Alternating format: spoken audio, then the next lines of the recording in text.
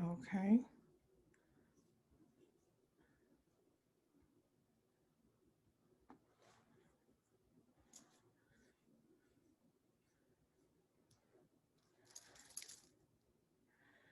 Are we in here? Can y'all hear me? Hey, Queen. I can Hey, everybody. Y'all can hear me? Okay, hold on. I have to keep admitting everybody. Yay. Oh, it's a whole bunch of y'all coming in here today. Okay. Oh, everybody is popping in. Okay. Uh-oh. All right. Hello. Hey, everybody. Hi. Y'all can feel free to take yourself on mute and just say hey and give y'all greetings to each other. Much love. Hi, everyone. Good night. Peace, family. Hello, Peace, everyone. peace. I'm happy everybody found the link. You know. Listen. Throw a little shade. You know, I said I know it ain't the easiest thing in the world, but I tried to make it plain. Listen, reading is fundamental. That's what I told him. Reading is fundamental. Listen. Fundamental. Sis tried it though, huh? She came, huh? She came for the right one. Let's just say that.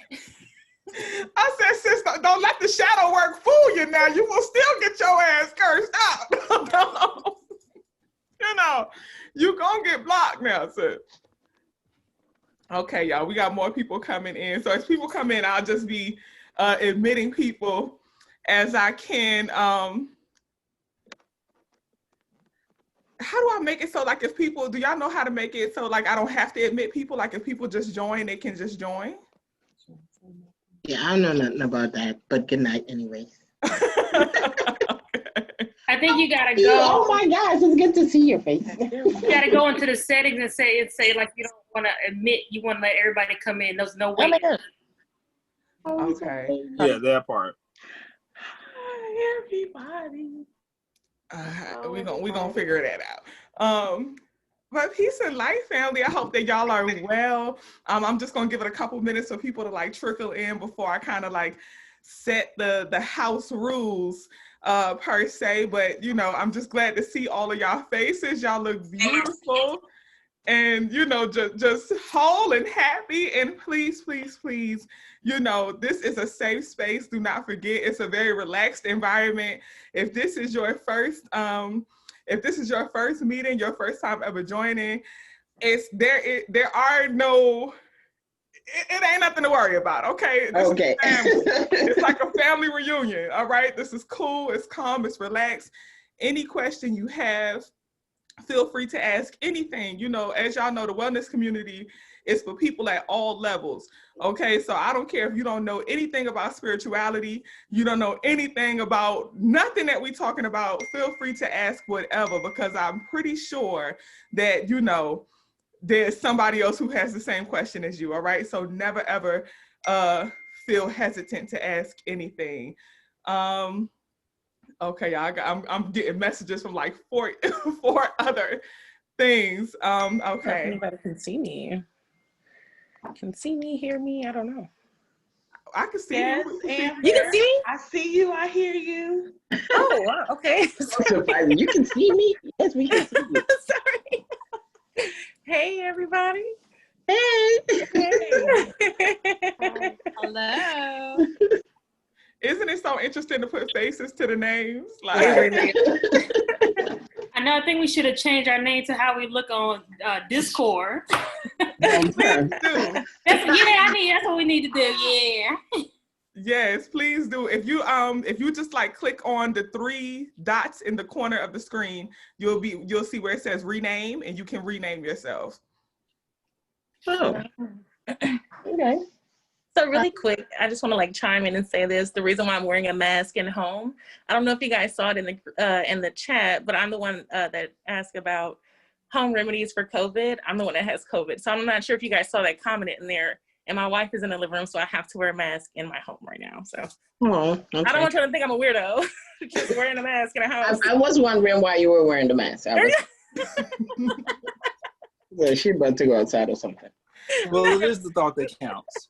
Right. But here I was about to say, girl, I ain't even noticed the mask, but everybody like, nah, I said, we see the mask.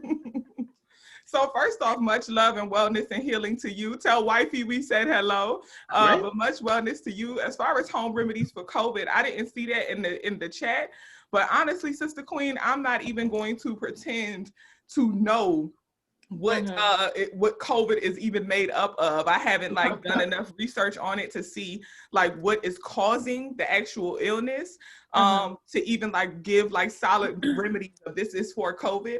However, I can tell you like for pneumonia, I actually had pneumonia not too long ago.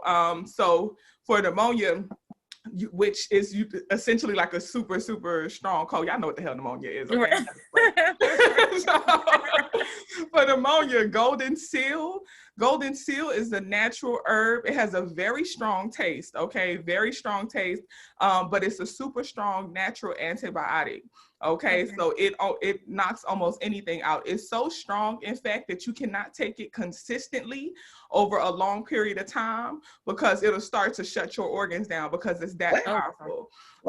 So with the golden seal, if you have COVID, I'm thinking, or like something strong like pneumonia, I recommend taking golden seal 2 times a day for 7 days straight.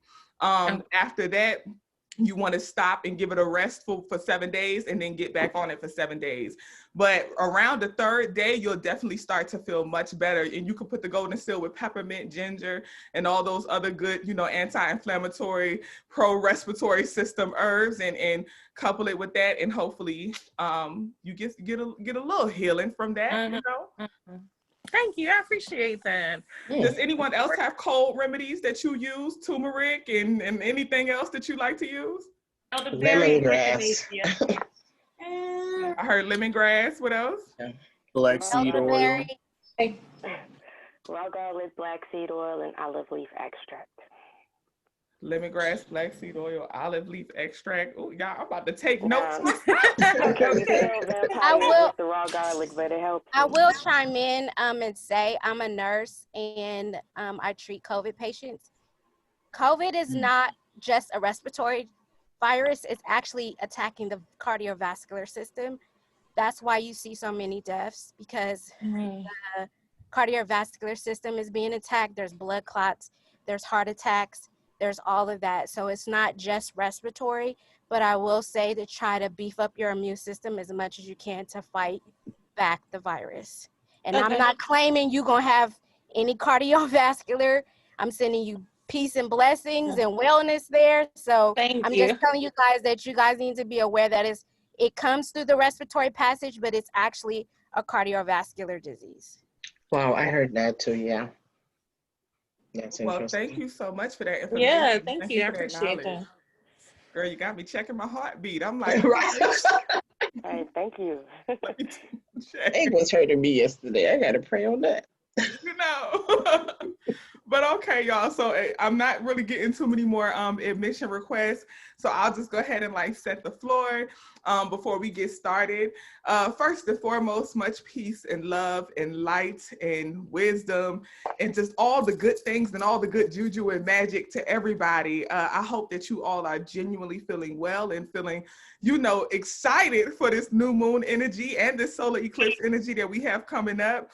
The interesting thing about this energy that we have going on right now with this Zoom is that, once again, this is a safe space. This is always a safe space. And I strive to put that first and foremost. This space is inclusive.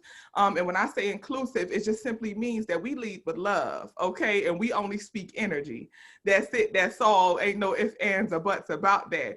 With that being stated, if you choose to, it's not a requirement, but if you choose to, when you speak, you can share your pronouns and we will respect your pronouns if you choose to. And just be your whole natural, genuine self, okay?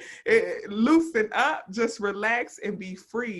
My intentions with this specific Zoom is for us to, discuss anything that we want to discuss dealing with spirituality as a whole. There isn't really like a set agenda as far as we got to go in this order, we got to do this. No, I just want this to be a space where you guys can ask questions. I know I get a lot of DMs. I may not be able to get to all your DMs, so this is a space right now where if you have a question, something you want to ask, I don't care what it is, herb work, ancestor, spirituality, spiritual gifts, anything. This is your time to ask it. But I also want to say that there is no hierarchy in here, okay? So just as we just did with the sister with the herbs, if I got a recommendation, I'll share, but please feel free to take your mic off mute and hop in and just share your recommendations, share your responses, and share your answers.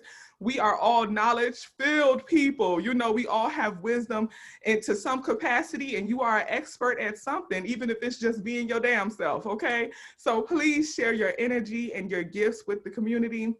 And just anything that you want to talk about, anything you want to discuss, please do not feel uncomfortable if a subject maybe pivots or changes and you may want to bring something back to the subject prior that you wanted to touch on or bring up. We just flowing, family, okay? We just flowing. This is a community, a gathering. Imagine us sitting around a bonfire circle, okay? And we just, anything. I don't care if you want to tell a story that your grandmama told you that her grandmama told us. We here to listen, okay? We here for the energy. And that's it. That's all. I do ask that everyone, please do the best that you can to make sure that your mic is on mute, because as y'all can see, it's quite a few of us in here, and sometimes the sound can, get jumbled up if someone's mic is on mute. Even if you're not talking, but just like background noise can get kind of cloudy, okay? So if you're not speaking, please put your mic on mute. I'm not gonna say like raise hands. Right now, I'm not gonna say like raise hands if you want to speak. Because I don't want to feel like we're in a classroom, you know what I'm saying? I spent many years in a class. I don't want to feel like we're in a classroom. I just will say, please, please, please be mindful of step up, step back. If you know that you've spoken quite a bit, you've gotten some things off your chest, or even if you've gotten a question answered, please just make room and make space for other people to be able to speak. I want to be able to hear everyone's voice. And I don't gotta work in the morning, okay? So we don't have a time limit. I also pay for Zoom, okay? So we could be on here. Last time we was on here for 4 hours and some change. We could do that tonight, okay? We could be here 2, 3 o'clock in the morning. Okay, I got my whiskey, my cranberry. Okay, I got my smokes. Okay, I'm ready. We could be here and we could commune and just chill and just vibe, family. It's our world, all right? So I will say first, to get started, I do want to first off, happy new moon energy to everyone. And I want to go ahead and jump right into the family fast. In the December newsletter, I spoke on the intention of us doing a family fast. And the family fast, y'all, I think between the new moon and the grand conjunction, it's a great time for us to focus on self-discipline. As I spoke on in the video that I did on YouTube about the new moon and the grand conjunction, as we know, with that Saturn energy, it's about that self-discipline and sacrifice, okay? So I think from the new moon going to the grand conjunction, it's a great time to practice that self-discipline through a fast. Now, what are we fasting from? You fast from whatever it is that you desire, okay? It does not have to be food. It does not have to be water. It could be anything. You could do a social media fast. Hell, you could do a toxic conversation fast, okay? If you know that you are a person who sometimes engages in toxic conversations and that's something you want to discipline yourself on, fast from that, okay? If you want to fast from giving out your energy too much and dedicate more self-care time, do that fast from overexerting yourself, okay? So whatever it is that you know would be a sacrifice and a change for you that would show self-discipline and increase your self-discipline, that is what you are fasting from. The intention is that we are just doing a collective sacrifice, okay? So as I said earlier, envision that we are, you know, sitting around a circle at a bonfire and everybody is just throwing something in the fire. What are you throwing in the fire? What are you sacrificing during these 7 days? You don't have to share it. You are not obligated at all to share it. You can keep it sacred and to yourself.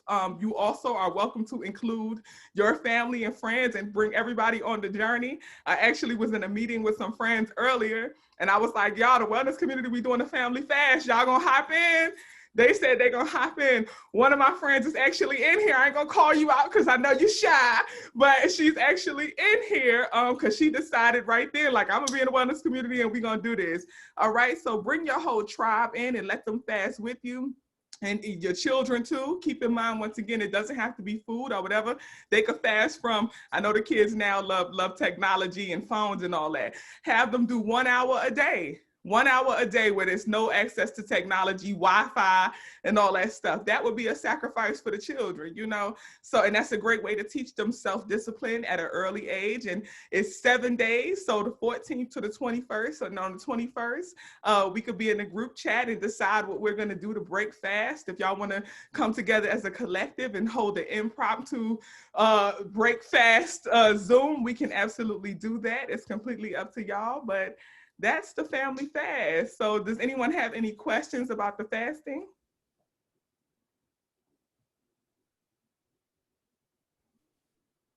Will we be meditating during the fasting, like during a particular time in the evening or morning that we all meditate together, or, well, not together, but, you know, like around the same time?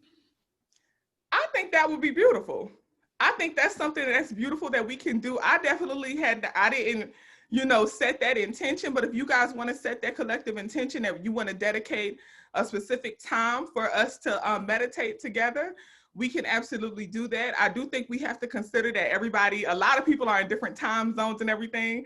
I know I'm in Eastern Standard, but I know we got some family members who are in the UK and all across the world. Thank God, you know, for that blessing. So I do want to be respectful of that. But if you guys want to set like a time that we can all fast, it's completely up to y'all. I see you, Jane L. I'm about to light it now. I see you. Okay.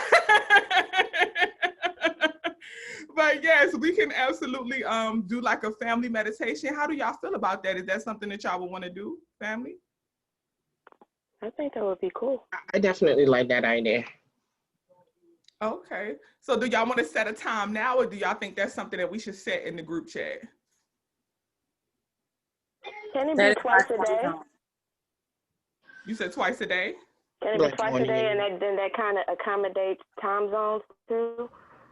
If you, yeah, I think that would accommodate time zones, and then it would be like the energy of it all.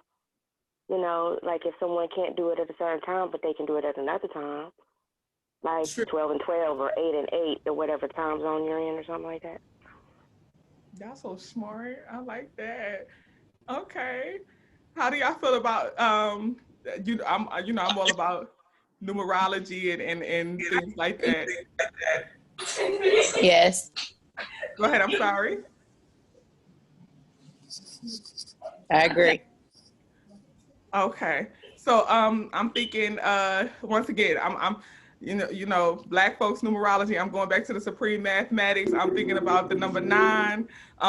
Number 9, born, to be born into cipher, born into new things, setting new intentions. This is a new moon. So I'm thinking 9 a.m., 9 p.m. How do y'all feel about that? That works for me. Do you have to set a time zone time so that everybody's energy is in sync, or will it be 9 no matter what time zone you're in? That was my original question. That's a good question. Good question. I think it should be 9 no matter what time zone you're in. Yeah. Okay. So 9 a.m., 9 p.m. for everyone's 9 a.m., 9 p.m. for everyone's But if they're in a different time zone, they're not meditating with us then, right? It won't be at the same time. So that was my original question. Like if we're in different time zones, we won't be meditating necessarily at the same time. Yeah, just pick whatever time they would be for Eastern. Standard Time. So why don't you do it based on the time zone? Like if you're in like Eastern time, you do it that time. If you're in Central time, you do it that time. Maybe that would be better for everyone. Pick the time zone and everybody adjust accordingly. Right. Yeah, Like when you Yeah, watch that's what I TV mean. and they tell you it's this time Eastern, that time Central, you know, just adjust it, but then everybody's energy can be in sync. Okay. I feel that. So 9 a.m., 9 p.m. Eastern Standard Time. Yes, I like that. I like that because we're all together. Yeah. Cool. Yeah. Cool. Perfect. Okay, and then the type of meditation that you do is completely up to you. It doesn't necessarily have to be you know, I don't want to restrict anybody and you know, dictate the type of meditation that you do. If you want to pray you a good old Christian prayer, you pray a good old Christian prayer and you do that. If you want to do whatever type, y'all know me, I'm always gonna throw something in the group chat for the meditation that I'll be choosing. Sometimes I'll probably be freestyling and doing my own thing, but if I'm ever following something like off YouTube or something like that, I absolutely throw that in the group chat. And y'all please do the same, okay? So whatever meditation that you follow, whatever you choose to do, please throw that in the group chat and share with the community. And I like that. Y'all so good. That's a good one.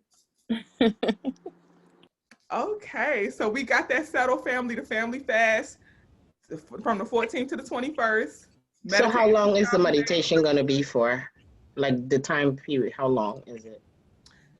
I meditate anywhere between, sometimes I meditate for 5 minutes, sometimes I go for a long time. I don't want this to be like we telling you how long you do. So it's just whatever you want to do, but until you feel good and whole and satisfied and sanctified, okay? That's you know, I strive not to be too strict, and you know, I don't want it to be like that. Just everybody's on their own journey. If 30 seconds are, you know, bless you, Lord, amen, and keep it moving, you do that, you know. Just those times, I'm going to be at work Monday through Thursday, those times, either at work or leaving work. So okay, you're gonna have to figure that out. So you're gonna be a bless you, Lord, amen, and keep it moving. That's the morning I can get away with it. My client will be somewhere, but evening she's my face. So anyways, but I figured out. Okay. All right, family. So we got that settled. Now I'm just gonna open up the floor if anybody has a question. Based on what just happened with us trying to settle the name thing, I'm feeling like we probably should raise hands if we have questions, because I feel like everybody's gonna be kind of like jumping in at one time. So you should have the raise hand option, I believe, available for you. Do y'all all see how the raise hand option? I see it. Okay, perfect. Yeah, where is it at?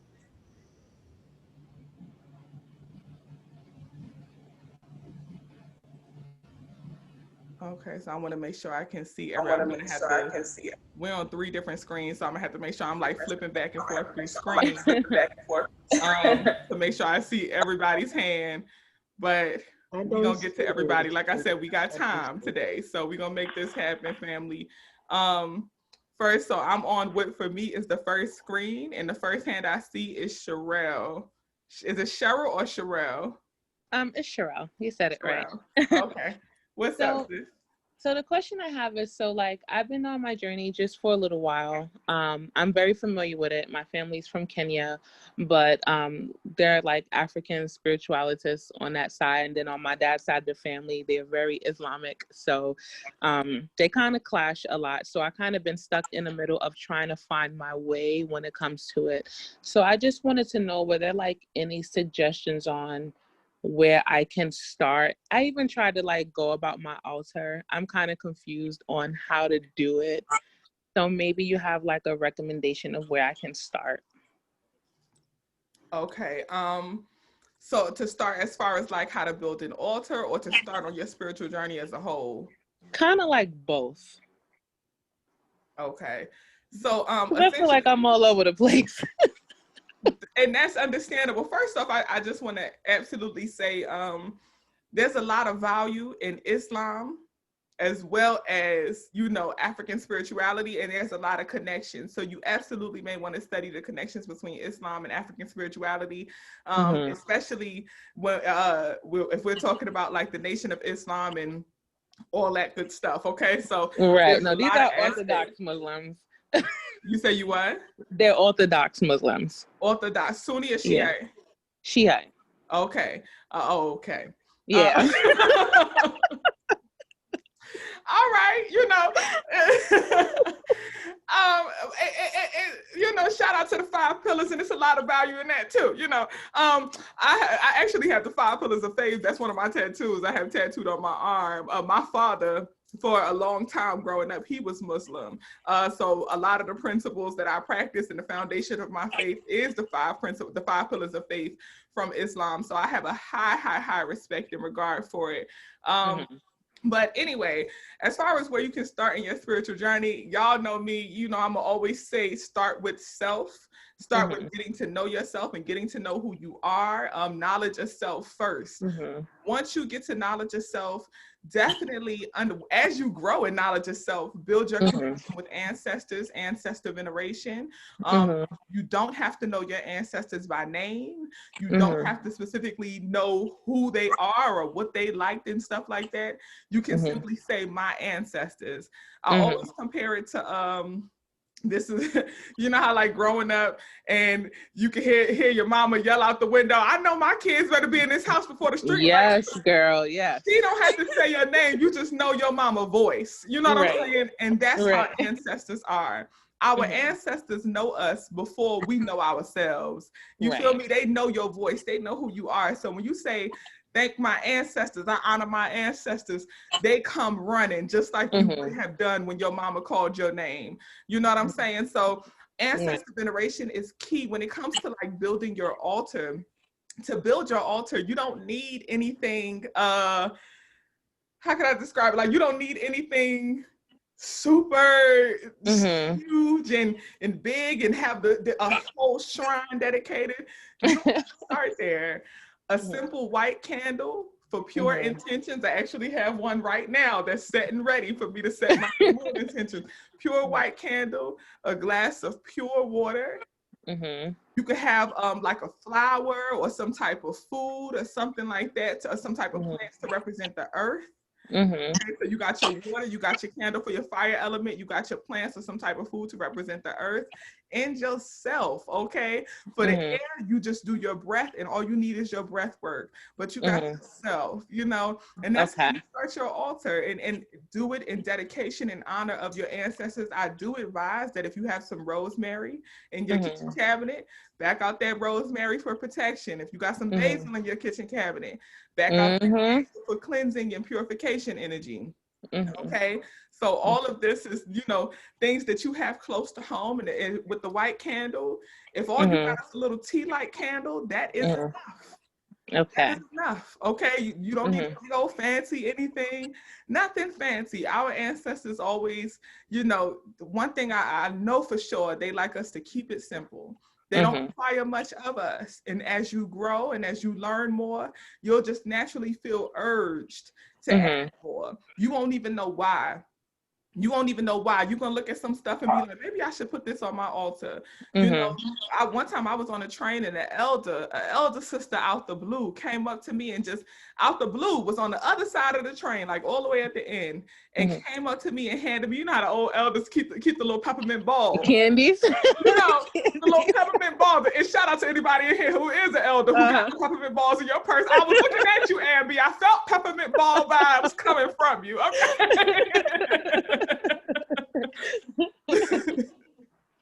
But my great grandmother used to always send us to church with a little bit of peppermint or candy with the offering in a little purse. So when you said I felt it. I felt peppermint. My grandma too. Original. But I was like, she ain't quite whether it's original yet. It's a peppermint ball in her purse. But yes, whatever you feel led to, it's completely up to you. And once again, you'll just feel naturally led to add certain things. No pressure, Sister Queen. Just whatever you feel urged to do, that's what you do. Ashe, thank you. You're welcome. Okay. I'm gonna go straight down the list. Actually, I'm looking at the list of people who are in here right now. So after Cheryl, we have Raquel. Hey. I knew I was next. Hey, everybody. Peace and blessings to everyone here tonight. So I started my journey about almost 3 years ago. And where I am right now is I find myself continuously being distracted. Like, I feel like I lack self-discipline when it comes to just really doing the work and just researching and things like that. I just feel like overall I'm just lacking discipline. Like, I know what I hear is, like, when I hear you speak or if I watch your YouTube videos, it's like I understand it. Like, I get you, I follow you. But when it comes to me actually doing the work, I lack that. Discipline. Mm-hmm. Okay, so you want to increase your discipline? Yes. Start small. Start small. Okay. What is a small thing that you can do? What is a small way that you can grow when it comes to discipline? A small way. What is one little growth area? And it could be like if we're speaking about like morning routine, right? Mm-hmm. A small way that you can grow. Set your alarm for 5 minutes earlier than what you normally wake up. Okay. That's it. That's a small way. Small increase. 5 minutes earlier. When that alarm goes off, before you open your eyes, start your I am mantras.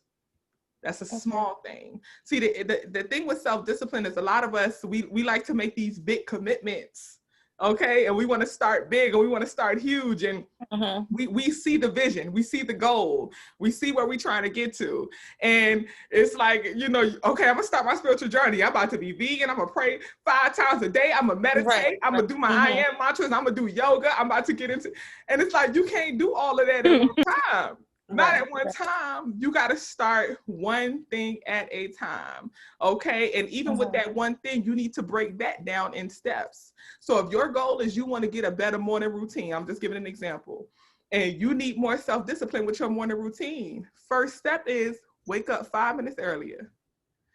Set your sight on that for 1 week straight, 5 minutes earlier. What you going to do in those 5 minutes earlier that you wake up? I am mantras. It could be sun salutations. It could be anything. I'ma just lay in bed and feel my body, get connected with my body. Cool. Now the next step, you trying to have a better morning routine. Now you waking up 5 minutes earlier. You may want to add a new practice.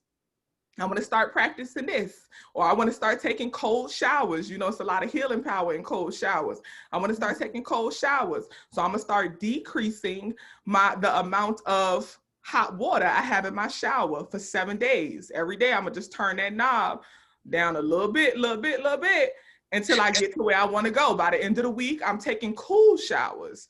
You know what I'm saying? So you can have the big vision and the goal of who you want to be, but break that down in steps, and then break your steps down in steps, and then break those steps down in steps. And that's how you increase your self-discipline. Dedicate 7 days. If we speaking about a diet, you want to go vegan, cool. You can't go from eating all the meat. You just had chitlins on Thanksgiving and you trying to be vegan by Christmas. It don't work like that. Your body, number one, some people can go cold turkey, but who knows how long they will last. You know what I'm saying? I will say this. Go ahead, Sister Queen. I'm sorry. So the thing about that is, I actually did just quit cold turkey and went vegan 3 years ago and been vegan for 3 years now. So it worked. It worked. It did. Worked.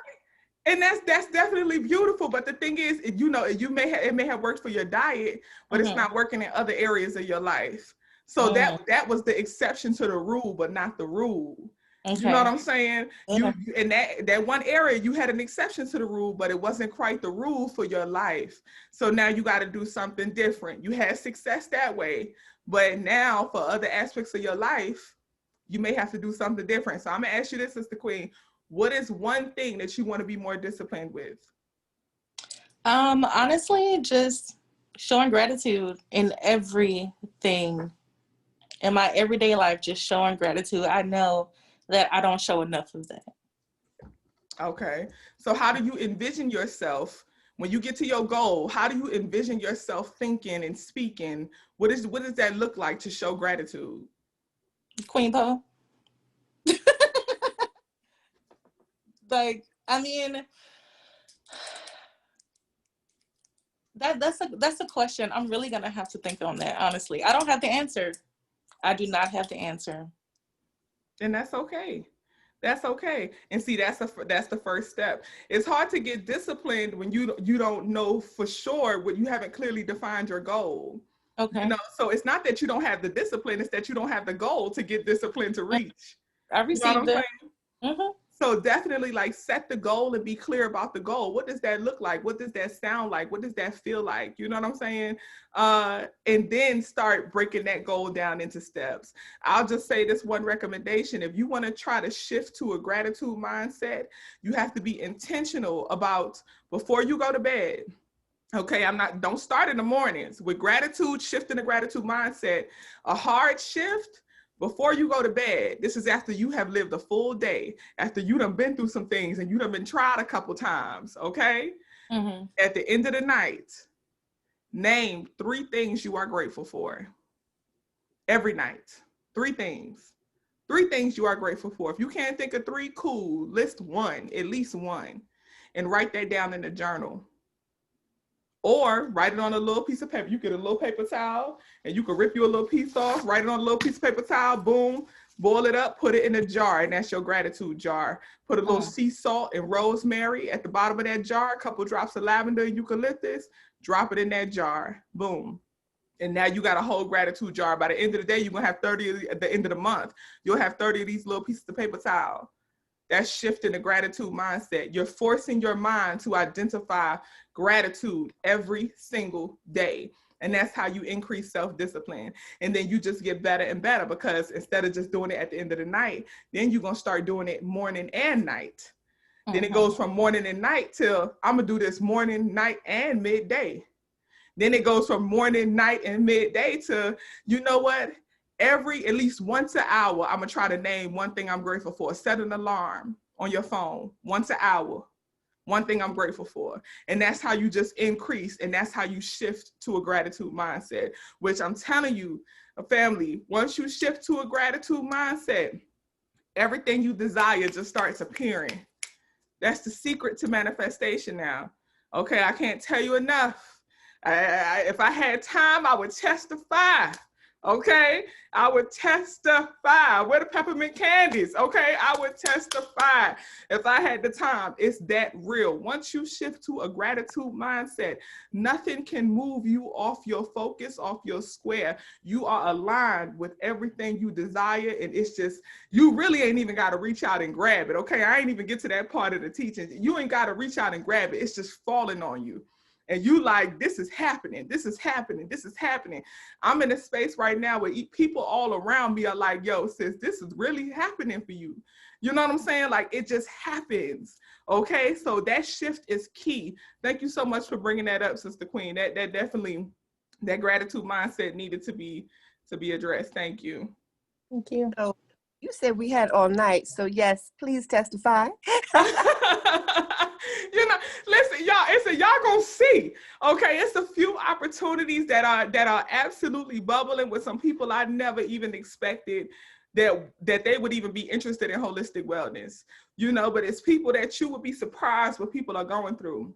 You know, people see like celebrities and they see famous people on various platforms, and you know that when you got millions of people who look to you and who admire you, that's a weight.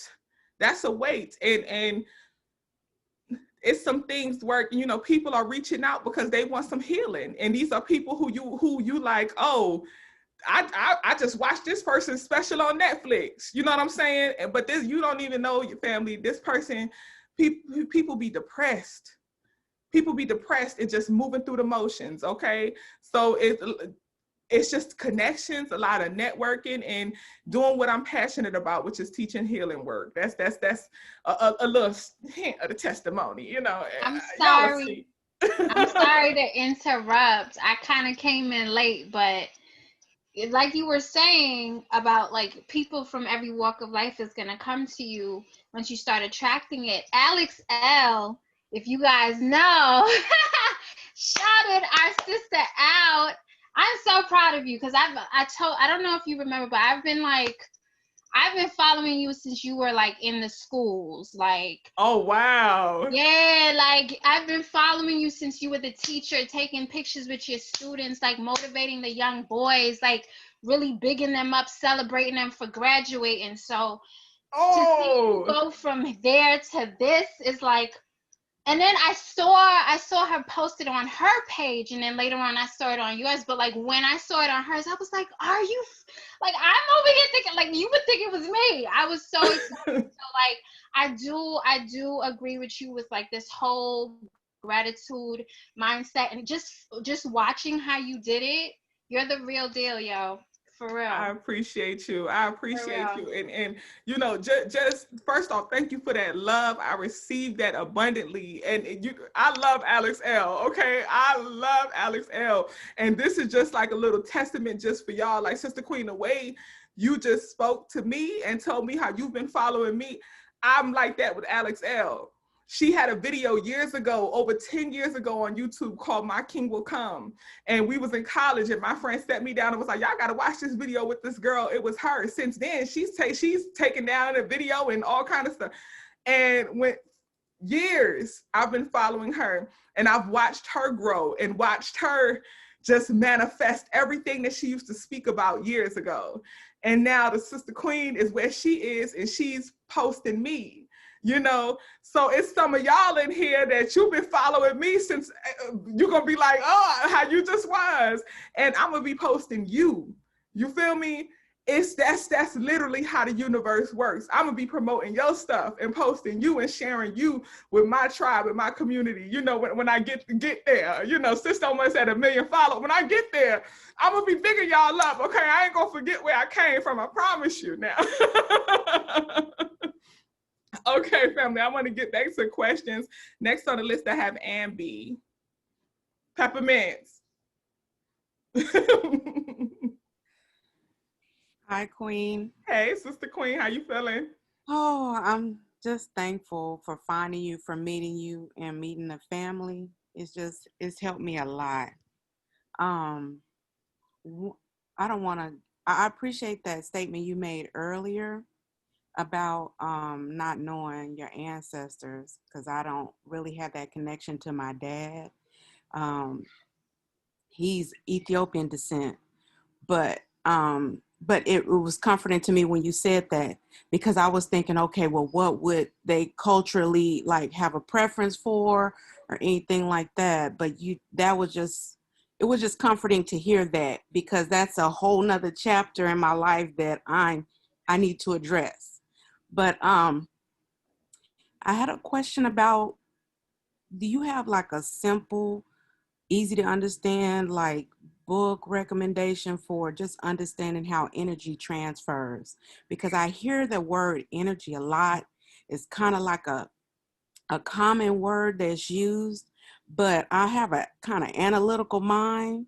And so I need to really understand how it really flows. And I didn't get the best science education growing up. So I just need to know from a science and a spiritual perspective about energy, because I hear it in the videos. I've been listening to your videos on like crystal water and the sun, and that I'm just trying to understand a little bit scientifically and a little bit spiritual how they interconnect. Okay. If you had some recommendations on a book that could help me really understand it at a basic foundational level. First off, great question. And this is a question that I'm just gonna give a couple recommendations and then I'm yielding the floor to the family. If anybody got any recommendations, anything you want to say, please throw something out there, Sister Queen. I suggest that you get prepared to start writing fast, because people gonna be suggesting, okay? But the way that I have studied and learned about energy has come from a plethora of things. And there is not one book that taught me everything I knew.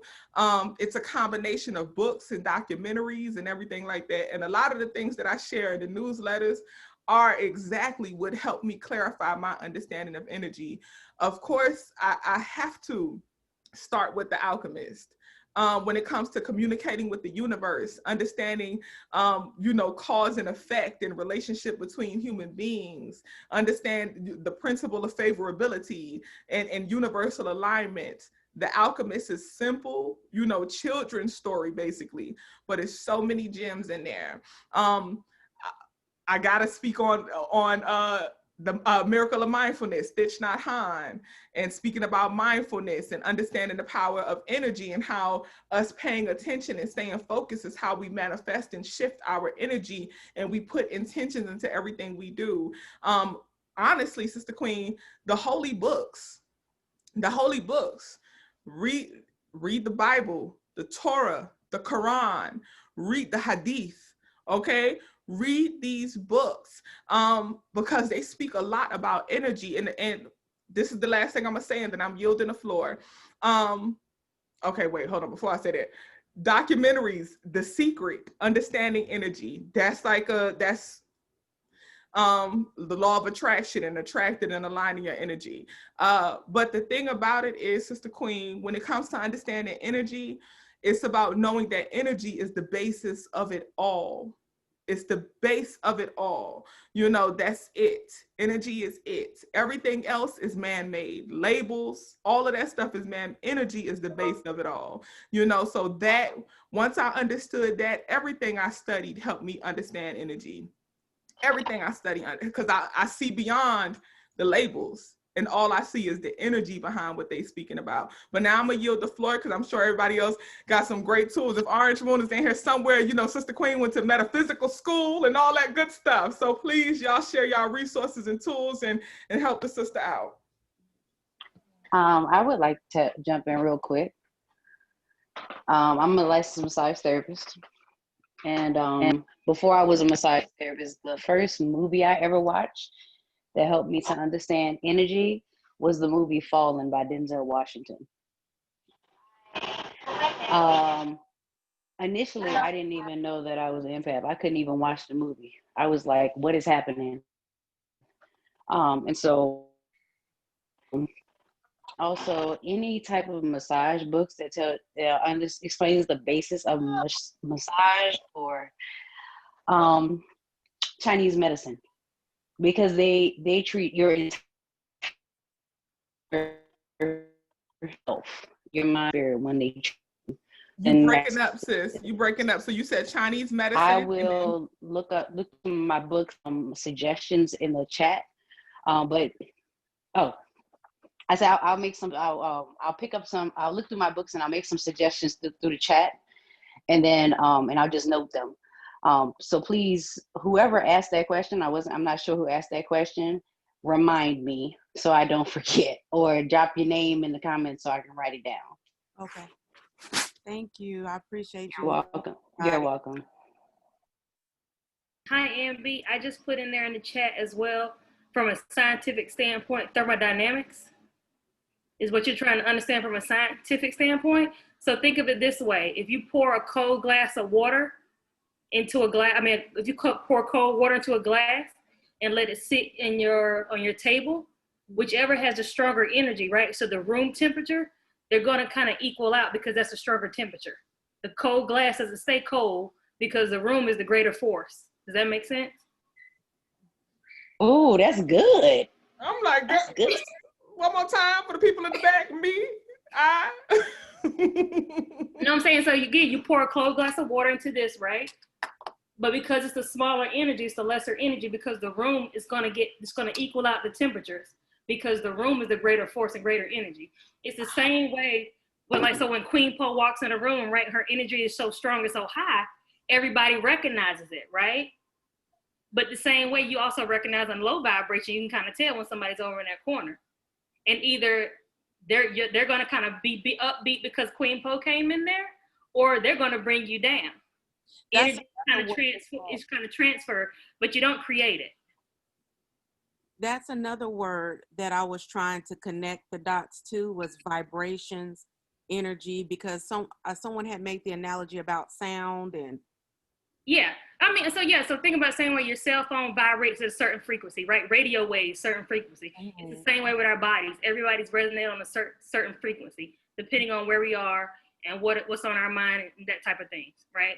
So when you meditate, you have more of a clean mind, an empty mind, if you will. It's not bogged down by a bunch of issues like somebody who with a low vibration would have. If that makes sense. Yes, I understand. When you have a lot of noise around, you got a lot of low vibration. You got a lot of noise in your brain. Definitely. Okay. First off, hey, hell living. Okay, the baby is cute. Oh, thank you. Anyone else have any suggestions? Y'all could also put y'all suggestions in the chat because I don't want to take up a bunch of time, but we'll take about 1 or 2 more suggestions if anybody else has something that they really feel strong about that they want the community to hear. Ooh, I think you should watch the Netflix documentary called Heal. Now that you'll learn how to heal your body through energy and the mind and the thought is amazing. So, and it has a few of the doctors that were in Secret. I know Michael Beckwith, is it Beckwith or Bernard? Mm-hmm. He's in there, and Joe Dispenza, he writes an amazing book on energy and thought and all of that. And James Allen, but yeah, it's a lot. Can you say the first name one more time, you said? Michael Beckwith. I hope I'm saying his name correct. Yes, you're saying his name right, Michael Beckwith. He's actually, so Hill is in one of the newsletters, I don't know what month, but also Michael Beckwith has a whole section too in one of the newsletters. I also don't know which month, but they up in there, okay? But youtube.com, Michael Beckwith. He's the leader of the Transformation Church, which is super dope. So for anybody who like grew up churchy or you enjoy church, but you need something other than traditional church, Michael Beckwith is great. The Transformation Church, he talks what we talking about, energy, vibration, law of attraction, principle of favorability. That's what he talks, but he's created a church called the Transformation Church that's centered around what we talking about, which is holistic wellness. We'll take one more recommendation, and then we'll move to the next person. I don't know if you guys It was the March newsletter. We can hear you, Crystal. I was about to say, if you haven't looked up, you may want to look at energy psychology. I'm a professional psychotherapist, and energy psychology basically it's a theory that's not that old. Was developed like by David Frankenstein and Fred Gallo, but it comes from the idea of combining exposure and adopting the Western theory and African spirituality. Really, basis is saying if I can control energy, my physical health and my mental health are connected. And what joins the two is the energy that flows between the two. So if I can, literally, you can think yourself well, you can believe yourself well, you can manifest yourself well. So it's the psychology of changing your mindset about that energy, and it literally manifests and produces healing. So I would look up energy psychology if you haven't looked at it. It's a awesome thing, easy to be able to get into, and you can tie it to your meditation. Thank you. That reminds me of Louise Hay. I've been reading about Louise Hay, her books, and that kind of makes me think of her. Thank you so much. I'm taking notes too. Energy psychology. You said Louise Hay? Louise Hay. Okay. You can heal your own life. You can heal your life. Mm-hmm. She's part of Hay House. Yes. Productions or whatever. I think. All right. Next person we have is Jane L. You still in here? I don't see you on the screen no more. Jane L. I was trying to unmute myself. I couldn't figure it out. Okay, so my question is, well, I mean, I would say I've been on my journey now for, I don't know how long. I feel like I've been going through this forever. And I keep coming back to the same place over and over, or maybe at different levels, but I'm realizing that things sooner than I did before or something like that. And what I wanted to know is, how do I stop this looping? Like, is there some way to somehow to figure out where you are and just start from there or start over. Like sometimes I'm just super confused about meditation. Like I'm not connecting. I don't feel connected. I don't feel grounded. I feel like I'm all over the place. That type of energy. But I feel like I'm doing everything that I feel like I want to do, like, you know, the ancestor altar and all of this. And sometimes I will feel something, but then when I meditate, sometimes I just don't feel connected at all. And I feel lost. I have a question for you. What do you mean by meditate? When you say meditate, what are you doing? Like, after I pray, I try to just quiet my mind, which doesn't really happen, to, you know, just connect. Why are you trying to quiet your mind? With my higher self. But why are you trying to quiet your mind? I mean, isn't that what meditation is about? No. That's one of the goals for meditation for some people, but that doesn't have to be meditation for you. To start with meditating, and for anyone who wants to like really get started with meditation, you're not going to immediately start and be able to quiet your mind. Okay. It's not going to happen. Okay. You're not going to meditate the first time and sit and your mind is silent. You've spent years and years and years constantly thinking. So to get to the goal of quieting the mind, that's why monks go to monasteries. Okay. They spend years in solitude to achieve that goal. That's not something people make it sound like it's just going to happen and that's what you got to do. No, the secret of meditation is that quieting the mind is the end goal. Okay, that's like the high up there goal. We got to get to that point. To get to that point, you just got to you got to start with being able to sit down. Okay, you got to start with being able to hear your thoughts. Some people have spent so many years just blocking their thoughts out, and they haven't acknowledged their thoughts. Okay, because sometimes those thoughts are hurtful, sometimes those thoughts are toxic, you know, so we ignore them. So your first meditation session, it's gonna be like, oh, she's sitting down. Oh, you quiet? Oh, you not saying nothing? Okay, here come all your thoughts flooding in. Everything you ever tried to block out, we here. What's up? You paying attention? And you gotta work through that process. You got to work through that process, and work through that process looks like you're going to have to start dumping. Okay. So pay attention to all those thoughts, but to get past them, you got to dump them. You got to release them. They're trapped on the bridge. Never forget, the bridge is the mind between the spirit and the body. Those thoughts are trapped on the bridge. You got to release those thoughts to clear your bridge.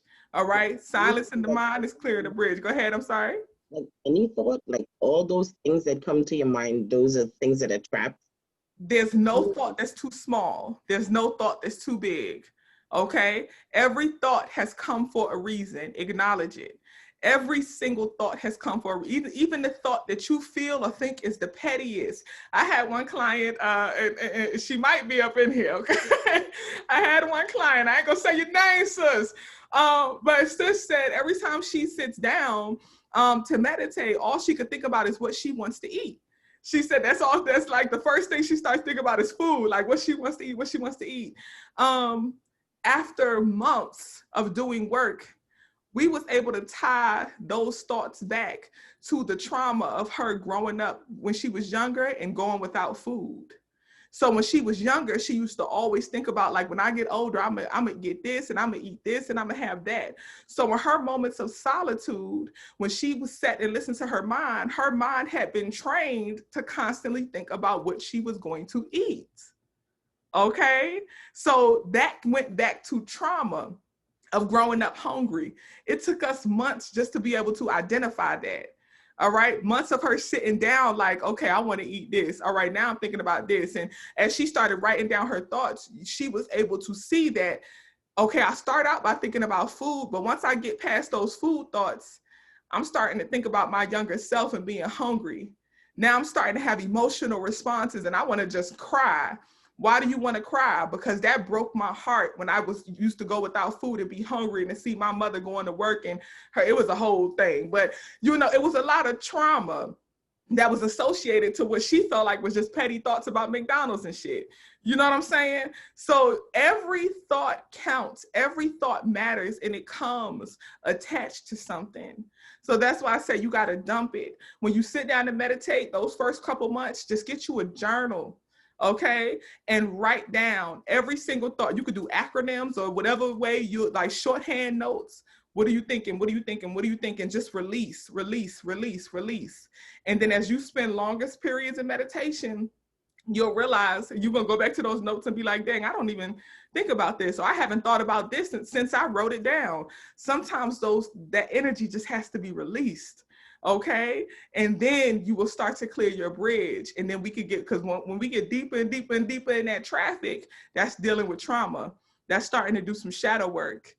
And once you get past that shadow work, trust and believe me, okay, y'all, please go to a monastery. And I want y'all, that should be a homework assignment that you create for yourself. Go to a monastery and build relationships with a couple monks. Please do. Okay, and I want y'all to listen to their journey of how long they've spent intentionally doing the work to achieve what people desire, which is like silence in the mind.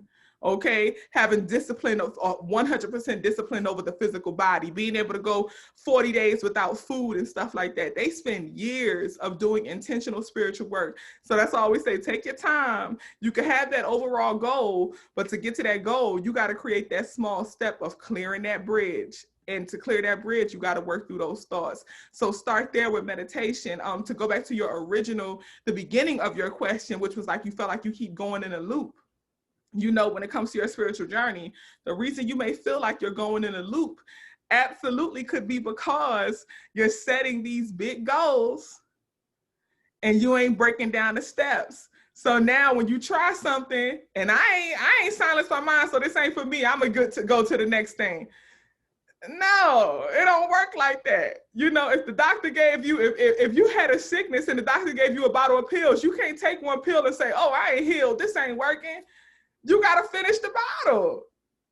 That's how it works, you know? So that's the spiritual journey. I hope I answered your question. Did I answer your question?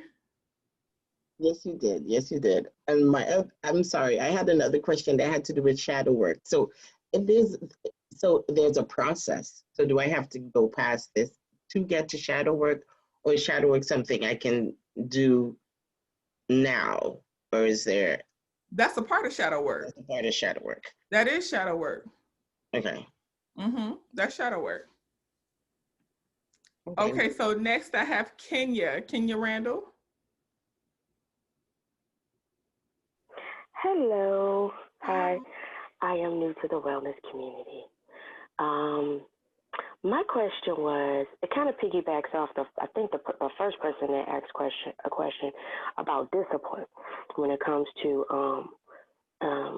honoring your ancestors or being at your altar or whatnot. And yeah, I have that same problem. But sometimes now they want to turn the vacuum on. Sorry. Anyway, my thing is, I find that my altar is in a room that I'm not really in right now. So I go in there, I make sure there's, water. I make sure if I put flowers there, I make sure that, the water isn't old, stuff like that. And sometimes I'll stick my head in and I tell them thank you. Just tell them thank you.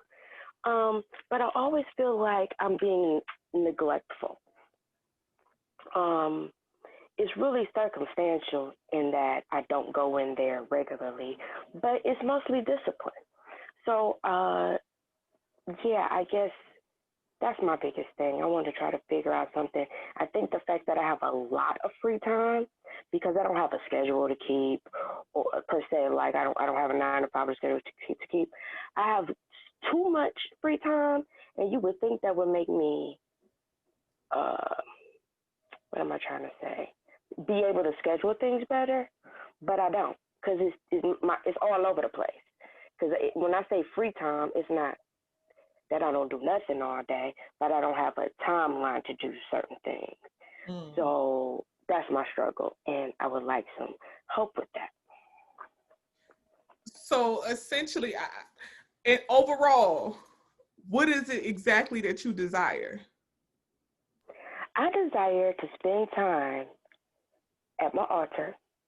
There was a particular day several months ago that I just sat and talked. I just talked to my ancestors. I felt their presence. I always feel their presence, so I don't have to feel like I have to go to my altar to feel their presence. I always feel it. But I don't know, it's kind of like being at my altar is like, it's like having a gathering. That's what it reminds me of. Like back in the day when there would be a holiday or something and everyone would gather, that energy, that same energy, that's what it's like when I sit and I give time, dedicated time to my ancestors. And I feel that I'm neglectful, even though I know their presence is there. And I acknowledge their presence regularly, but it's just a different vibe when I'm sitting at my altar. And sometimes I feel like I'm being neglectful. So I would like to pay more attention. I want to pay more attention, but I feel like I'm just hard-headed, or maybe I procrastinate. I don't know. It's just something I feel like I feel clogged. My space, the energy and the space that I am in, sometimes it feels like clogged. And it keeps me from moving forward and things like that. So. Okay, Sister Queen. So essentially what I'm hearing you say is that you want to spend more time at your altar. You enjoy being at your altar. You feel like it's communion and you're communing with your ancestors, with your family. You want to spend more time there. What's stopping you from spending more time there? I have no idea. It's like, again, I could say the factor that my altar, it ended up, the room that my altar is in, ended up turning into like a storage room right now because I have a lot of work going on in my house. So it's not as easy to get to sit there. That is a factor. That is an honest factor. But even before that, I felt like I would be in a room and not know what to say. That's what it feels like. And yeah. So I think my expectations might be kind of crazy. I think that's what it is. I think my expectations are messed up, as opposed to just being still sometimes or letting it do what it do. I have an expectation that I'm supposed to sit there because I feel their presence so strongly. I think it has to do with me being an empath. I think it has to do with me being a psychic. I feel their presence so strongly. I literally feel like the ones that I knew, I feel like they're literally right here.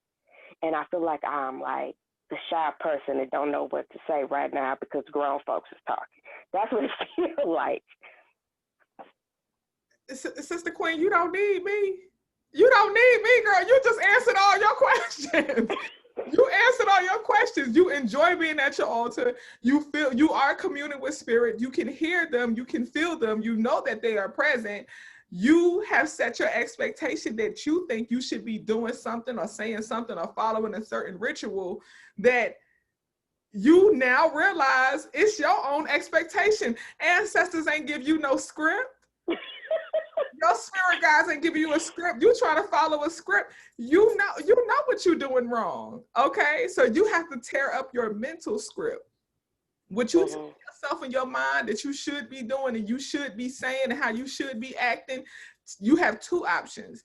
Number one, you can tear it up and decide that there is no script to this. I'm just gonna sit and I'm just gonna commune and I'm gonna listen. I'm gonna ring my bell and I'm gonna burn my herbs and I'm gonna just sit and say thank you and phone and commune and just see what I receive, see what I download. You know, people call them downloads. That's the word now. See what I download.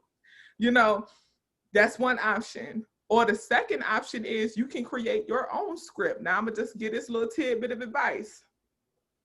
If you create your own script, you're boxing yourself in.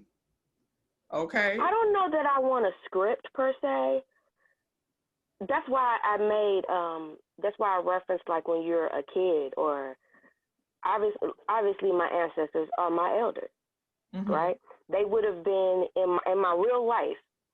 I'm only speaking of the ones that I knew in my real life, not all of my ancestors, obviously. But there was always a great energy being around my family. But sometimes, oh, wow. Okay, so I just had I'm sorry, I had a moment. But I wanted to always hear what they had to say. I didn't have nothing to say sometimes. And they used to make me feel weird sometimes. Say thank you. That's how that was. I'm comparing what I used to feel. Yeah, just say as a thank little kid. Yeah. That's all you need to say. Just say thank you. You know, when we get communications, when you get signs, when you get downloads or whatever you want to call them from spirit, just say thank you. Yeah. That's it. I need to know that that's enough. I need to accept that that's enough because that's what I do. But I think part of it is because my father is deceased and I had a super, super close relationship with him, right? Mm-hmm. And I never feel like he's gone. Like I never went through that. Yeah, I don't go through that when it comes to death. I don't feel like they ever gone. So I never really go through a lot of the same grieving processes that people go through. And I think it's a part of me that even though you're not physically there, I have a certain expectation. So it's all about my expectation, and I need to just leave that alone, I guess. Okay, that's all. I'm done. Okay, Sister Queen, thank you for your time, You did all the mental work yourself, which that just speaks to your level of clarity and where you are in your spiritual journey. Sometimes we just need to be able to commune and say this out loud, and it kind of helps us. So yeah, much love to you, Sister Queen. Thank you so much. All right, Joey Joe. Joey Joe, hey there. Hey. I have a question. Basically, I need some guidance on my relationship with my mom. In a sense, I'm trying to heal that, but it's very hard because she's extremely negative, and I know I know she doesn't really per se like me. She loves me, but she don't like me, and she only use me for money. In a sense, like whenever something happens, oh, I know Joanne got me, I know my kids got me, and I'm trying to release that resentment I have and try to have a nice, decent relationship, but it's hard. I need help because it's hard. Okay, Joey, I'm sorry. 1 second. My spirit is telling me to go back to Kenya real quick. Mm-hmm. Kenya, real quick, Sister Queen. You may need to do some trauma work dealing in validation. Okay, dealing in validation. Okay. So do some work and go back to your past and consider moments where you needed validation. And you may not have necessarily received it in your childhood self. So that may be some shadow work you need to do for validation. Okay? Spot on. Right. Thank you. Now, Joey, I apologize, my love, but okay. It was on my heart, Okay. I'm sorry. Can you say it one more time? So you're working through the situation with your mother? Yeah. It's very hard because, I want to be there, but I know that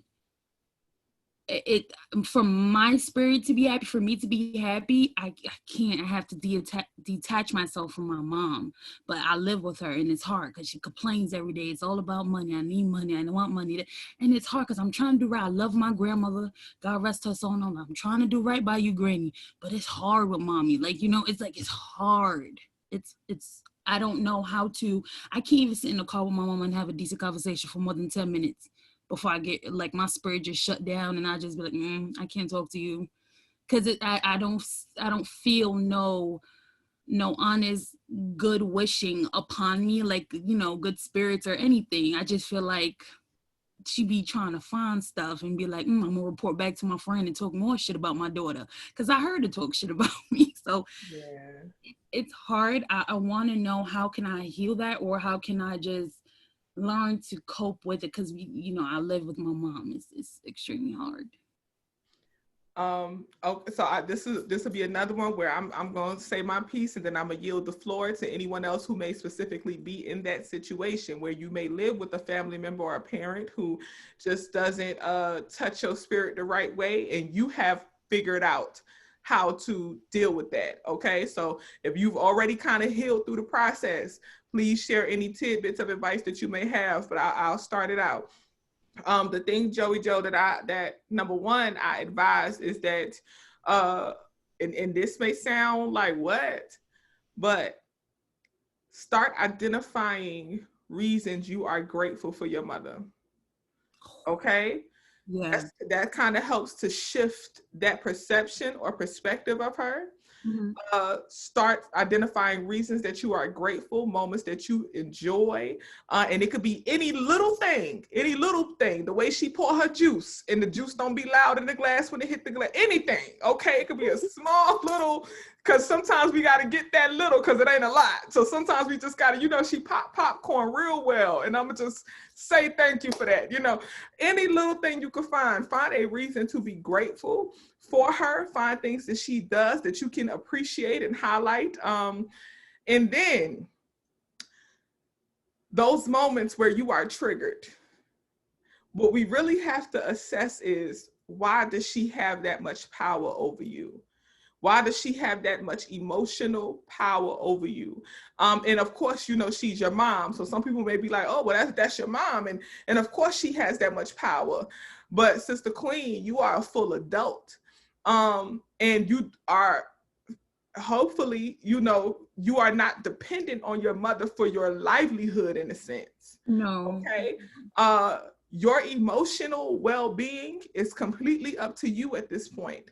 Who has the power over your emotions is completely up to you at this point.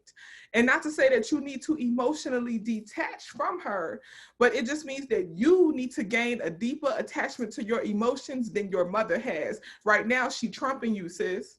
She trumping you. She's more attached to your emotions than you are. She's more attached to your spirit than you are. For her to be able to shift you and move you out of your square, that means that her hold on you is stronger than your hold on you. You're going to let her, I don't care who it is, you letting another human being trump your power over you. You letting another human being put your ashe in their hand. That's how we got to start thinking about that. When we allow others to control our emotions, and again, I don't care who it is, when we allow others to shift our emotions, even for a brief moment, you are handing over your power. Okay? So you got to start regaining control of your power. Now, how do you do that? Identify what your power is. What is your power? What is your wellness center? What is your high vibration? And once again, this is going to take time, but you got to identify what are your power tools. Usually when things happen, thank you for the advice, first and foremost. Trust me, I appreciate it. I try to say everything that transpired is a lesson. So I have to learn so I don't repeat that. Because I remember in our consultation, you said, listen, you got to start bringing up the past or you'll repeat it. So I try to find the lessons and say, it's not her fault because this, the way she was raised, is not her fault. But it kind of like bothers me. It's because it's like, you should know better. You're an adult, you should know better, because I see you giving advice to other people about what they should do with their kids, but you're not doing it with your kids. So it's just like, now I feel like you intentionally doing this shit to hurt me or to hurt your children, and it's not cool because you want something from them. And then that's the most, like, that's when you value them or love them, is when you get something. And that's, it bothers me. Like, it really, because it should just be just straight up love. Like, I love you for just who you are and I'll protect you, but it's not that. So okay, number one, I should have been making a list, okay? Because as you was going, there was a few things that was triggered. Number one, it is not your job to protect her. Yeah. Okay? That is not your job to protect her. Honestly, Sister Queen, nor is it her job to protect you. Contrary to popular belief, it is not her job to protect your grown woman spirit. Okay, nor is it your job to protect her grown woman spirit and her grown woman energy. That's one thing. Second thing, Sister Queen, you are hurt. You've been disappointed. Your mom has disappointed you. She has hurt you, and you rightfully so. You have the right to feel how you feel. 100% valid feelings. You are hurt. Okay, your mom, as you said, she speaks to other people and give advice to other people. She don't do her kids like that, and that hurts. That's disappointing. So acknowledge that hurt, acknowledge that disappointment, and that's going to be some work that you're gonna have to do to work through that hurt, okay? Remove the expectations from her. Yeah. Instead of seeing her as your mom, what's her name? Jacqueline. Your mama is Jacqueline, okay? Matter of fact, she Jackie or whatever her street nickname was back in the day, Jackie O. You know what I'm saying? Whatever they called her back in the day, that's who your mama is. Yeah. You start to see her from that lens. Your mama got a story way before she was your mama, all right? Mm-hmm. So your hurt is one thing that you have to work on. To understand how your mom became the woman, the mother that she is, you got to understand the woman that she is. All right. So start to learn your mom as a woman. Listen to her story. And if she don't want to tell you, start to ask people her business. Trust and believe it's somebody in your family that's ready to spill her tea. Okay. It's somebody, it's an auntie or something that's like, ooh, they don't even know. Okay. Honestly, you might have to talk to your mama's biggest hater. Find the biggest hater that your mama got and be like, what you know? So they can tell you all her tea. Trust me. My aunt, I used to live with my aunt in Florida, and she would tell me about my mom. But my thing is, she the same person. She act the same way. So it's just like, well, damn, all of y'all just have to.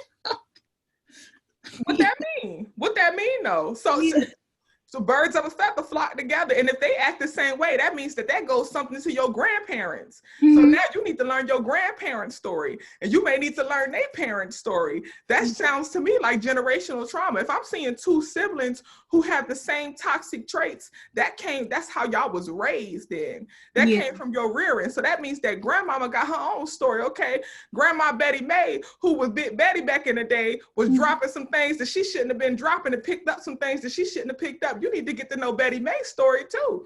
You know what I'm saying? Yeah. That's generational trauma that's being passed down. And if you want to be a generational curse breaker, it's going to take studying the stories of how did we get to this point that there was even trauma in the first place? How did we get to having a curse? How did we get to this generational curse? Who started it? What started it? What's the triggers for it? If you really, really want to assess and you really, really want to learn, you're going to have to study your family history. So acknowledge your own hurt. Yeah. Acknowledge your disappointment. Acknowledge the fact that your mom keeps letting you down. Acknowledge that and feel that shit. That shit is real. It's valid. It's true. Feel it. Feel it. Truly feel it. Know it. Cry for it if you need to cry for it. Weep if you need to weep. Mourn if you need to mourn. Because honestly, Sister Queen, you're going to have to grieve your expectations of what a mama is. You gotta grieve your expectations of what a mama is. And I got chill. I'm speaking as a sister who had to go through it.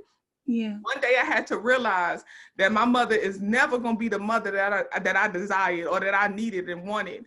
I had to realize one day that when I was younger, my mom used to disappear. When I was younger, I used to be like, I miss my mom. She gonna come back. She gonna come back. And then she'll come back and I'm happy, but then I'm disappointed because she's not meeting my expectation of what I was hoping for in a mama. You know, we got to get rid of those expectations and remove the role of mama. And you just got to look at Jackie.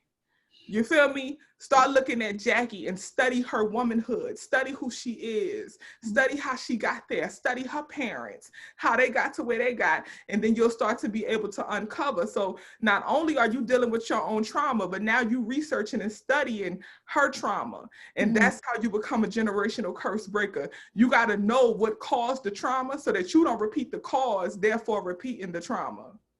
And I just want to add this.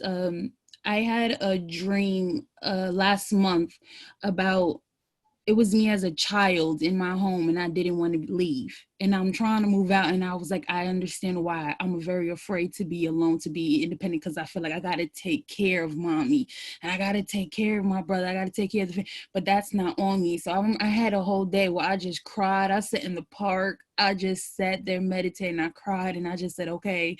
And I told my inner child, I was like, it's okay. I got you. You got to trust me because I got you, you know? Like I tried to mother myself in a sense. Like I got to mother my inner child. I got to mother my wounds and heal her because I have to stop looking at external forces to try to heal me. What I only know what's inside because my mama don't know what's inside. Only I do. So thank you for that. Thank you so much. You're welcome, Sister Queen. And please don't forget that the only obligations that we have is those that we put on ourselves. If you put the obligation to care for your mother on yourself, that's your obligation because you chose it.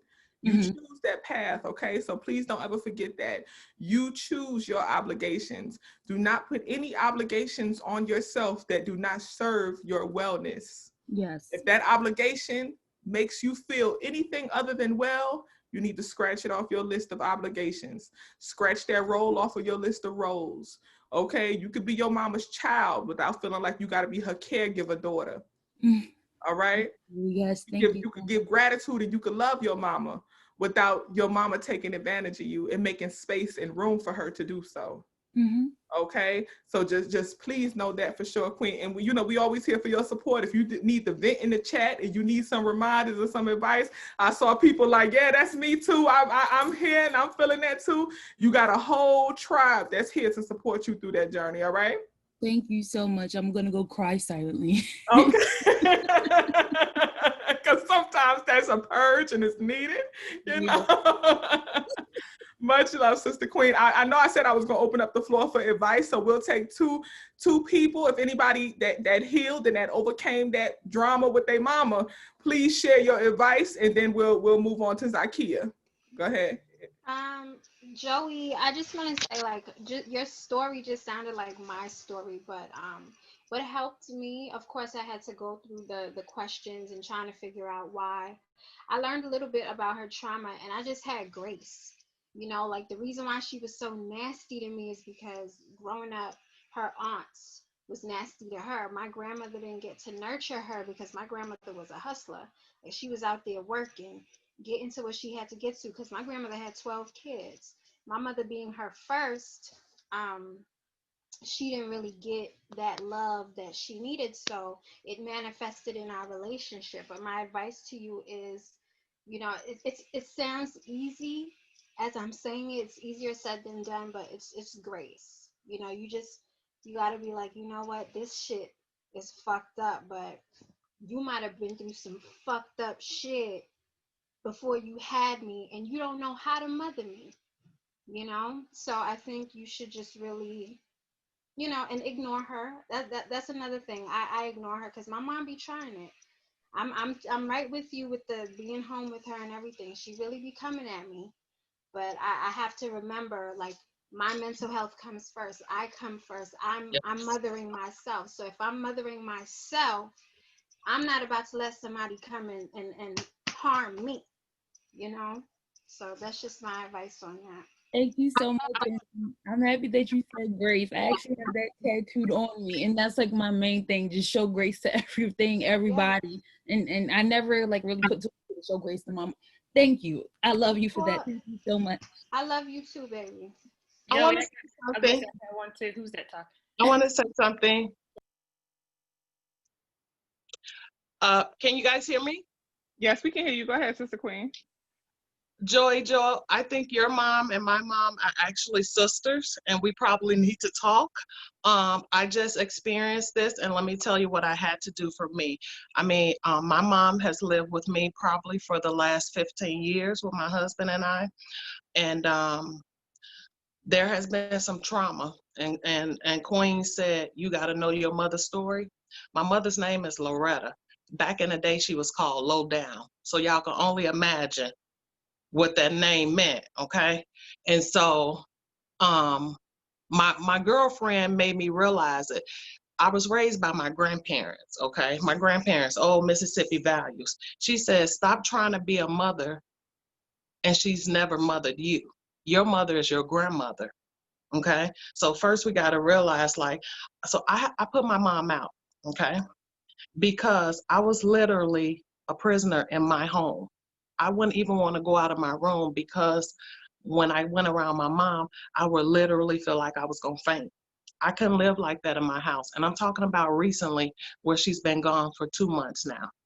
And my aunt, who is her sister, is on my altar. And she just told me one day, she ain't going to never change. So you got to do something for you, okay? Do something that's gonna, and I'm working on me. So one, my mom had to go, and this weekend she just came and spent the week with me. Last time I put her out, I told her you had to go home the same day. This time I know that what I have been doing have been working. You guys, she stayed with me for a week. I did not get sick. Any negative energy that she brought, I damn near saged her whole damn body, front, back, side, left, you know, coming in my house. But you just got to turn the conversation around. I turned those negative conversations around to positive. I told her, I don't want to hear any gossip. You want to gossip about somebody? Take the shit outside. Like, I don't want to hear any of that. I just shut down everything. And I'm no longer going to be a mother to someone that's 64 years old. And so I just started standing up for myself with her, which I never did. And it's okay because they hurt you too. And I know I'm still hurt and I'm working on a lot, but you got to start standing up to her. And just like Queen said, she not mom. My mom is Loretta, because hell, at this point, I'm 45. I'm her mother, but that's no longer. So that's a stress off of me that has been eliminated. And like I said, it's only been 2 months, and I feel so great without having her in my house. And so you gotta call it and label it for what it is. She not mom. Sound like we the moms in this situation. And so we just gotta keep working on and put us first, period. So. Thank you. And anytime you need to talk, you can talk to me because I swear our story is very similar. I've went through the same thing with my mom talking about me to others. So I will be here for you.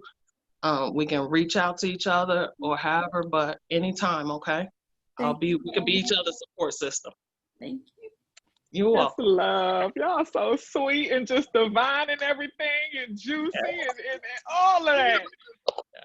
Okay, family. So I just want to real quick reset the room because in the process of us doing this, we've had a lot of new admissions. So for those of you who are fresh into the room, I just want to remind you that this is a 1000% safe space. Right now, we're just answering and asking questions and sharing resources and advice and all of that. So if you have a question about anything, please raise your hand, and we will absolutely answer your question if we have an answer. We'll answer your question, and if not, then we're going to get you some resources and stuff to get your question answered. This is a community, okay? So I'm answering questions. As you see, your Dynamite family members are answering questions as well. Raise the hand, please, and I promise you we will get to you. And next on the list is Zakia McBride. Hey, Zakia. Hi everyone. Hello. Hey. I'm gonna say what up, Quay. I know she in here. She just joined a few days ago. I'm really happy that she's here. What's her name? Shan Quay. Quay. Hey, Shan Quay. Hey, Quay, girl. Okay, go ahead.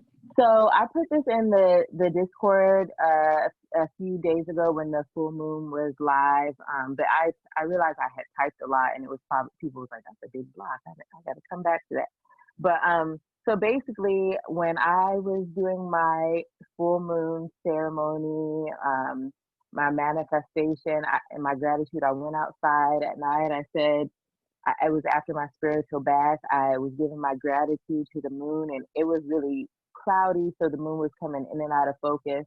And every time I saw it, I would say thank you and speak. And it just every time I did it, it felt like a gust of wind was just like encapsulating me, like it was speaking back, and it felt like really, really wonderful. And then it was just then there was the scent where the clouds had dissipated, and for like I want to say a good 45 seconds to a minute, and I was talking to the moon saying thank you, and I got extremely dizzy, super nauseous. Like it kind of made me like step back a couple steps, like it just like hit me like in my gut, and it automatically made me like I didn't even write down my manifestation. I just went straight to bed.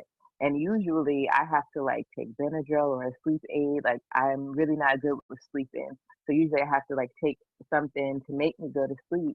And this time, like I had my all white on, fresh out the shower, and I just laid down and went to sleep. And for the next few days, like over the course of the full moon cycle, I would get like twangs of nausea. I didn't feel bad, like I didn't feel terrible. It was just like I felt a little bit off, but it didn't scare me. It was just I was sick, and I was trying to figure out like what was going on, why I was getting these like pangs of nausea and dizziness. And so I just wanted to know if it was normal. Did I do something wrong? Was I don't know.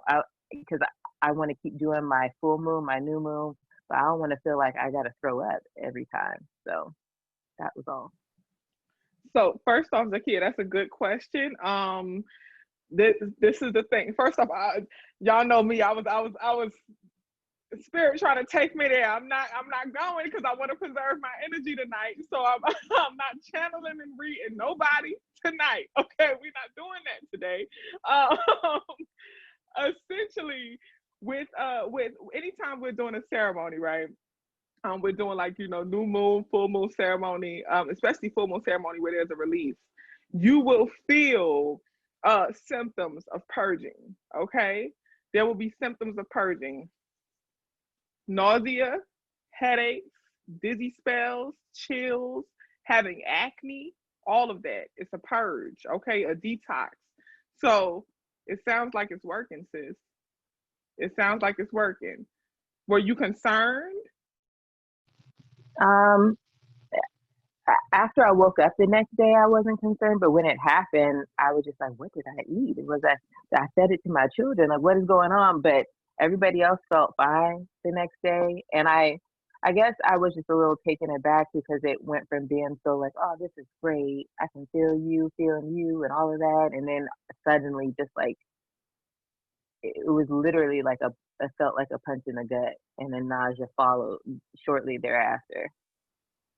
Okay, so absolutely. So it sounds to me like spirit was cleansing you and purging you. Okay, so that's definitely signs of a purge. Now you may feel symptoms like that. I do advise a couple things. Anytime you feel a symptom like that, it's time to open up your ears and listen to spirit. Drink you some tea, drink some herbs. Now I want everybody to write this one down. Okay. Anytime that you are doing ceremonial work, ancestor work, or anything like that, and you feel an energy shift, you feel something shift, you need to drink some peppermint and mugwort. Peppermint and mugwort, specifically at night. Mugwort is a beautiful herb that, I'm going to give this caveat, okay? Now listen to this. Mugwort elicits lucid dreaming, okay? So it connects you deeply with spirits, but it elicits lucid, very vivid, strong, powerful dreams.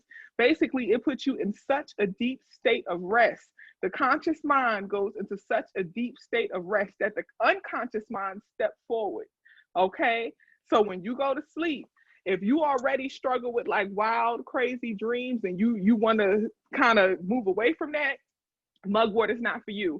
But if you are a person, and I've seen this in the chat before, if you are a person who you don't dream, or you don't remember your dreams, or you desire to communicate with spirit in your dreams, drink some mugwort and peppermint. If you've had a strong ceremony and you feel an energy shift and you feel like spirit is trying to speak, but you don't quite know how to speak or how to commune, drink you some mugwort tea before bed. Okay? And that's just simply putting you in such a deep state of rest that spirit gets the opportunity to connect and to commune. Mugwort, peppermint. Go ahead. I'm sorry. Go ahead. Chime in. You said drinking it, smoking it too for the smokers. You can add it in and smoke it also. I second that motion. You know, yes. If that's what you choose to do, you know, we're not advising, but I'm saying. And mugwort, I'm telling y'all, please do your research first. Mugwort, I'm about to say MUGWORT. Mugwort is very powerful. Some people even classify it, it's a herb, but some people even classify it in the psychedelic family, okay, like with shrooms and stuff. All right, very powerful, but you can purchase it like online. So it's legal, but very powerful. All right, it's like a low grade, similar effect, but I would consider it like low grade shrooms. All right. That's just I'm telling you now. So don't be in the group chat like, oh, Queen, I was floating and I saw colors and the poster on my wall was moving and be mad at me. All right. Don't be mad at me now. Also put the mugwort in your sock. I did that. It was amazing. Or under your pillow. Yeah. Absolutely. You want to do your little sleep satchel, put that mugwort under a pillow, but mugwort is powerful. So Zakia, overall, what you're doing is you're connecting, and that's just a sign that your ceremonies are working. Drink that peppermint mugwort tea with a little bit of lavender if you choose to. For me, drinking lavender in a tea is just a little too perfumey for me personally, okay? I got to really be craving it. I'm a burn lavender type of person. I got my little smoke bowl right here. I burn it. But if you can tolerate lavender and you enjoy that, that's good too. But if you just want to burn the lavender, do that as well. Or you could burn the mugwort and lavender and inhale both of them and let it have its effects, all right? Okay, thank you so much. You're welcome, Sister Queen. Next up, Erica Sahara. Hello, everybody. Hi. I just want to say I'm being blessed right now by this Zoom meeting. Like, it's just so much good knowledge. Thank you, Queen, for this. Much love. But my question actually is gonna like piggyback off the mugwort, because I'm like a vivid dreamer. I've always dreamed. I've always like sleep is very important to me. So like it comes to a point where sometimes I'm going through something and I'm like, did I dream this or did this really happen?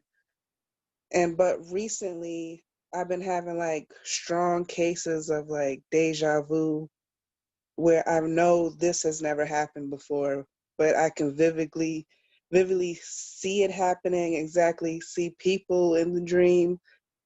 Like I can recall like everything to the last detail. Like, and if anybody can like give like a book suggestion, or maybe if anybody else is going through it, or like I've tried to track it back to like maybe like the certain people that I always see in the deja vu recently, and it's been like close friends and family, but other than that I can't connect anything else to it. So okay, I'm sorry, real quick before anybody jumps in, I just want to clarify, Erica, so what I'm hearing or what I'm understanding, you've always had very vivid dreams. Some of the things in your dreams actually come to pass and come true. yeah, like I've dreamt things, and sometimes I don't remember my dream, and then sometimes it happens like a deja vu, like vividly. Like a perfect example was one of my best friends. She just got reconnected with a brother that she's never met before. And I actually dreamt that encounter, and we were all together. So it's like, you know, some things can be familiar, but I know that's never happened before in my physical realm, if that makes sense. Okay, so Erica, now I'm gonna ask you a couple questions. Number one, why do you keep calling it deja vu? Well, like, cause like family members, like my aunt always tell me, cause since I've always had this, and I've like talked to my aunt, and she's always said like, well, deja vu is basically if you dream and then you experience it, that just means that, you know, God is telling you that you're on the right path. That's what my aunt always told me. So that's why I call it deja vu. I don't really know what it's called.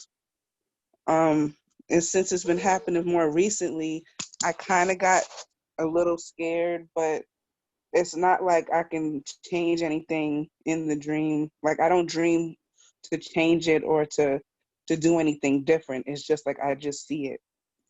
I don't know. So I don't know. I just call it deja vu because that's what it's been called, like from family. Okay, I'm just gonna chime in and I'm gonna say that we're gonna shift that thinking because it's not deja vu. What you have is a spiritual gift that you need to label as a spiritual gift because it is a spiritual gift. What you have is clairvoyance. You are a dreamer. That's a spiritual gift. So now that we got that out the way and we cleared up the mental misconception, now it's just time to dive deeper into the spiritual gift and do the work to strengthen that. You know, you have a spiritual gift, Sister Queen, and that is your gift. Know that, hold on to that, identify that. Now let's do the work to clarify that for anybody who you know that you get dreams, vivid dreams, and these dreams come to pass. You have a spiritual gift, or you have a version of clairvoyance, which your spiritual gift is you are a dreamer.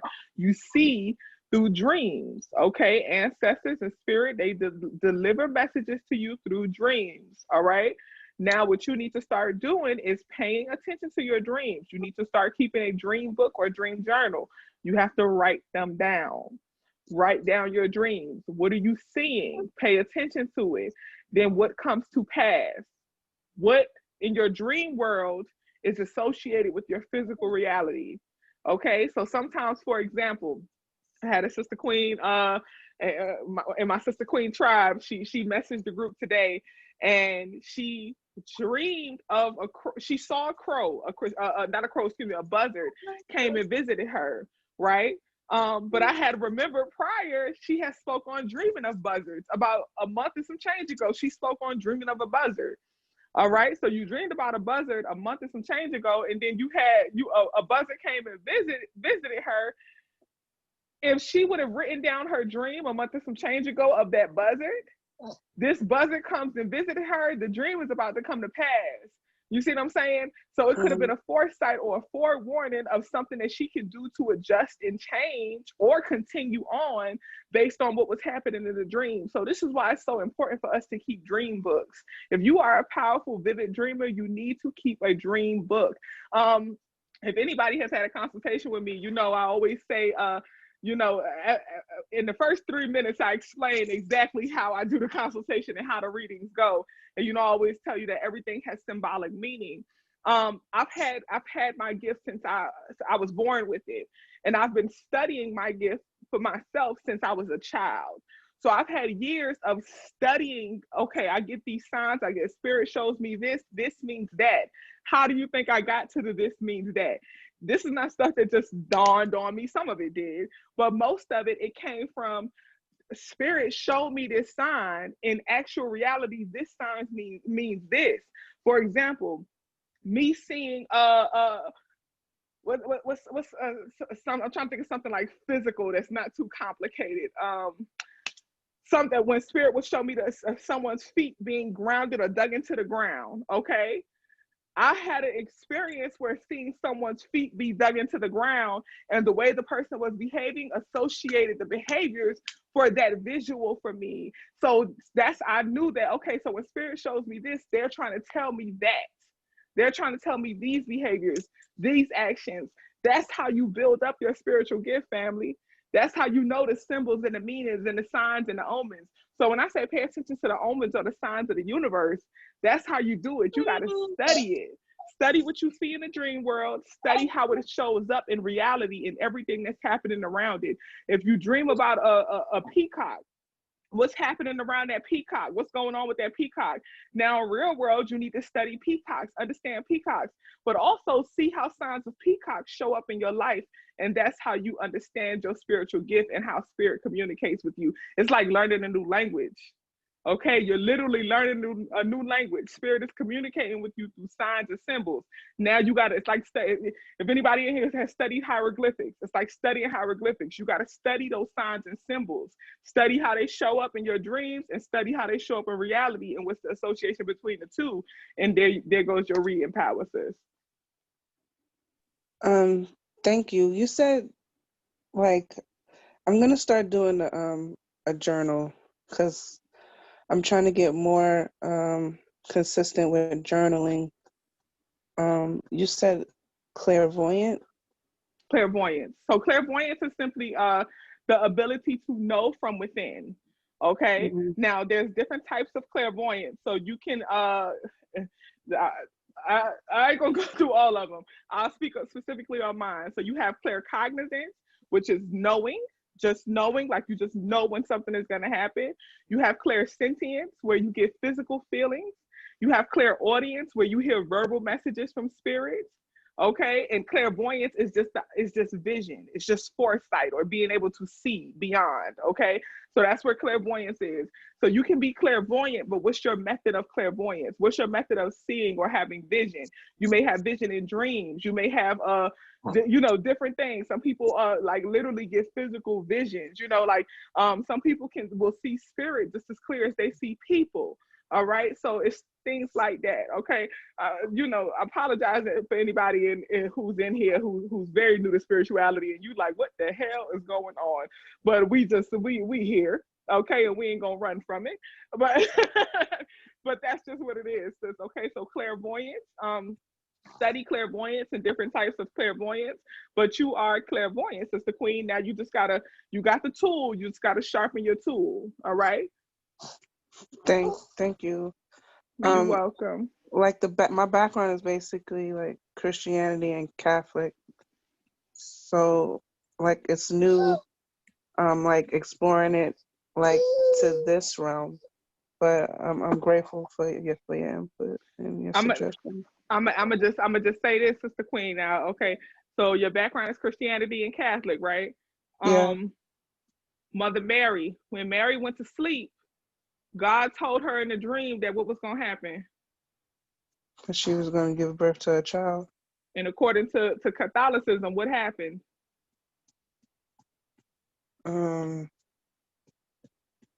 Oh, when she was pregnant with Jesus at this time. Hallelujah. That's clairvoyance. Yeah. Okay. So that's the thing. They're not going to tell you that. They're not going to call it that, but it's in there. You know, we just got to see beyond the labels and the names. God, the Spirit spoke to Mary in a dream and told her, I'm going to give you a child. And as the beautiful song goes, Mary, did you know?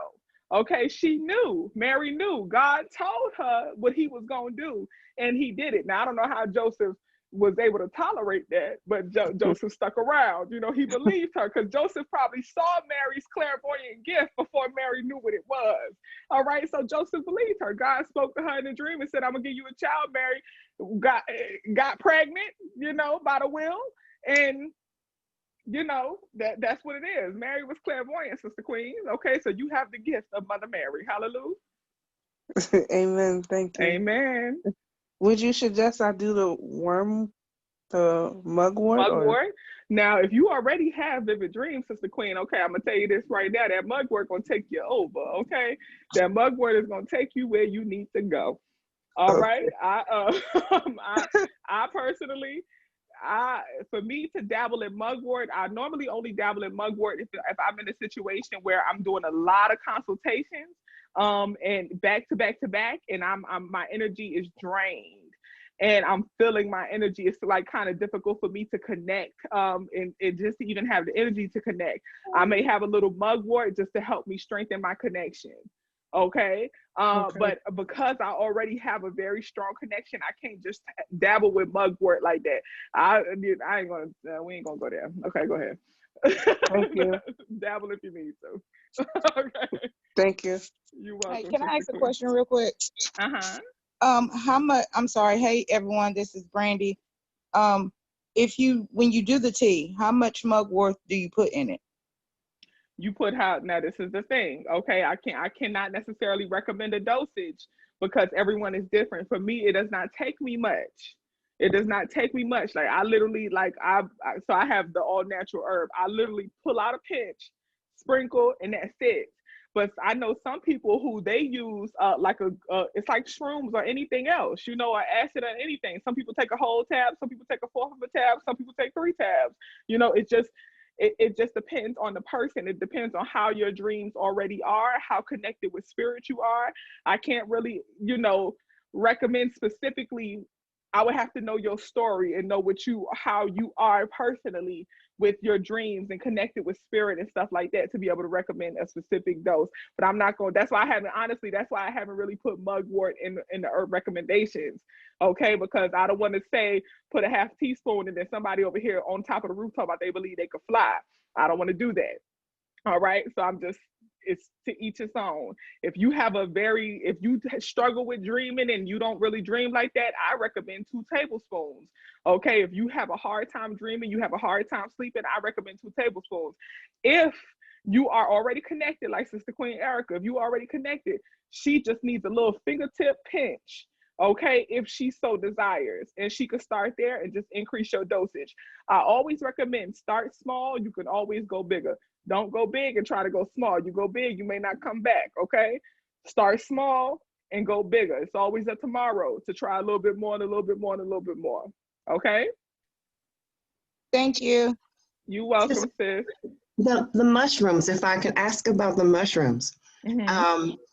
Is that something you have to get from a special place? Because I've gotten a formula from vitamin shop, and I took a bunch of them before bed, and it just did nothing.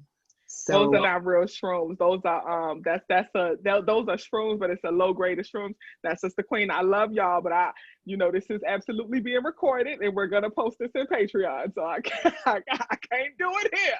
All right, we know. I got you now. I got you. But I'll link with you. But we being recorded. Okay. All right, I got you. All right, sis. But I do, on the record, to each his own and everything like that. But psychedelics are if you get natural psychedelics, they have unnatural psychedelics like acid and stuff. Honestly, I've dabbled in acid in the past, and it was great. Okay, but you also have natural psychedelics like mugwort, like shrooms, like ayahuasca and stuff like that. Ayahuasca is pretty hard to get in the States, but if you got a plug, you got a plug. Okay, but yeah, natural psychedelics. If you struggle with connecting with spirit and you want to try and you want to attempt it, once again, start small, start tiny, and go all the way up from there. Okay, for everybody. Next on the list we have Jakaria Elliott.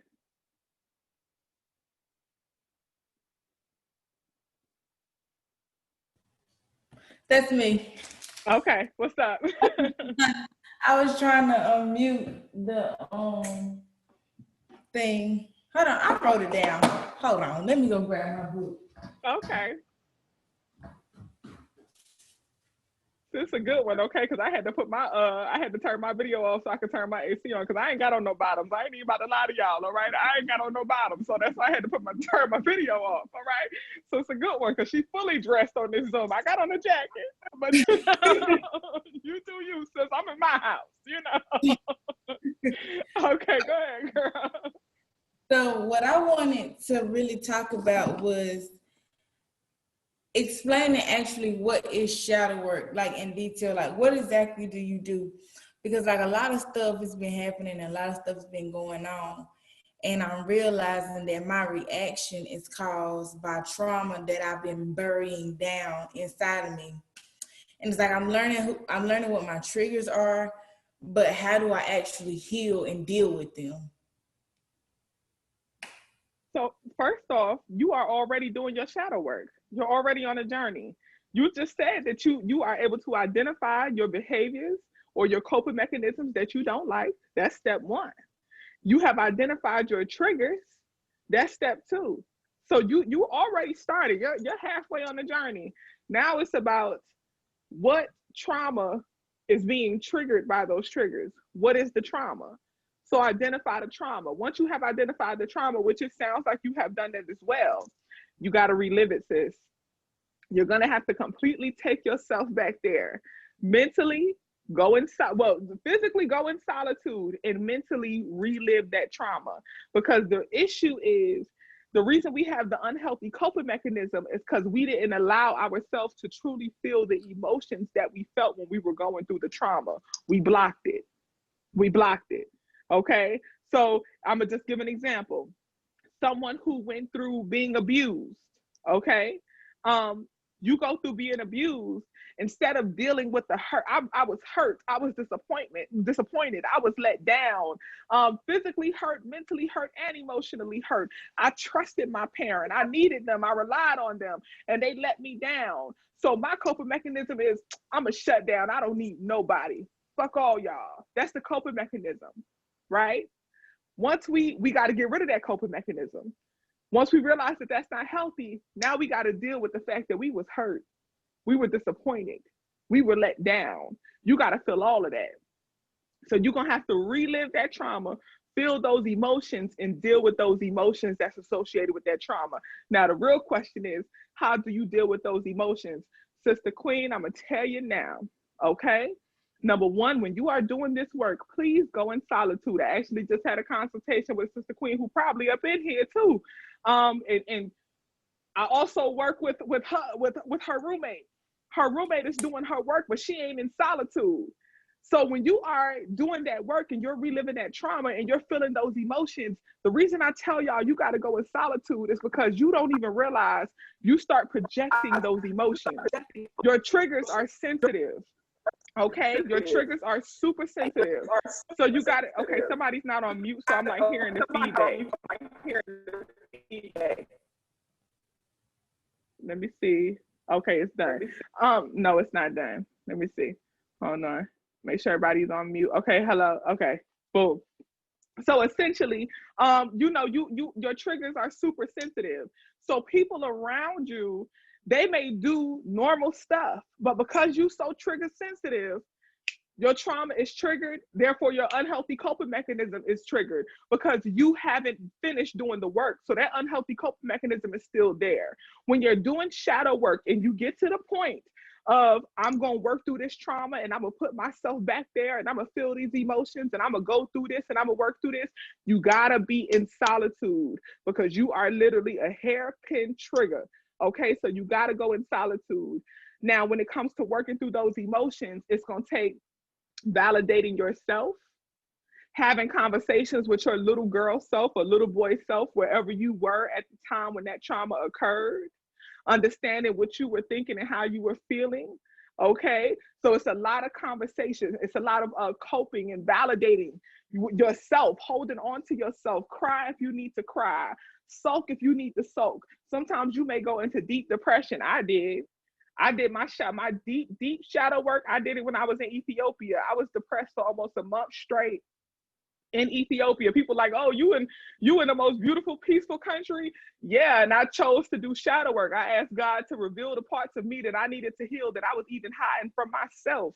Okay, and literally that night, I start having dreams, vivid dreams of things that happened in my childhood at the hands of my mother. Okay. Severe abuse, emotional abuse, physical abuse, all kind of stuff. Very vivid dreams, okay, that night. And it did not stop. I had to do the work. I did the empty chair challenge. I always tell y'all about. I had to do the empty chair. So see, this is the thing, y'all. When I'm telling y'all this stuff, most of the time I'm speaking from experience. This is work I actually did to heal. I did the empty chair challenge.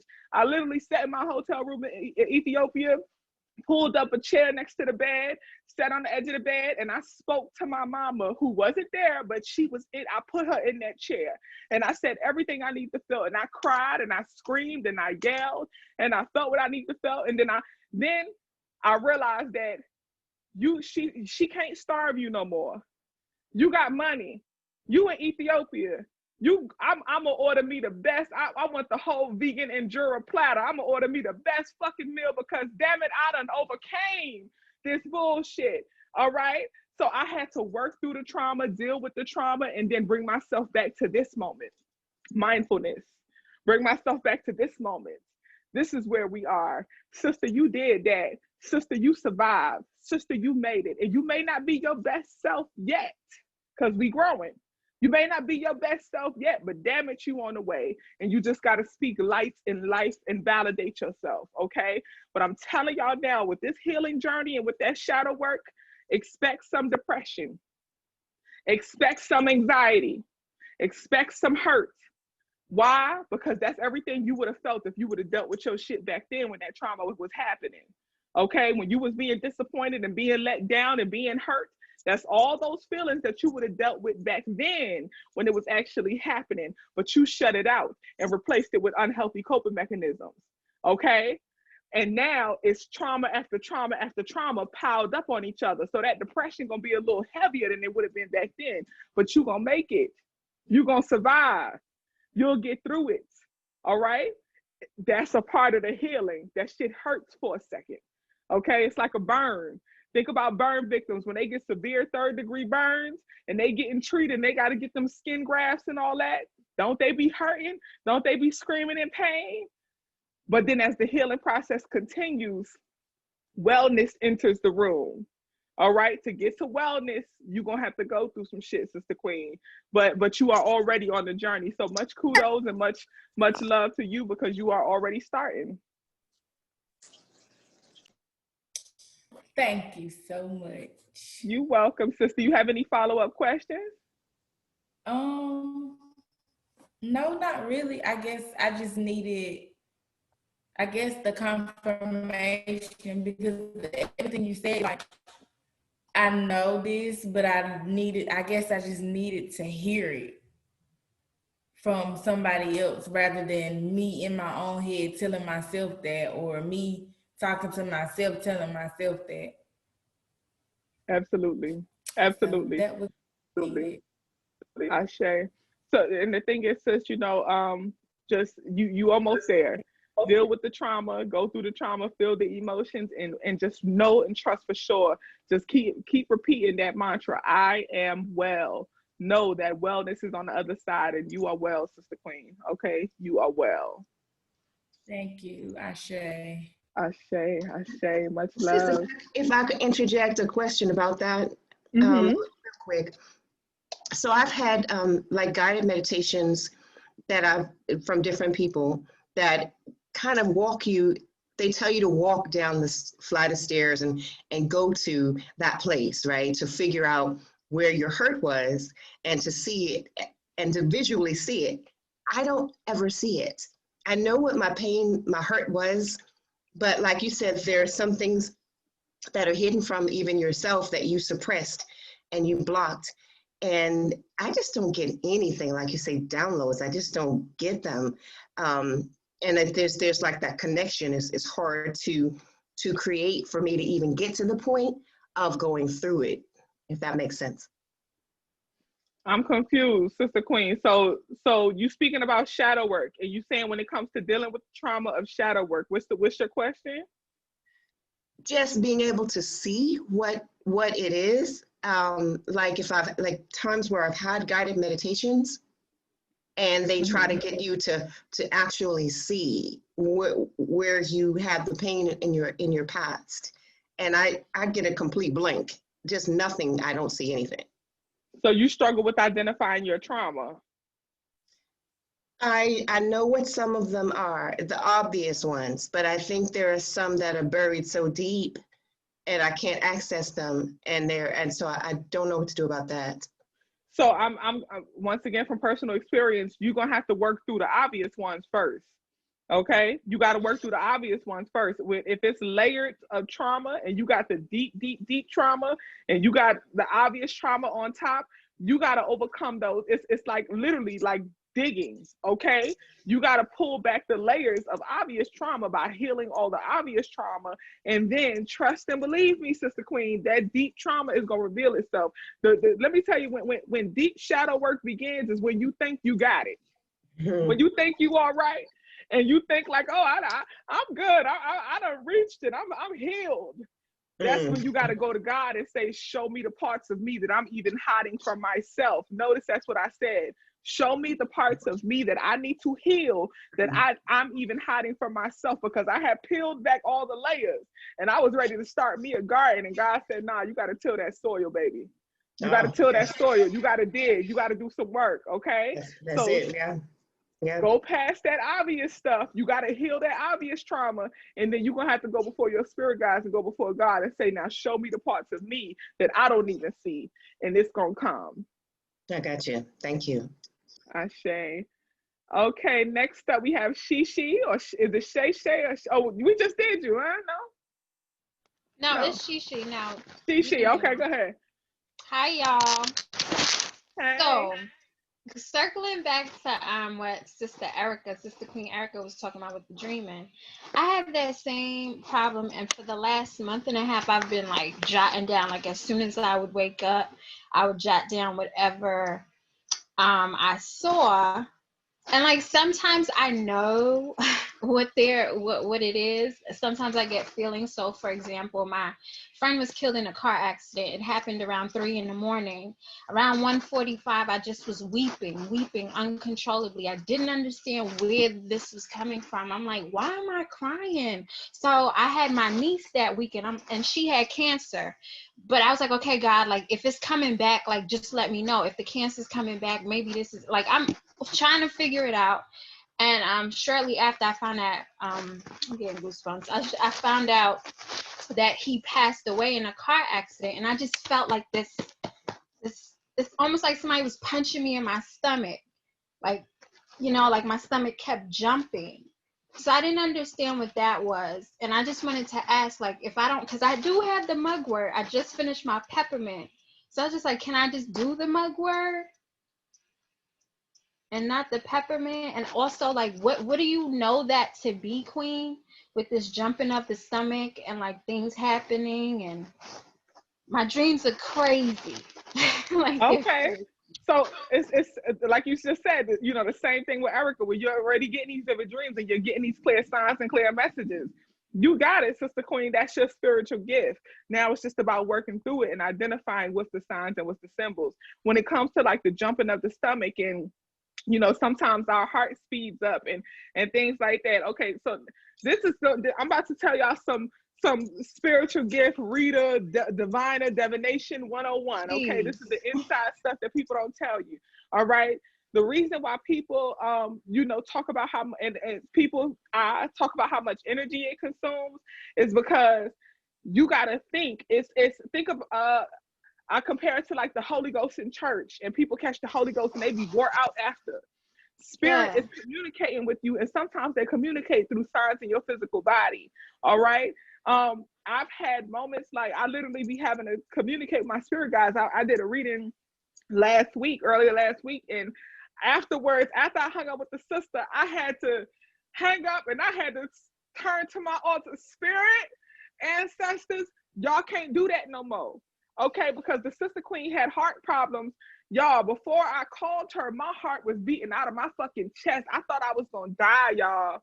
Like, I literally thought I was about to die. I was like, is something happening to me? What's happening? And then as soon as I'm on a consultation, I asked her, I said, Sister Queen, first question, I said, Sister Queen, do you struggle with heart problems? She said, yes. I said, do you have irregular heartbeats? Yes. Sister Queen, and then literally Spirit showed me someone coming and healing her, and they showed me the whole vision. I ain't gonna tell all her vision, but they showed me the whole vision. I shared with her the vision. Soon as I spit it out my mouth, my heart relaxed.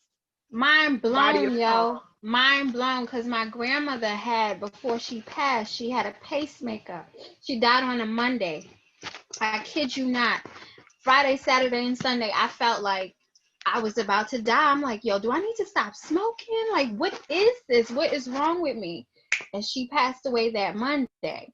But that Friday, Saturday, Sunday, you would have thought something was wrong with me. And I'm sorry. No, go ahead. No, I was just saying, like, I struggle because, like, sometimes I'll get it, like, oh, okay, like, I'll get a dream and something will happen. I'll be like, oh, okay, that's probably what it was. But, like, lately, I'm seeing Nipsey Hussle in my dreams. I'm seeing,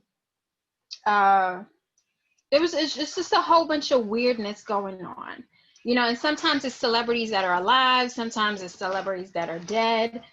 Maya Angelou, when she passed away, I love Mama Maya. When she passed away, the dream was so weird. Like, she fell, and she had already passed, but she fell in the dream, and then she looked up to me and was just like, you're gonna be okay, and then just fell back. And I'm like, oh God, am I next? Like, what is going on? Like, I didn't understand how to take that in. I just don't know how to take those things in, because it's like Nipsey Hussle, then James Harden, then it's like Saweetie, and it's just like, why am I dreaming about these people I don't know?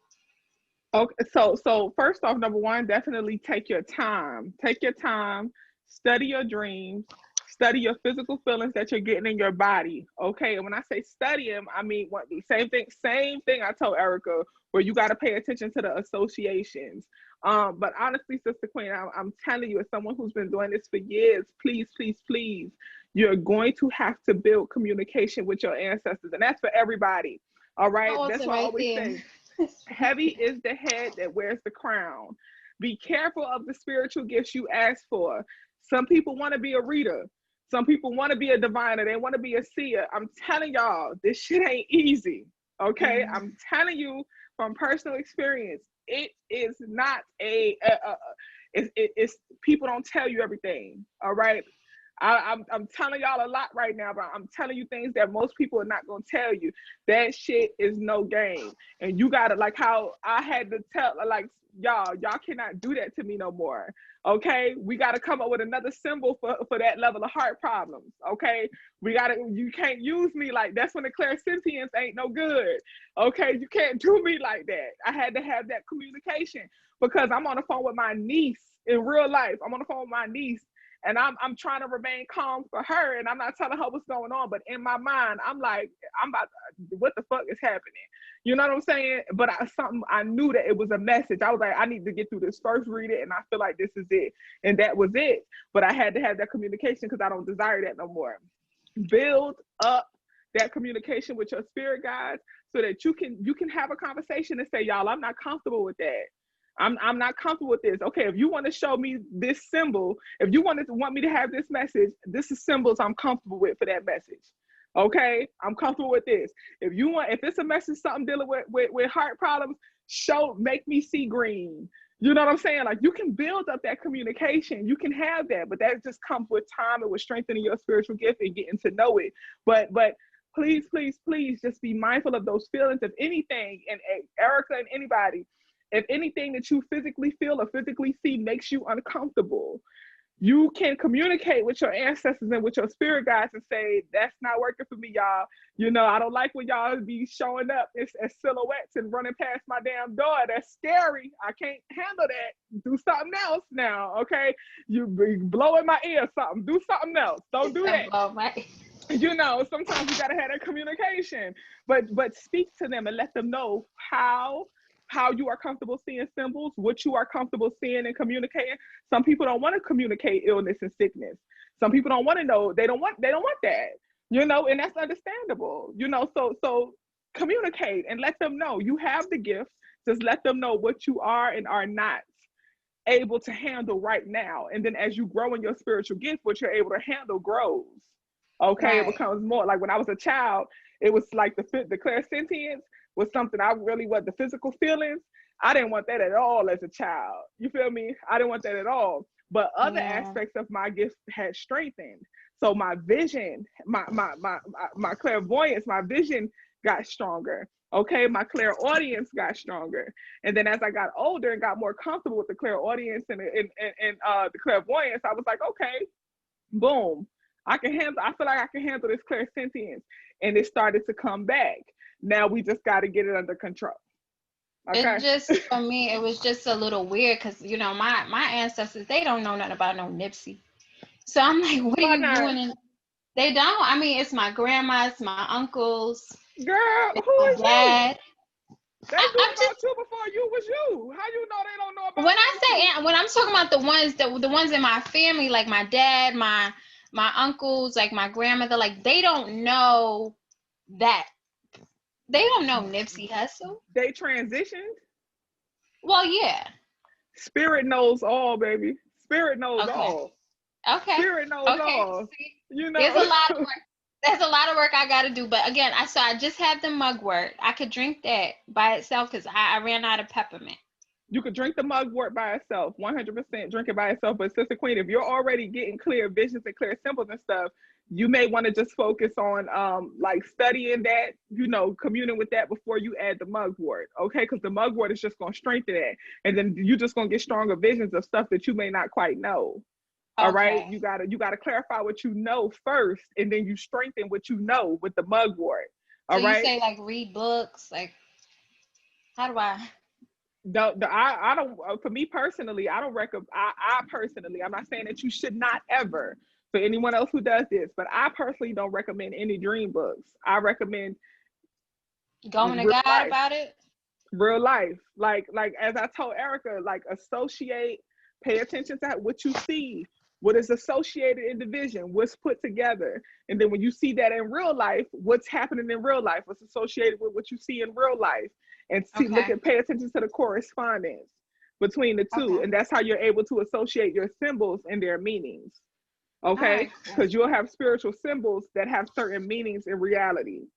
All right, and that's how you're able to associate the two. So I don't personally recommend dream books. I recommend studying real life, because honestly, you know, dream books are good. I'm not downing or diminishing the power of dream books. You know, our grandparents, what they had, remember the lotto books, y'all, back in the day, they had the numbers. Oh my God, my granddaddy, they call it in Chala and Creole. Yes, my granddaddy has one of those. When my granddaddy transitioned, we were able to you know, get his books and stuff out of his house, and he had a bunch of those. Okay, so I have one of them for my granddaddy.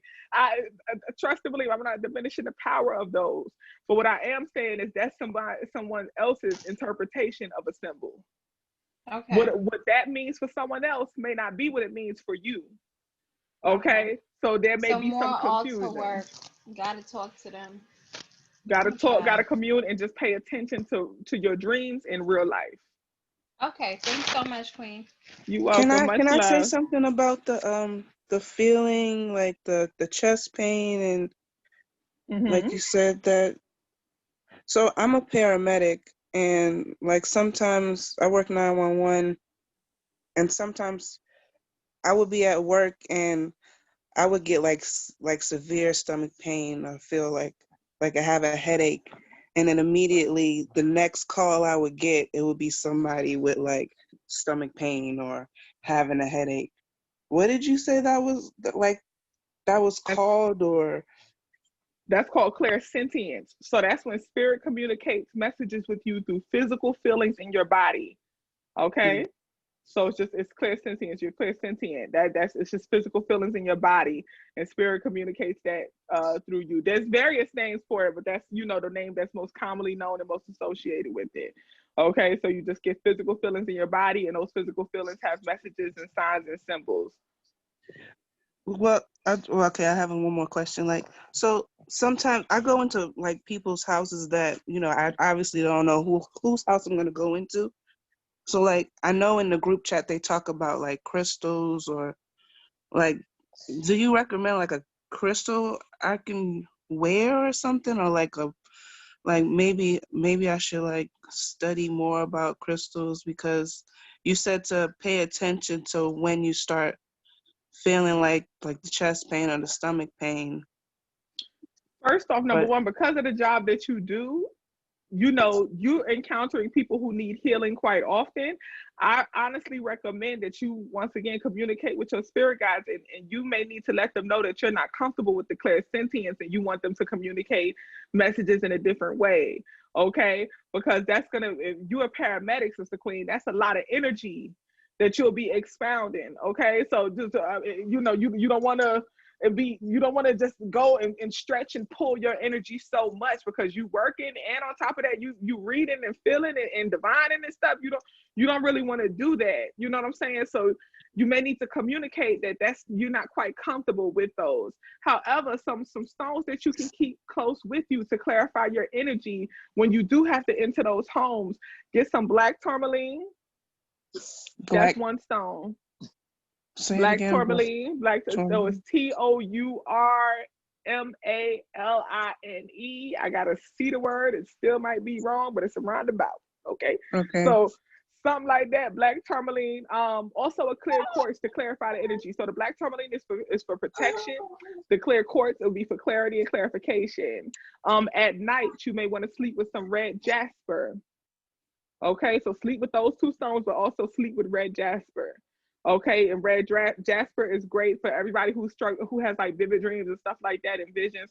Red jasper is great for helping you clarify those visions and deepen your sleep at night. Okay, so you get deeper, more clear visions with red jasper.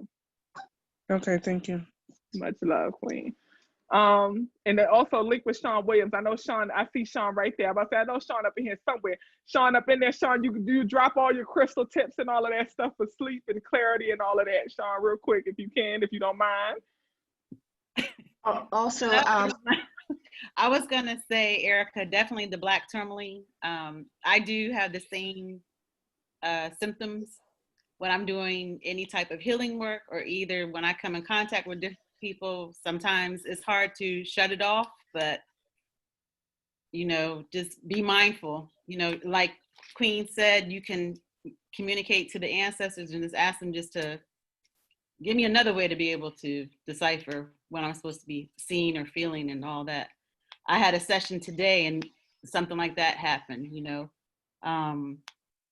out of nowhere, my leg started hurting, and I had to ask my client, is your leg hurting, specifically your left leg? So it's those type things. I mean, I'm grateful to be able to have those type of clairs, but sometimes, it's hard to understand, why me, that's that type of thing. I will try to link in the Discord some different crystals to see if that will be helpful for everyone. I was going to try to pull one up in case somebody wants to know what the black tourmaline looks like. If you can see it, it comes in different, just a little piece will do you. How often should we clean them? Say again? How often should we clean them? As often as you would like, there is no rhyme, no reason. If you've been working with them all the time, I would say, clean them back, restore them back. Okay, thank you. You're welcome. Like, I keep stuff in my car. I keep like a protection, black tourmaline, amethyst, labradorite, and then I have a little sash that has just keep my car protected, keep me protected. I would say too, if you're going into people's homes, you can just say like a quick prayer, or either type or try to envision like some type of protective shield around you, whether it's a white light or something, just to protect you from going in when you go into different homes as well. I agree with all of that, Sean. And, she spoke of the white light and envisioning the white, but also wear white if you can. You can keep a piece of white cloth with you. You could tuck it somewhere close to you, and also wrap up your clear quartz in white cloth and keep that close to you if you can. But I definitely recommend that. And look at Sean Williams. Don't y'all see her in the chat? Ain't she so pretty in person too? Ain't she just as cute as she want to be and fabulous and everything? Yeah, she's got real style. Beautiful. Yes. Thank you. Me and Sean gonna do some work together. She don't know that, but Spirit had already told me we gonna be working together, girl. That's why I always be pulling at you and calling on you and putting you on the spot, because we gonna build up that inner because we gonna do some stuff together, Sean. Okay, it's a few of y'all that Spirit already done showed me, but I ain't gonna tell you yet because I don't know the time frame. All right, but I'm holding on. You gotta tell us. You gotta and tell us. One of y'all gonna let me go, okay? And then I'm gonna have to seek you out and find you, and we gonna reconnect. And I already know who it is. And I'm looking at you on my screen. You ain't got your video on, but I'm looking at you on my screen, which I don't know who I'm looking at because our screens are set up different. But I'm feeling you. All right, Spirit done already showed me. But I'm getting a couple of y'all. Go ahead, sis. I'm sorry, Erica. Are you able to cover your hair at all, or any type of things like that? You have locks? Yeah, I do have locks. I do cover my locks. I don't like to have my hair out because I do feel like an energy when I used to wear it out. And especially since COVID, I've kept my locks covered. Okay. But yeah. Okay, I was gonna recommend. I know, certain jobs you can't do it. With my job, I say the hell with it. They don't need to know what my spiritual belief is or anything like that, but I keep mine covered. So just know that the back of your neck is also a portal where spirits and all that stuff can enter. So you just want to try to cover yourself as much as possible. Okay. And that might be helpful too. Okay, thank you. You're welcome. I'm laughing because multiple people started rubbing the back of their neck. Like, let me. I literally looked around and everybody was like, let me check. I knew I felt the breeze. I didn't know what it was. I love y'all so much. Okay, next up is Hell Living. And please correct me if I'm saying it wrong. Hell Living, No, you're next. No, that's right. It's health. Okay. It's healthy living, yeah. Okay. You know what I mean? No, healthy living. I cannot with you, sis. That's what it is. Okay. So I guess my question is more or less, this 2020 has been pretty good to me. And so definitely want to know more about 2021, going into it with this shift in the energies. So if you can kind of just expand on that. On 2021, like what to expect from it. Mm-hmm. I'm gonna be honest with you, Sister Queen. I'm gonna keep it 100% real. I haven't even tried to do any downloads or focus my energy on 2021 at all. When it comes to like trying to foresee what's gonna, I've had a communication with Spirit and let Spirit know that I want to focus all my energy on this December manifestation. So I've intentionally communicated and shut down any 2021 foresight whatsoever. My goal is,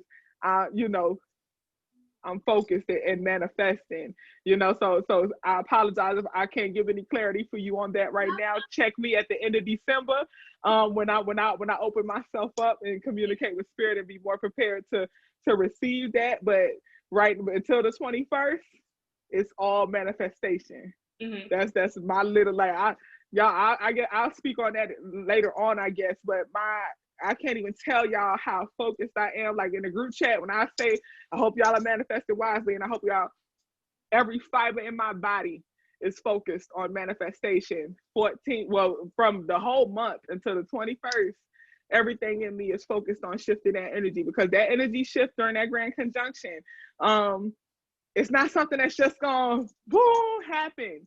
We got to be intentional. Okay, the shift is going to happen, but how you will be affected is going to be based upon your intention. All right, so all of your energy focus on, what do you desire for 21? For what do you want for 21? What do you see? What do you vision? What do you know for sure? You got to put that shit in. This is the time. All right, this is the time. So please, please, please, set your intentions. What are you manifesting for 2021? Hell, what you manifesting for the rest of this month and then going into 2021? Like, focus on all that. And then we're going to connect about what's actually going to happen in 2021. Yeah, but I was about to say, like you said previously about, I guess when you get into a groove, things just start happening very quickly. And I've been experiencing that since about June, July, to the point where it's like, you say your intention, almost like you forget about it, but then it comes out, like you said, maybe a week later and it happened. So absolutely. I guess it's like you said, how do you just kind of keep maintaining that type of energy? You just continue doing the same work? Yes, and don't continue doing the same work. Now you just got to do better and better and better and better. You got to always incorporate new practices in your practice. Let me tell you, I don't care how long y'all are on this spiritual journey. 20, 30, 40 years from now, if we are far disconnected and you never ever hear from me again or watch another video, always remember I said this. Please know for sure that you are always growing. If you stop growing, you will die. You are always growing. So when it comes to manifestation, when it comes to healing work, all of that, you need to always be studying something new. Mastering a practice, mastering a craft. If you have not mastered meditation, you got work to do. If you have not mastered manifestation, and I'm talking about to the point where you could speak it and it appears right before you, you got work to do. Okay, if you have not mastered levitation and control of the physical body, if I can't watch you levitate right now, you got some work to do. Okay, so master your craft, master your arts, always be studying something new, because that's how you become a master at what you do. Okay, and every aspect of your holistic wellness, master, master, master. That is the goal, and that's why this is life's work. Okay, read The Alchemist. That's the life's work. And if you have not read The Alchemist, please read The Alchemist and study and pay attention to alchemy and the alchemist and what they say about the alchemist, and when they go into the cave, and then even after they find the stone with the recipe and they learn how to be an alchemist, pay attention to the philosophy or the conclusion that they come to after they realize the power that they have of turning that lead into gold. Please read The Alchemist and pay attention to all of that, because if you are truly an alchemist, which we all are, that is your life. That is your life, and that is the spiritual journey. Okay? Much love, healthy living. Much love. Prince Onyx, I love you. Filmmaker friend. Come on, Prince. Well, hey, everybody. Hey, I've been paid. See, I'm the loudest in the damn chat, but here I am being quiet as a church mouse. I'm only quiet because I'm new. So let me get comfortable. And then there's that. Then there's that. But also, you know what? Okay, I'm putting myself on blast. The last time we had the Zoom call, I was doing, I don't know, y'all probably wasn't catching it because I'm so in my head. I was the motherfucker that was asleep. Anyway, but I'm woke now. So I'm in the midst of, if you guys been seeing me just look off to the side, I'm in the midst of editing videos for my channel. Actually about to order some mugwort, however you pronounce it. And just, you know, I'm all over the place. Finally got my laundry. This has been one hell of a weekend. But yeah, so I don't know. I didn't really have much to offer to the chat. I was earlier on when y'all was talking about mugwort, I had looked it up on how to make it. So like from this one article I saw, it was saying, you know, 1 teaspoon of mugwort, 1 tablespoon of mugwort, 1 tablespoon of chamomile flowers, 1 tablespoon, and let it, you know, sit in a glass or jar for like 10 minutes. So, you know, that's all I really wanted to say. I ain't really got much else. Just thank y'all, you know, peace and light family, you know, subscribe to my YouTube channel, all that usual shit, you know. That's all. Oh, the YouTube out. What's the YouTube one more time for the people in the back who don't know? What's the YouTube? So my YouTube channel is my name, Prince Onyx. I talk about like, so basically what I did is I've been reformatting my channel to where like, if I'm talking about some celebrity stuff, I tie it into spiritual meaning or I tie it into real life stuff. Like with one of my favorite artists, Megan Thee Stallion, all the stuff that's been going on with her, I apply that to like real life stuff or in spirituality. Like, does she have the Jezebel spirit? Is she possibly battling alcoholism, being possessed by the juice? Is she, you know, doing this? Is she a social climber, which I'm actually editing that video right now? Just stuff like that. So I've been trying to rebrand my channel, my personal channel, for like more incorporating more spirituality and stuff as I'm getting more and more into my journey, which I have you guys to thank for. But also just to be different because I you know, the tea culture is so oversaturated and I'm just like, fuck all that shit. Let me do something different that people ain't really expecting. Like, you know, like some people, you know, they're not doing what I'm doing. So, you know, but also I'm trying to talk about more real life stuff too. So again, trying to stray away from the celebrity stuff per se. But again, just mixing it in with the old and the new and all that good stuff. So yeah, you know, and then I have a film and web series that's called Confusion, no pun intended. It's a supernatural series that's set and based here in Chicago where I reside. It follows vampires, orishas, hoodoo and voodoo practitioners, all of that good stuff. So we had to take a break due to, you know, COVID, but we're hopefully going to start filming next year. And really it's just me because spiritually I'm kind of like disconnected from my work right now. And really that's just because of my cast. Fuck it, I'll throw them under the bus because I'm tired of putting all my energy, my effort, my resources, my money, everything into this. And you want to pick the fucking day of. I'm sorry, I'm like really explicit right now because I'm in that space. But you want to pick the fucking day of to be like, oh, I can't make it to filming. I'm sorry, you can't do what? You can't do what? Oh, okay, thought so. So next year, when I tell you to show up, guess what you're going to fucking do? You're going to show up. And if you don't, oh, trust, I have plan B through Z already ready. So what's good? Because I'm not finna keep fucking around. Like literally, we're getting international attention now. We got film festivals in India, in Greece, in what other country? Goddamn, in Sweden. We got all these other film festivals giving me acceptances. Well, us, because I always tell them my win is your win. But but trust and believe, I will be egotistical and be like, oh, this is mine, my win, me. It's all about me, ho. So, you know, say that to say, I had to just get that out. Say that to say, you know, thank you guys for always loving me and, you know, appreciating the memes. Because trust me, I got plenty more memes where that came from. So, yeah, that's all. You know, I ain't really got much to contribute. Just wanted to talk my shit like I always do. But thank y'all. Thank y'all. So we love you, know. Prince Onyx. Don't you love that this is the real life? Okay, like everything he is in the group chat is who he is. We had our consultation and I was like, he is really this person. really am. Like, thank you. I mean, I stopped living with a filter person. I'm still trying to stop living with a filter. I kind of filter myself in certain spaces, but I'm just trying to grow out of always feeling the need to censor myself, always feeling the need to hold in my blackness, hold in my pro-blackness, hold in my thoughts and things like that. Like, sometimes I can be a little irate, but it's a reason for that. Let it It's out. passion for that. It's passion for that, you know? So, you know, should let it out just I like don't my mean phone to did, cut but you anyway. off, but I'm the same way. I'm the same exact way. But at the end of the day, fuck it. Fuck them. Be you. Be you. There You you are go. an artist. You are a creator. It's a sister queen, and her mind is slipping my name right now. But I had purchased a bag from her that I just loved. I met her at Afropunk, and on the bag it said "Artist, Creator, Threat." Because the energy that comes with being an artist and being a creator, because not all artists are creative, okay? So the energy that comes with being an artist and a creator, you are a threat to society most times, because that's a lot of energy that a lot of people can't handle. You show up and show people who they ain't and who they wish they was sometimes, okay?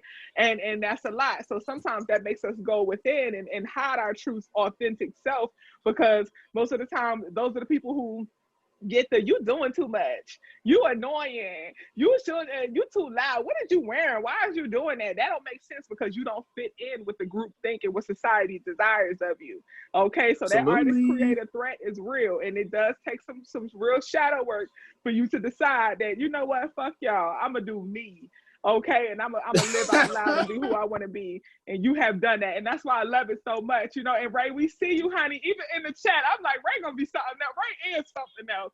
But you know, be comfortable with yourself, and we waiting for you to be all the way out there how I know you are. Okay. Oh, well, thank you. I mean, I keep manifesting every day, and that shadow work is a bitch. But I'm still chipping away at it. So, you know, I'm still here, y'all. Just gonna put myself back on mute and get back into this here work. But thank y'all for allowing me to chat a little bit, and mwah. Ashe, much love. And also, you know, I know you spoke on, you know, the Meg Thee Stallion situation and what Meg got going on. I just want to know what spell is in the knees, because I was trying to do the drop and scoot that she just recently put on Instagram, the scoot. I scooted one time and then I fell. So I want to at least get to a double scoot. If I could get to a double scoot, I'll be all right. You know, I feel like that scoot is dangerous. And I'm trying to perfect that weapon of mass destruction, baby. Okay, I'm gonna perfect that. I need to know what's in her tea. Okay, but next up we have Ama. I'm gonna try Ama Ohenewa. That was lovely. Yes, I'm Ohenewa. Thank you. Yes. Hey. So I wanted to first say thank you to everybody. Like, I've gotten so many tips, and for all the sharing. The sister who was talking about her mom, girl, I was over here weeping. I'm so with you. So I thank you for sharing that.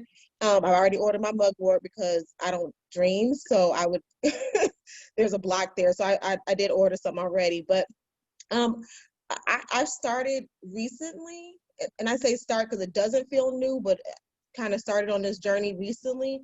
And so my questions may be kind of elementary, so I apologize ahead of time. But I watched your video. I've probably watched it a whole bunch of times that you did at the last new moon about what's coming up this month. And focusing on between the 14th and the 21st. My birthday is actually on the 19th, so I'm really trying to do some work in that week. But I wanted to get clear because I got some miracles I'm trying to manifest, and I'm trying to get clear on my purpose. I want to make sure that I'm clear some of the things that I should be working on. I got my green candle, I got my white candle, I got all my things for my bath. But I'm trying to make sure. I was confused because I thought the 21st was a full moon, but the 21st is not a full moon. It's a I don't want to use the wrong word. The grand conjunction. So Saturn and Jupiter coming together. Yes. Yeah. Not coming together like being actually intertwined, but they will only be 0.01 degrees apart, which basically means that they are coming together. Go ahead. I'm sorry. No, thank you. Because I'm trying to wrap my brain around it. I think I've got a good personal full moon ceremony going on, so I'm gonna get clear. I think I'm clear about what I'm doing on the 14th, and through the 21st, I'm gonna come up with something to do to join the family fast. And then I'm just trying to get clear because there is still a full moon at the end of the month. On the 30th, yes. On the 30th. So there's just a lot of work in December, it sounds like.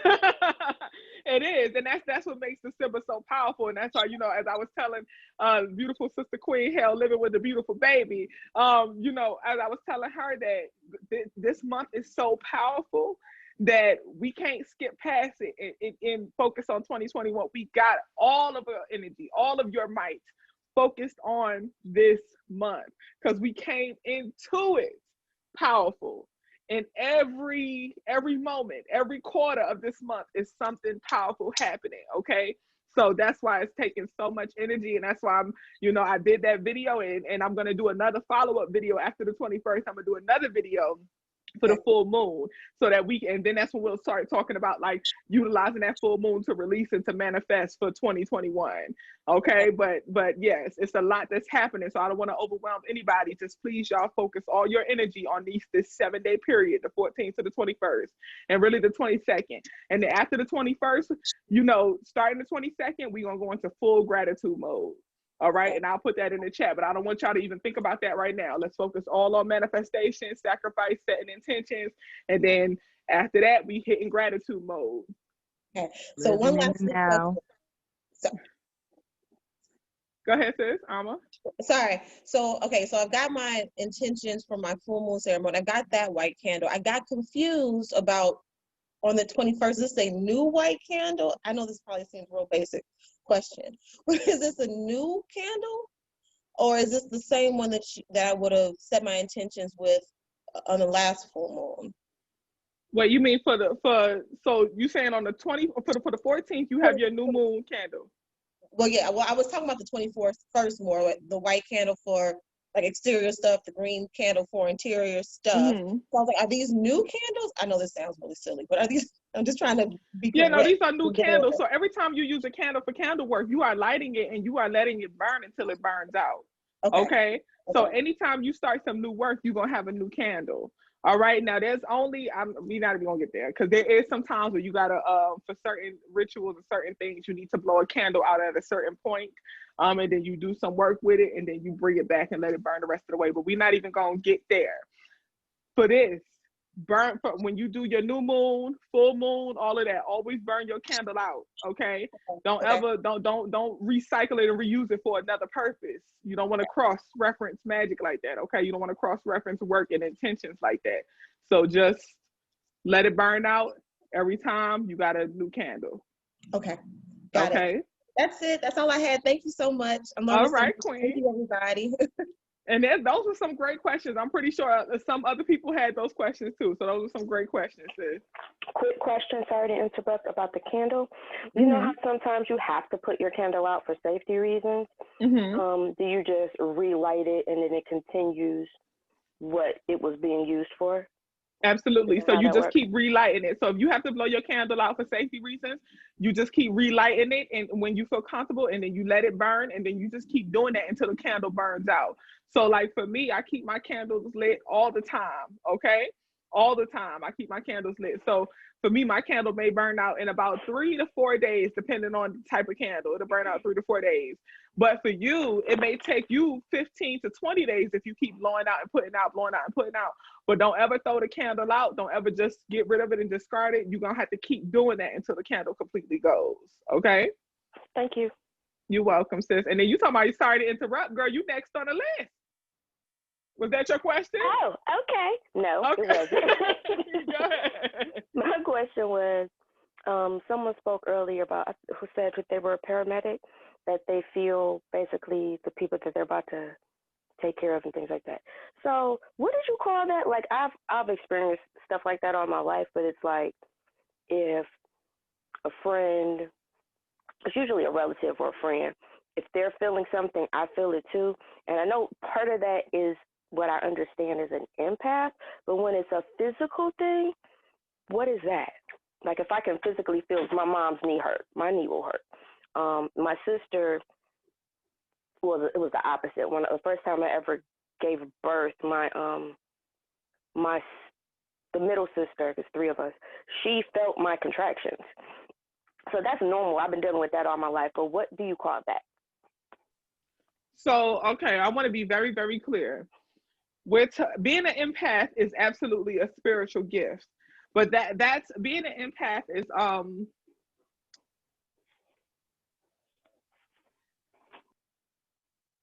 there's a base level of spiritual gift that is an empath. Okay. Not to say I don't, and I'm trying to be very mindful how I word this because I don't even want to come across as though there's a hierarchy, but I'll just explain it this way. Everybody is an empath. Okay. I did a video on this too. Everyone is an empath. To be an empath simply means that you can share and feel and connect with the emotions of others. So like, if you're a person where, you know, you are in the room and the person next to you is crying and you start crying, or you feel like, damn, I feel bad for them, that's sad, and you genuinely mean that, that's empathic work. Now, the thing is, some people, then this is when it really gets into like strong spiritual gift, where like being an empath is your spiritual gift. Okay, not just naturally who you are, but your spiritual gift is when you have a very strong sense of that.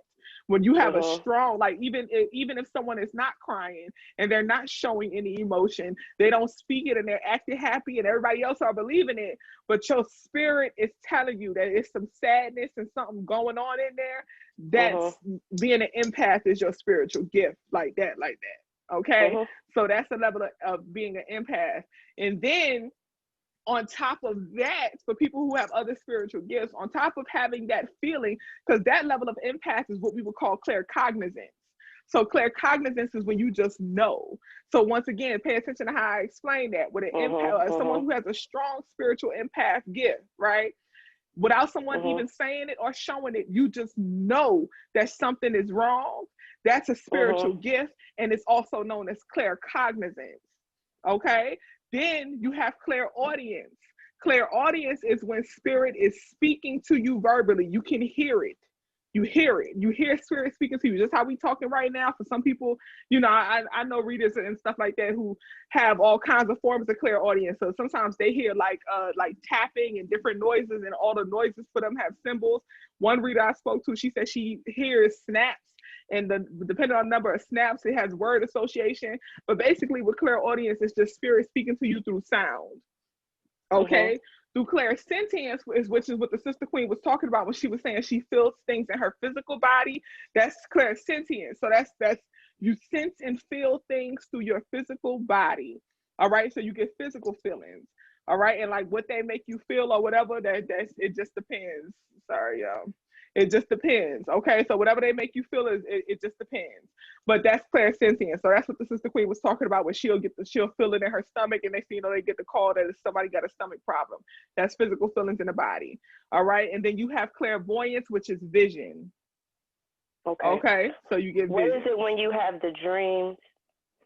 Like that's something I've had all my life. I have dreams, and like I dreamt almost every aspect of 9/11, for example, and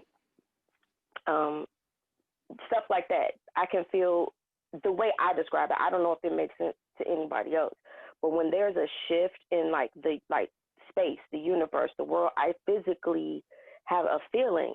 Like I'll feel something, and the next thing you know, it would have been a tsunami somewhere or a hurricane somewhere, or they say, oh, well, there was a meteor shower. Like I feel that, and I've just accepted it, but it's kind of odd. But the only other thing I think I don't have a clarity of what it's called is when people, it could be people I know, it could be people I don't know, and they come to me in a dream right before they die, like right before they die. And you can say, well, if you don't know them, how do you know? It'll be something, I'll see it on the news. It'll be, oh, somebody tell me my auntie's such and such died, and then if I see their obituary, I'm like, oh, that's the woman who came. Well, why they coming to me if I don't know them? So why does that happen if it's people that you don't know? I understand when it's people that you do know. My grandfather did that. My uncle did that. My great-grandmother, who I never, ever met, did that. But why do people do that you don't know? Okay, so let me. I'm gonna just say this, okay, for everybody, not just you, Kenya, for everybody.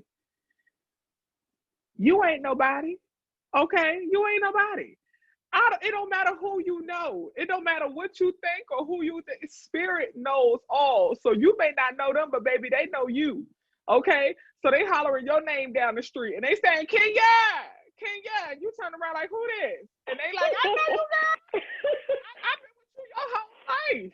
It don't matter who you know. They know you. So they coming to you because you they kinfolk. They know you. They feel you. They sense you. And on top of that, they trust you. They know you can handle it. Even when you don't know you can handle it, they know you can handle it. So once again, it's just about building up that relationship and that communication. Y'all all have to understand that spirit knows all. They know more than you know. Stop putting expectations and limitations on spirit and trying to say what they can and cannot do. Okay? Who they do and don't know. They don't, you can't do that. You limiting yourself. Yes, you're right. Okay? So that's for everybody. Don't do that, y'all. Please. Trust and believe. Go ahead. I'm sorry. Go ahead. Oh no, I'm saying I think it just it's a confusing feeling. For example, if there's I had this happen. There was a person. They looked like they sound like they had like a Japanese name or something. But I didn't know. Didn't personally know this person in my life. But I had a dream about them, and most of the time I'm having conversations with them. And I wake up. And sometimes it is really present, like in the forefront of my memory or whatever about the dream. Sometimes it's just in the back of my mind, and I don't think nothing of it because it was nobody that I remember knowing. But like I said, a lot of times I'll turn on TV. Most of the time I'll turn on TV a day later, and it's something that tragically happened to somebody, or and that's why it's on the news or something like that. And I just be like, I wonder why they wanted to have a conversation with me. What was that about? So I guess that's probably something I probably need to write down more because it got to mean something, right? No, it don't have to be obvious. No, so it's not that you need to write it down, Sister Queen. Let me tell you what I'm hearing you say. I'm hearing you say, why are they choosing me? Why are you choosing me to communicate with? Why are you choosing me to come to? You're saying, why are you choosing me? Sister Queen, that's some work that you got to do. That has nothing to do with spirit. That's your own internal work that you're going to have to do. Okay, sis? Because what I need you to understand and recognize and know for sure is that you are a supreme, powerful, divine being. Okay? That is what you are. Why not you? Why wouldn't they come to you? Why wouldn't they? Okay. You know, that's where the thinking has to shift. You have to see yourself as more than enough. And when you know for sure that you're more than enough. You're freezing, sister.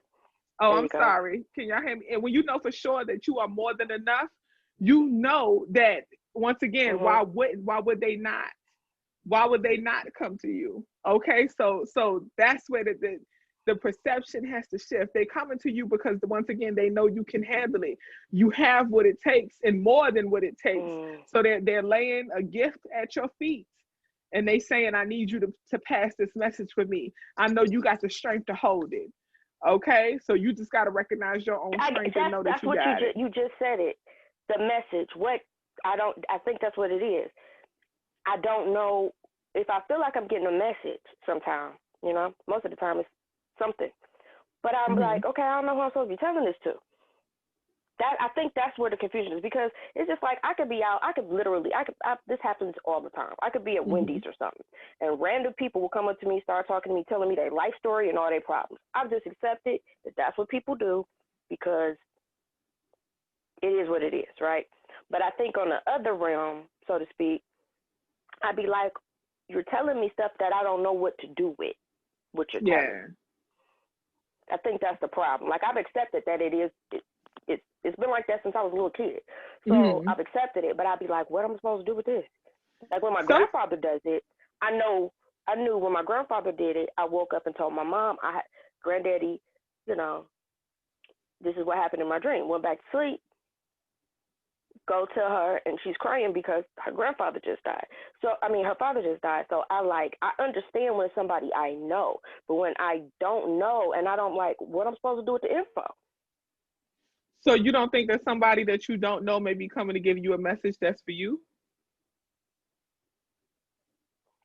Yeah, sometimes I get that. Maybe I need to look deeper into what they're saying. I think sometimes I get that, okay, that meant something. I might not know what it means until I get another message, something that's in my face and real life or something like that. And I go, oh, that's what that meant. But sometimes I'll be like, okay, well, what was all that for? It's like you giving me a package and not telling me who to deliver it to. Yeah, but That's how I sometimes take it sometimes. sometimes the package is for you. You know, sometimes the package Okay. is for you. You may be trying to pass that package off, and that package is for you. There is no address. You know, it's supposed to stay home, and sometimes that's what it is. Okay. And it could come from anybody. It may not necessarily be spirit, you know, but it could come from anybody. It may be a message that's for you and that you need to pay attention to. So as opposed to trying to figure out who does this message belong to, just as you even said yourself, just pay closer attention to the message. And if it's meant to be sent to somebody or to deliver to somebody, that'll happen. That'll come. Spirit will make it plain. The one thing is that they're not going to, you know, and what the Bible say? God is not an author of confusion. You know, spirit is not an author of confusion. They are not going to send you on a wild goose chase to be like, who is this for? What am I supposed to do? They make it plain, and you can even ask them, make it plain. Sometimes we send ourselves on a wild goose chase because it's like hot potato. Somebody pass you the package, and you like, nah, this ain't for me. Hold on, catch it. No, sis, that's your box. Hold that. Okay. Okay. See, what I do is I tend to ignore it, and I'll be like, eh. You know, I just leave it alone, ignore it, and the parts that I don't get, I just go, whatever. But I'll be like, am I supposed to do that? Should I be? And it gives me peace to do it, though. Yeah. I don't feel like overwhelmed once I release it, but okay, that's all. Thank you. You're welcome, sis. All love. So real quick, I just want to reset the room for anybody who's new or kind of came in towards the middle or currently. Basically, what we're doing is everybody's just asking a question. If you have a question, just raise your hand, and there's a list that's coming up on the side of my screen in order as hands are raised. So just raise your hand, and then as soon as I get to you, I'll answer the question, and you'll get the flow. But if you have a question, just raise your hand and we'll get to you. Robbie, I love you. Robbie, hey, how are you? Good, how are you? I'm well, good seeing you. Good. Can you hear me well? Yes. Okay, great. So I guess my intention for speaking tonight was just to kind of like introduce myself and just like to update you all on like where I'm at in this journey. But I'm Ravi. I'm a singer songwriter. That's what I do creatively and just professionally Follow as him well. on Instagram real quick. I just want to plug that in. Follow him on Instagram, but okay. So I've been really getting heavy into just understanding that I am very good at divination when it comes to like tarot and stuff. And I've been doing that prior to even knowing about like ancestor veneration and everything like that.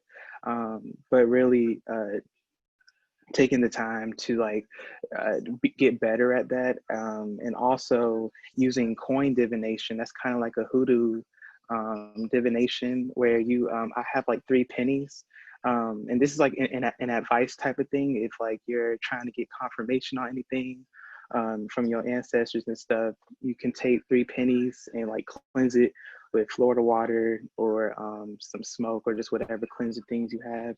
Ask the question. If 2 or 3 heads pop up, that's like yes. And then if 2 tails or 3 tails pop up, like 3 tails is like a definite no. But I've just been using that too. And I've been using that when it comes to like root work and stuff like that as well. Like really just like after every herb that I would take, I would always divine, I would pray to the herb first before I put it in whatever I'm doing. And then I would divine to say, okay, like, is this enough? Do I need to put more? Things like that. So that practice alone can help with just clarification on some things. And I guess I'm in a space now where I liked what you said about always growing and always trying to study something new. I felt like since I was getting into all of these different things like tarot and hoodoo and like this root work and stuff, it was like I didn't know if I was doing too much, but everything felt like it was happening when it needed to happen. And I guess I'm at a space now where I'm trying to figure out how I want to move as far as eventually stepping into an African traditional religion, and really being guided first by like what my ancestors would want me to do or anything. Because I feel like that's kind of where this journey alone would lead me to. And I was just wondering if there's any good tips on how to go about that, and also if there's just anything that I would just need to know as far as how I would interact with my ancestors in a way where I would know I'm clarified on like where I need to go, through which traditional religion I'm supposed to be in. So yeah. That's a great question. First of all, I'm just gonna share this little secret, okay, that I have. I have a video of I never posted the full first Zoom meeting that we did, the very first Wellness Community Zoom meeting. I haven't posted that. I'm going to post it one day in the future, the full video. I'm so excited for y'all to see yourselves, okay? And this is just a testament for people like Alma, Sister Queen, where you're new and you're just starting. Our very first Zoom meeting, Robbie was asking questions like that. Like, I just want to make sure my altar is set up right. I just want to make sure my candle, should I keep it lit the whole time? What should I do? And now Robbie is in here just a few months later, and Robbie is doing divination. He's doing coin work. He's talking about hoodoo. Robbie is ready to start going on the path of deciding or aligning with his ATR. This is growth, okay? So I'm excited for y'all to see your growth journey through these types of meetings, and even just to be able to go back in the group chat and look at your journey. You can type your own name in the search bar and look at what you used to ask versus all the advice that you're giving now. You know what I'm saying? Everyone gonna be there. I don't care how new you are, how much you feel like you don't know. The wellness community started February 20th, 2020, 2020 is when the wellness community started. That's when I met Robbie. And Robbie has literally been in front of me doing this. You know, I'm pretty sure his spiritual journey started before, but when I met him, he was asking questions like Alma once again. And look at where he is now. That's a reflection of intention. That's a reflection of practicing. That's a reflection of studying. Because Robbie stayed with a book. Come on, reactions. She. You know, that's Robbie stayed with a book. He stayed with some resources. That's a reflection of his divine studying and divine guidance and paying attention to the spirit. And you two are on this journey, family. So Robbie is just a testament. Now, to answer your question, Robbie, because that's such a great question as far as, you know, choosing an ATR, because now you feel, after doing these months of work, now you have studied and you keep studying and you feel like you're ready to start choosing. Okay, so that's an excellent job, and that's divine alignment. When it comes to choosing, you know, I'm always tell you, study all of them. Study all of them. And you will naturally feel drawn or connected. For example, if you're studying, talking about like Yoruba tradition, Yoruba religion, yes, study Ifa, but also study a derivative, which is Lukumi. Okay. Also study Condoble, which is also another derivative. Study Santeria. Study Hoodoo, as you are doing. Study Voodoo, you know, because you may want to get initiated as a, normally, now I will give y'all this little tidbit. A lot of people who I know who get initiated with Voodoo or Voodoo, normally they go through Ifa first, Ifa Lukumi first, okay? So a lot of people, because Ifa Lukumi is always a great start. But what I find is, you know, a lot of people who get initiated with Ifa Lukumi, they always end up, as they study and they practice more. I was actually talking to a sister earlier, one of my clients, and she's been initiated. She's actually a priest of Shango, a priestess of Shango. And she's like, oh, I'm being drawn to Voodoo now. So normally Voodoo is like the second, but it doesn't have to be. But a lot of people, they get initiated to other things first, and then they move to Voodoo after being into like 5 to 10 years of study. You just feel drawn to it, because Voodoo is so heavy. It's so deep, and it's a lot of blood magic and blood work and things like that. Nothing scary, but I just got to keep it real with y'all. So study all of them. You will feel drawn to one. Like I said, look into Lukumi, look into Conduble, look into Santaria, look into Ifa, look into Dogon, look into Akan, look into all of these, and really study them. And see which one you feel most connected. I'm definitely feeling Lukumi from you, but you choose your own path. Who am I? Choose your own path and study and see what you feel led to. So far from what you've looked into, has any of them really like just touched your heart and connected with your spirit other than hoodoo? Yoruba since the beginning has like that faith has connected with me, because I did get a reading like a few months ago, and I was asking like because I felt a few months ago I felt more drawn to like the voodoo aspect, but then he was like, your ancestors did like it was like that's not kind of the path. He felt kind of Yoruba as well, but it was just like that, like kind of switch. But constantly, it's been Yoruba. I think Ifa was like the scepter of like which Yoruba was, but just I would look in more into like the different ones, but the ultimate like thing was Yoruba. Yeah. Okay, perfect. So once again, study Yoruba, study the relatives or the sectors of Yoruba. As I said, Ifa, Lukumi, Conduble, all of that stuff, and just really like study Santeria as well. Hoodoo as well. So study those and then see which one you are drawn to. But absolutely, definitely like look into Lukumi tradition. Okay, look into Lukumi tradition. And I feel like you'll like what you see. Okay. Thank you so much. You're welcome, Robbie, and I'm proud of you. Robbie, you just touched my heart. I'm so proud of you. Lenitra, I'm so happy that you are here. Oh, Lenitra, I'm about to skip somebody. Hold on. Before Lenitra, I love you, girl. I'm so happy you're here. I see you. You're in the corner of my screen. I've been looking at you on and off the whole time because I'm so happy to see your face. But there's one person that's before you, and they're just named iPhone. So iPhone, you are next. iPhone with a purple icon. So look at the name in the corner of your screen.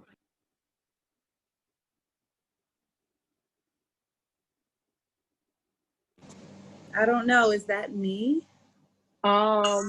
It's Mine let me says see. Say iPhone. something. Yeah, no, that's you. It's showing that your mic is moving and you're speaking. It's you. Hi, my name is Ebony. So I don't know why it doesn't show. Okay. My son is sleeping. That's why my room is so low. Can you hear me? Yes, we can hear you. Hi, Ebony. Okay, hi. I have a couple of questions. I'm like super new to my journey, but I've been having like a pre-journey for like a year. So I'm like really excited and just want to get on the right path with myself and for my kids and stuff. So the questions that I have, one of the things I want to know is about the vision board. Like, is it bad to say you're going too big, asking for too much in such a short period of time? So first off, I definitely want to validate that feeling because honestly, when you first start vision boarding, that feeling is going to come up a lot, y'all. Okay, so feeling like maybe I'm dreaming too big, maybe I'm thinking too big, maybe, that feeling is going to come up a lot. So I just want to validate that feeling, and that is absolutely a normal experience. However, nothing is too big. Nothing is too big. Whatever is, that's why I always say your deepest desire. What is that childhood dream? You got to remove the limitations, remove the what ifs, remove all of the, well, in my family, we ain't never seen that, never had that. Matter of fact, I don't know nobody who ever saw that or ever had that. I don't know nobody who lives in a 12-bedroom mansion. I never even seen a 12-bedroom mansion, but damn it, you gonna have one if you vision it, okay? So you just gotta go beyond all of that. So at first it's gonna feel like I'm dreaming too much. This is too big. I'm talking about I want me a personal driver. what does that mean? I don't even know anybody, but you just gotta see it. You gotta know it. And there's going to be some doubt. So when I say you gotta know for sure that it's possible, that takes work, and that's a journey to know for sure that it's possible. Okay, so what the work is going beyond that doubt. So you're gonna have to go beyond that doubt, go beyond that. Is this too big? Is this too much? If you gotta ask yourself that means that it's the right thing for you to be dreaming. If you don't ask, if your dreams don't scare the shit out of you, you ain't dreaming big enough. Okay, if your dreams don't shake you to your core and make you question, am I asking for too much? You ain't dreaming big enough. I need you to go bigger. So good job, Sister Queen. You have another question, Ebony? Yes, it's about I'm reading from my paper, that's why. Spirit guides and ancestors. So I know from the videos you said that your spirit guides do not need to be your ancestor. Is there like an age or something like that? Is it cut off? Like if I had a friend who passed, like a best friend who passed away, is that we're the same age, so he wouldn't be considered an ancestor, but could he be like a spirit guide? Or how does that work? Like, you know, my grandmother, like those are my ancestors, but someone who's not a relative of mine that I connected with, can that person be a spirit guide for me? So first off, he is an ancestor regardless of age. I wanted to make sure I wasn't on mute. Ancestors don't have an age limit. Okay, we have to do away with that myth. That's a myth that comes, I'm not even gonna go in detail about the whole history of that myth, but ancestors don't have an age limit. Once they transition and they go through the process, they are an ancestor. Okay, so they don't have an age limit. So they are your ancestor. Now, the question of are they your spirit guide is different. So a spirit guide is just a spirit who attaches themselves to you with the intention of guiding you through life. Okay, a spirit guide may not always be your blood ancestor. It could be anyone in spirit realm. Okay, so that cousin or that person who wasn't your blood relative, but y'all was close and y'all loved each other, and they transition, I don't care, even if they're younger than you, they are an ancestor and they might be your spirit guide. It's not a guarantee that they're going to become a spirit guide, but it is a guarantee that they are an ancestor. Okay, so the way I describe it is your ancestors are a tool of support. Your spirit guides are a tool of guidance. Okay. So they still there to support you and to love on you and to hold on to you, but also they're your spirit guides are just with you and they're guiding you through life. Okay, so there's just a little bit of a difference. The attachment level is really the difference.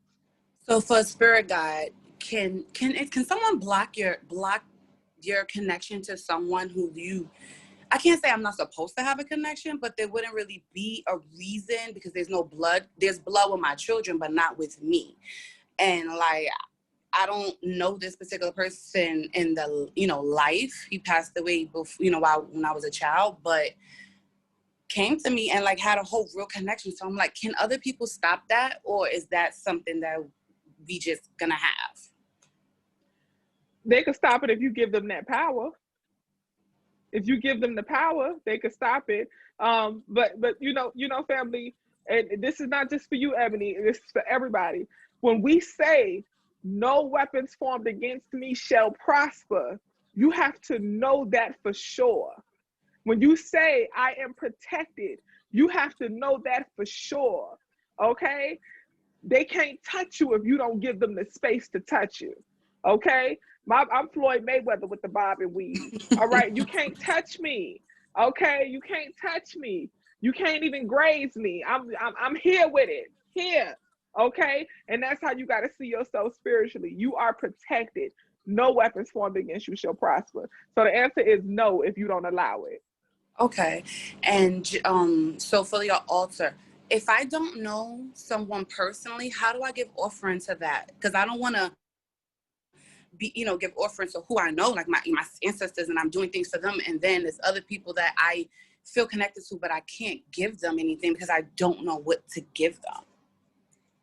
So if they're your ancestor, or if they are an ancestor, you can absolutely, y'all, I'm gonna have to turn my video off real quick so I can stand up and stretch, but I'm gonna still be talking. But if they are your ancestor, or they're not your ancestor, regardless, you give them offering. Okay, what you give them is just dependent upon what you know that they like. If you don't know what they like, you can give them any offering that you deem is valuable. All right. So for ancestors that you want to honor and give offering to, but you don't quite know what they like, you just give them anything that you deem is valuable. So if you see it as valuable, and it's something that you truly care about, that's what you offer unto them. All right. Okay. Versus what you know, if you know what they like, give them what they like. But if you don't know what they like, you just give them something that you see or deem as valuable or precious. Okay. Should I include my children in all this thing and everything that I'm doing, or is it something I should just focus, because they're my kids. I want to, always, but this is also new. So include your children in what? Well, in like the like my list and things that I want to see in the future, like is this all about me, or do I include like things I want for my children as well? Well, naturally you got to start with yourself. So you have to start with yourself. So you want to do a vision board for your spiritual journey, do a vision board for your mindset, and then do a vision board for your physical reality. And your children could be a part of your physical reality vision boards. Okay. But as far as like trying to manifest your children's mindset and manifest your children's spirit, that's gonna take some work. Just like protect them, just to protect them. Stuff. Oh yes, put that on your vision board. Put that a part of your vision. Absolutely. All right, thank you so much. I appreciate you. You're welcome, Sister Queen. I just want to say one quick thing regarding, I don't know your name. Ebony. What's the Ebony? Yes. This book right here, Ancestors Path. Okay. That's a good book because I was really confused on the difference between spirit guides and ancestors too, but she really breaks it down, not only just them, but ancestor veneration, altar work, everything as a whole. So I would really recommend you getting this, or anybody, honestly, like to get this book. Thank you. I appreciate that so much. Yeah, and I typed Can you it name in the the chat author? too. Oh, perfect. Yeah, perfect. All right, thank you. You're welcome.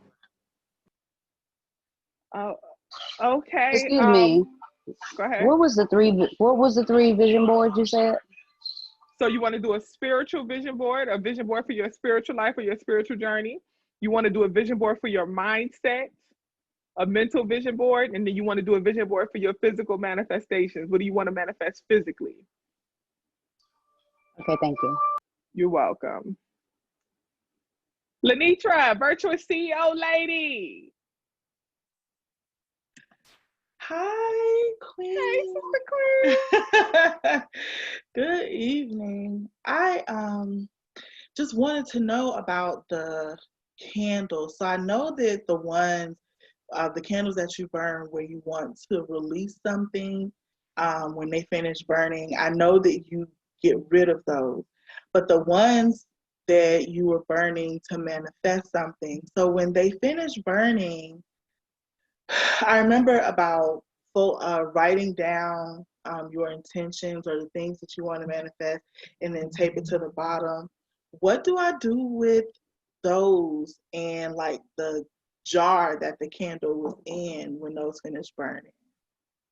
Okay, so with the am I off mute? Okay, perfect. So with the jar, the actual candle jar, first off, untape or take off your intentions or whatever you wrote on, take that off. The actual jar, you just want to recycle that. So always recycle. So you can literally like put it in a recycling bin, smudge it out, smudge it, put it in a recycling bin. You can do that. For the actual like paper where you wrote the manifestations, I'm gonna just tell you what I do. One of my favorite things to do, I will wet it, like get it real moist and like grind it down. And then I like to take it outside and grind it into the dirt. It's papers, it's wood, it's trees. So I like to, wet it, get it soggy, grind it down. And then I like to take it outside and rub it into the dirt, rub it into the earth, rub it into the land. And that's how I like to recycle it. Or you can also just put that in the recycling if you choose to, if you desire to. Also, if y'all don't feel comfortable doing that, you can flush it. If you flush it and the toilet is going in the sewage system, and it's also going to be recycled anyway. So any way that you can recycle it, that's how you recycle it. But the wetting it and grinding it into the earth, that's just one of my favorite ways to recycle it onto the earth. Okay, thank you. And my other question is, are you still coming to Miami? Girl, so no? it's up in the air. I'm in my Sister Queen group chat. Okay. You know, it's a group of us, and a couple of them is in here. It's a group of us, and we were trying to do, you know, we wanted to have a Waited to Exhale moment where you remember Waited to Exhale, everybody came together like for New Year's. Yeah. It was supposed to be that, but we got a couple sister queens who tapping out. And I'm like, y'all, I ain't gonna come all the way and we tapping out. So we're still trying to arrange a date that's convenient for everybody. It's 6 of us in total, you know, so folks got their own business and all of that. One of my sister queens is already in Miami. She moved there. So we all trying to go pile up on top of her. So we just got to make sure that the 5 of us can kind of get aligned. And out of the 5 of us, 3 of us work traditional jobs, so we got to make sure that those 3 can kind of coordinate. But the intention absolutely is still coming, but it's looking more like 2021. Okay. Before I can actually get to Miami. Well, on your way to Miami, you coming through Georgia, right? you know Georgia's on the play, because 3 of my sister queens that's coming, the ones who are holding up the process, they all in Georgia. Okay. All right, what part now. of Georgia are you in? So I'm east of Atlanta. I'm in Conyers, but I know you were talking about Savannah. I'm all with that. I love Savannah. Savannah is the spot. I'm telling y'all now, Savannah is y'all know I went to Savannah State University. I have very close connection with Savannah, and I know quite a few people who are still in Savannah. And that's my at the top of my list for our wellness community retreat is Savannah, Georgia. And just please, y'all, research the history of Savannah, especially for Black folks and the spiritual connection. One of the largest slave ports was Savannah, Georgia. A lot of African burial grounds. The college I went to was built on top of African burial grounds. So you can only imagine some of the things we used to see and have occur at Savannah State University. You know, it's a beautiful land. And as I said, wherever we have the wellness retreat, I'm very serious about making sure that it's on sacred ground and sacred land. And I want us to be able to really connect with ancestors and spirit there. The beautiful thing about Savannah is that the streets are cobblestone, and still they have not paved over much of the streets downtown. It's still the same cobblestone roads that our ancestors laid hand by hand by hand. So you're literally walking and journeying. They still got the railroad tracks going through them and all kind of stuff. So it's beautiful. It's beautiful, historic, amazing spiritual connections. If you struggle with connected with spirit, when we do our wellness retreat, you're going to feel that thing. Okay, Savannah, Georgia is that spot. So that's my intention, is to have it in Savannah. I actually have an elder that I'm working with, and we are arranging some things. It's happening, y'all. It's happening. 2021.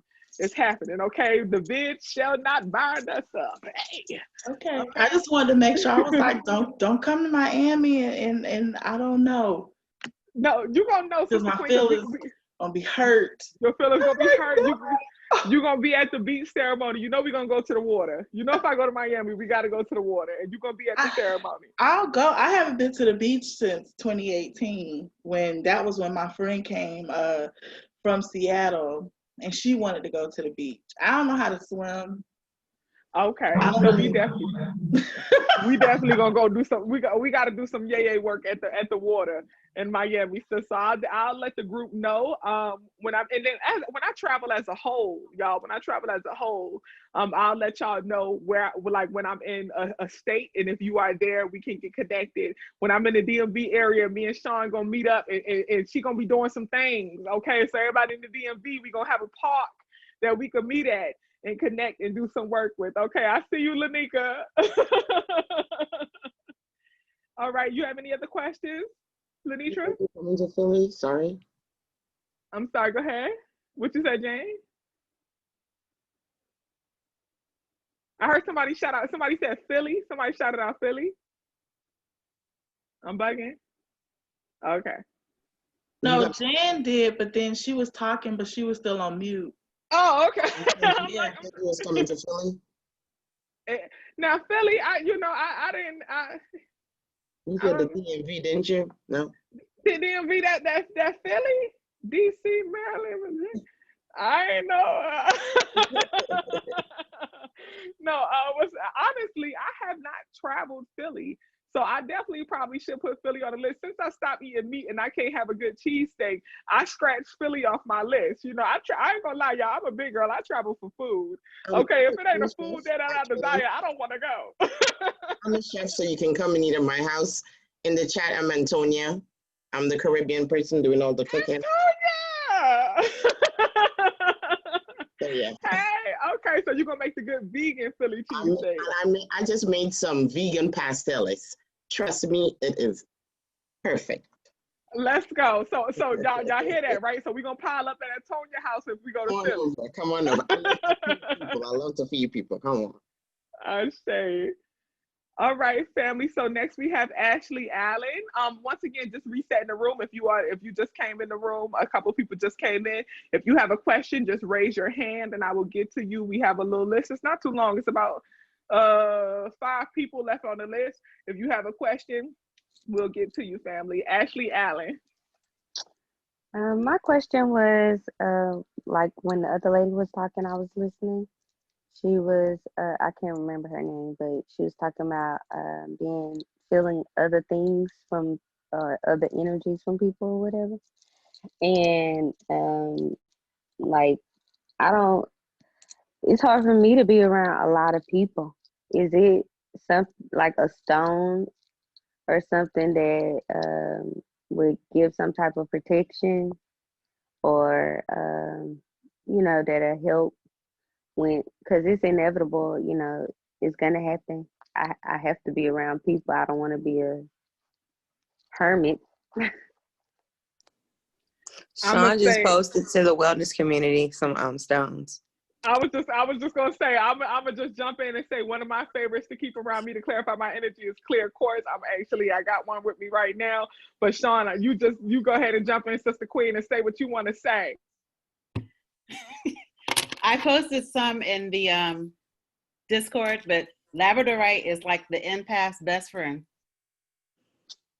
So Okay, you can, great. try Thank it. y'all. You're welcome. Okay, thank you, Shauna. As they said, she just posted some in the chat. And then Shauna is always dropping those gems literally in the group chat as well. Okay, so look out in the group chat as well. Was that your only question, Ashley? Yeah, it was. Thank you. Okay, you are welcome. Next up, Hope Pruitt, my girl, Hope. Hey, girl. Hope has been here forever, too. Hope has been in the wellness community for forever. Hey, Hope, how you doing?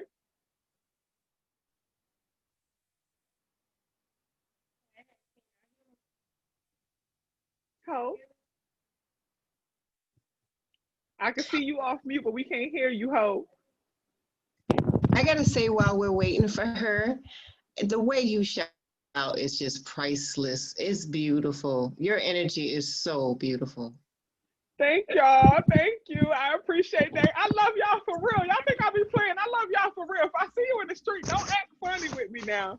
Okay, I'm telling you, if I see you in the street, if I catch you in a Walmart when I go down south, if I catch you in the Walmart and I'm like, let me try, don't act crazy. Okay. Girl, if I see you in public, I am gonna jump on your back. Oh my God, me Know too. that. Oh yes. Okay, look, just don't knock my hair wrap off. Okay, give me some time to secure the wrap, and then we can go. Okay, Hope Pruitt. Hope, what's Can up? y'all hear me now? We can hear you, girl. Can you hear me? Yes. Oh, there we go. How y'all doing tonight? Hey. Oh, good, so good, beautiful. good. Well, yeah, thank you. I'm trying to keep my glow up, girl. I'm trying to keep my glow going. I know that's right. I had a question about finding your path. Well, not finding a path, but your talent, your spiritual talent. But listening to you, I kind of figured mine out by now. And you said it, just being somewhere you can just feel it. And people like I can see their glow or their color, kind of like their aura. And then plus, I know somebody was talking about their job and they EMT, and me just being a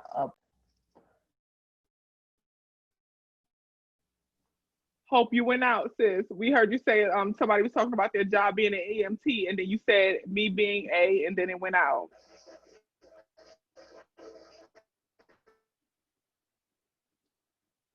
We can't hear you, Hope.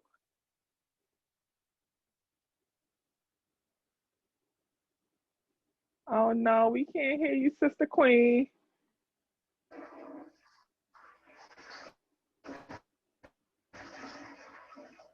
Hope, can you hear us? We can hear your background, but okay, we can hear you now. I'm trying to get back to I can hear you. Okay, what's up, sis? We can hear you now. So you said her being an EMT and me being a... Okay, you can hear me. I don't know. I can't see nobody. Oh, being a police officer, and I have to, go into people's houses. I keep a lot of crystals on me because I don't know, because I feel so much. I feel people energy a lot. So one of my, couple of crystals I carry is the definitely the black tourmaline, and the clear quartz, smoky quartz, and the pink. Can you hear me? Hello? I was on mute. You said the black tourmaline, the clear quartz, the smoky quartz, and then what else? I think it's a delay, Hope. I think it's a delay, but we can hear you, sis. And the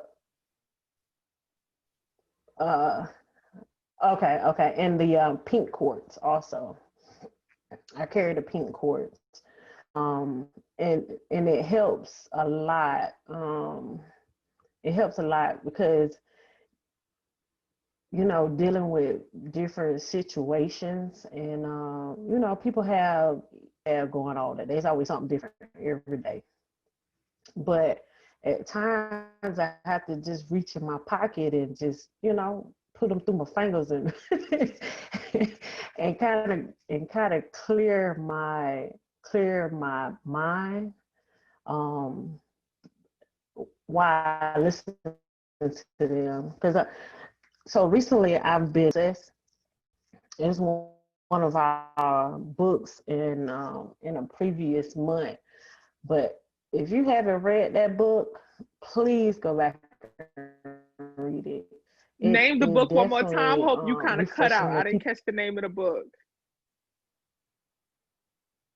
The 7 Spiritual Laws of Success. Deepak Chopra. 7 Spiritual Laws of Success. Yeah, oh yes, man. Oh my goodness. And at times we don't listen to people. We kind of, we hear what we want to hear, and then we just chime in. But actually take a moment, listen to what people are going through, and just kind of process that before. I have to wear all kinds of hats. I'm a counselor. I'm a marriage coach, and that book really helped me to just take a moment to be silent and to listen, and then help a person from there. Check that. They really do. Thank you for sharing that knowledge. Take that time out to listen to them. Thank you for sharing that, Hope. The thing with the 7 Spiritual Laws of Success, please, I forget which newsletter that one was in, but that book is truly life-changing. And as you read the book, please go on YouTube and type in Deepak Chopra's 7 Spiritual Laws of Success, because he drops a lot of gems verbally too about that book. So read the book, but also pay attention to the gems that he drops verbally. Look at the podcast and all that stuff. Thank you. I see Kenya, you put it in the chat. Thank you so much for doing that. And also, family, Hope, I don't know if anybody else can. If you catch this, just give me a church hand tambourine if you caught this. Hope just spoke to us about the value of making sure that she said we don't listen to people enough, and we kind of close ourselves off. We don't listen to people. As Hope was testing our listening patience, without Hope even doing anything, her speaking voice, the volume, the sound is kind of messing up.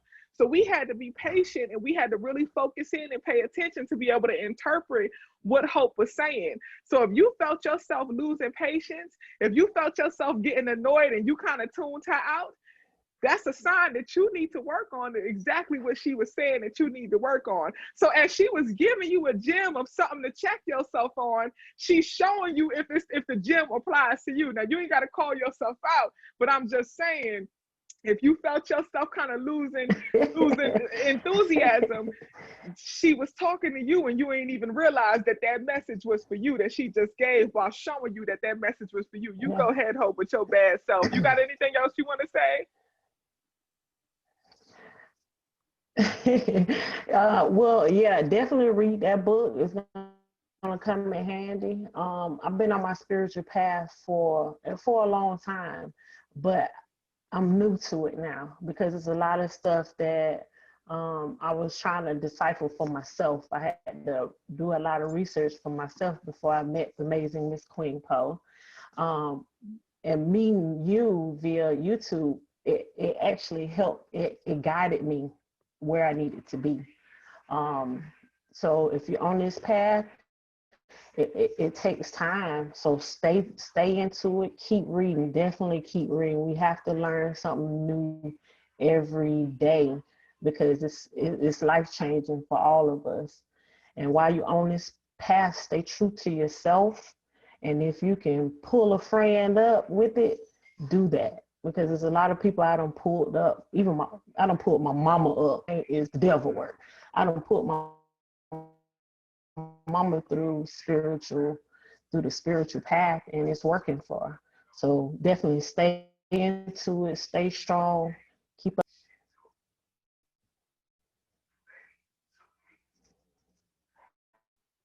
Okay, you went out again at the end, Hope. But thank you so much for your energy. You said, stay strong and stay true to yourself, and also, each one teach one. You pull people up as you go, so thank you so much for that energy, Hope, and thank you for that reminder for everyone who's new on the journey. A lot of the questions that we're getting right now, it may feel like, okay, well, I'm not even there. They're talking about identifying spiritual gifts and all kind of stuff, and Claire something and others and all this stuff. Like, I'm not even there.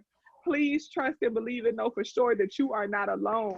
You're in this community with some beautiful people like Hope and Sean and Robbie and Prince Onyx and a whole bunch of people who've been in this community and been on their journey for a long time, but so you're seeing the growth. But then we have beautiful people like Alma who are asking questions, that's very early and very new. And as I said earlier when speaking about Robbie, you're going to be here. You're going to be here and well beyond this point, okay? So Hope just gave some great advice for everyone who is new. Be patient, stay on your journey, stay true to yourself. And in this very moment right now, we got this group chat. I'm not out yet, y'all, okay? So we got this chat while we here and while you have access to myself as well as your beautiful family members. If you are new to your spiritual journey and you have a question, please raise that hand. There is no question too small, too petty, too new, too babyish. There's no question like that. Okay, I don't care if you want to know what color candle should I get if I want to manifest this. I don't care if that's what your question, no matter what you want to know, this is the time to ask, family. So raise that hand and we're going to get to you. Thank you so much for that energy, Hope, and for that valuable life lesson, because we needed that. Thank you, Sister Queen. Next up, we have Hafiz. Hafiz? Please correct me too. No, that was right on. Thank you. Okay, how you doing, Sister Queen? I'm good, thank you. Let me tell you, I am so excited about being on here. And the funny thing is, I was trying to raise my hand a while back, but I guess Spirit kept hitting. It was like, nope, nope, nope. As soon as Robbie came on, it was like, oh, there it is. Because guess what? I need to talk to you. So I've been on a spiritual journey off and on for years. And like you, Robbie, I didn't know and still am fishing a little bit. I have a cousin who was initiated into Ifa in Ghana back in 2002, and Ifa and Akan systems. And so I then was trying to figure out, where am I going? Because I grew up in the AME church. I am Muslim, Sunni, and then now I'm studying traditional West African traditional Orisha worship. And So there's some things, you know, that my teacher or the EI is saying that, well, when I asked a question about altars, because my spirit was telling me that I needed to have an altar, and my cousin who is an Ia, Nifa, I said, well, what about altars? You know, because Ia over here said, I practice West African, so we don't have altars. But my cousin was like, listen, I'm also a Khan and we have altars. And the ancestor altar speaks to me, right? And so I did it, you know what I'm saying? And I too, you know, if there's something that's calling me, like I know that during divination that Oshun is a spirit guide. And so I'm reading I think Lakumi book, and it said that I could set up an altar for her in the kitchen. But in West Africa, no, you don't do that, right? So I'm doing what feels good to me.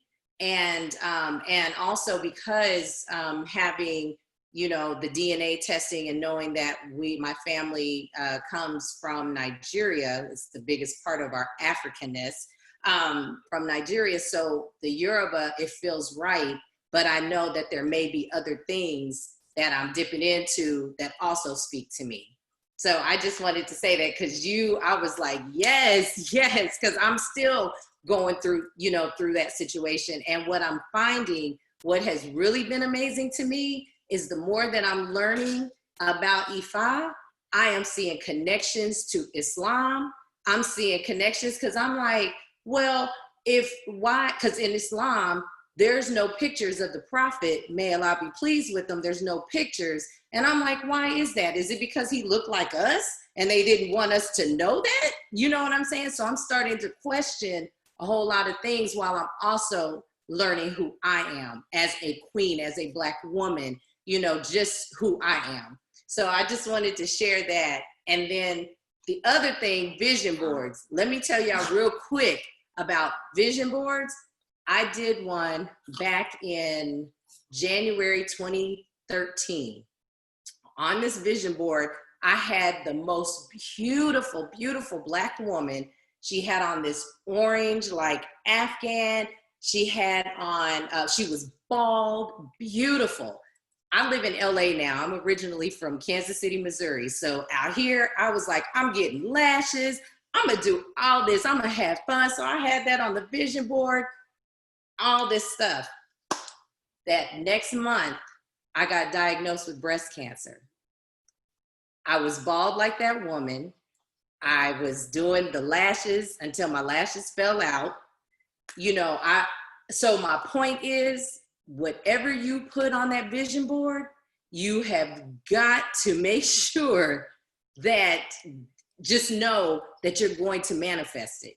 And the crazy thing is, I had cut out some pieces of furniture and things that I wanted, you know, later on, and I put them in a bag. So a year later, after that happened, that vision board I tucked it away somewhere because I got scared of it. And so my friend came to visit. She said, hey, why don't you pull out those pieces and see what you have in that bag? And I was like, all right, let's do it. So I pulled out the pieces, the furniture, y'all, it was in my backyard. I had manifested and set that up in my backyard. So I'm also a Pisces. So when I was going through chemo, I had a drug called adriamycin, also known as the Red Devil. I had been meditating for years, finally went into meditation, and my body, I was out of my body. The woman next to me had the same medication and was throwing up. I said, that's not gonna be my story. That's not gonna happen. Not once did it happen. So your thoughts become things. Manifestation is real. It is true. So I just wanted to share that. But Queen, you got me the other night, because let me tell you about this sister right here. Forgiveness is a battle that I am fighting every day because of what I've been through, and being able to disconnect and move away from just bullshit in my life. And right now, I am at this very moment battling with the dark night of the soul. I'm battling. I am having a seat at the table, and the dark night is sitting right in front of me, looking just like me, and is like just dropping shit that I cannot let go of. I'm having a rough time. Help a sister out. And you know, Sister Queen. So first off, thank you for everything that you shared. You know, speaking love and light and confirmation into Robbie. You know, I appreciate that, and I'm sure he's nodding and giving all the energy. Yeah. So thank you for that energy. Also, you know, speaking about the connection between as you were studying Yoruba tradition and studying Lukumi, and I'm saying Lukumi for Robbie, but you know, you were studying Yoruba tradition, and you spoke about the connection between that and Islam. You know, going back to what we said earlier to the Sister Queen, there's a connection. And you know, when it comes to manifesting that vision board, as I've told y'all 1,000 times, you need to be clear about what it is that you desire, because what the Sister Queen just confirmed is how powerful that vision board is, and how what you put on that vision board is going to manifest. Matter of fact, she had me, I'm like, I need to go look at mine real quick at the details to see what I got going on, okay? You know, that was deep, Sister Queen. So I appreciate that reminder. You know, I'm about to check my own. I might have to pull some pictures down, okay? So thank you so much. And I'm glad that you survived and thrived through your journey of healing, okay? You are a warrior woman indeed. It's all over you. So much love to you. And because you are a warrior woman, when it comes to making it through that journey of forgiveness, and looking at that dark night of the soul, as you called it, you know, that looks like you, but really it ain't you, you know. That forgiveness journey is real, Sister Queen. It is. That forgiveness journey is real.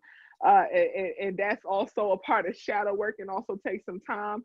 Honestly, my key advice of making it through that point of forgiveness journey, now, sis, this is real.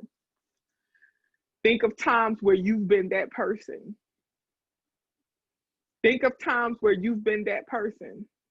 That very thing you have forgiven, in one way or another, you have manifested that vibration. It may look different, but you have manifested at that vibration before. If you didn't, you wouldn't have attracted it. See, we can't only think about vibration and manifestation when it's good shit. That very thing that you're struggling to forgive, that worst transgression, it's a reflection of a vibration that you once vibrated at. It's a level that you once were. You put that energy out in some way. It may have looked different, but you put that energy out in some way. And just as karma does, it came back to you. You vibrated at that level at one point, and you aligned with that vibration, okay?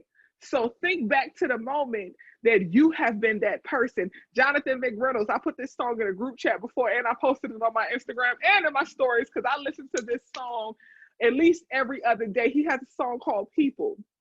And, you know, he's basically talking to God, and he's saying, like, you know, these crazy people, these wild people, like basically saying, like, you know, what, deliver me from people. But then at the very end, he says, and please forgive me when I'm one of those people.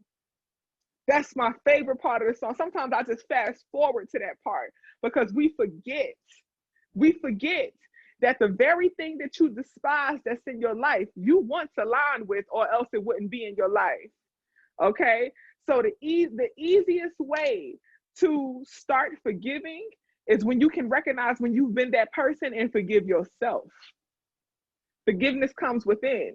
You got to recognize when you was at that vibration and forgive yourself for being at that vibration. You got to apologize to the person that you may have hurt or harmed by simply projecting your vibration. It may not have been your intention to hurt or harm or betray this person or do people wrong. You may not even realize it, but you know what I've had to do on grown woman shit? I had to go back to people who have been in my life for years. I've had to go back and say, I apologize if I don't know if I have, but I feel like I have, because I know for damn sure I once was vibrating low. That's what I do know. I may not be able to name specifically how I did you wrong or if I ever made you feel bad, but I know at some point I had to, and I just apologize.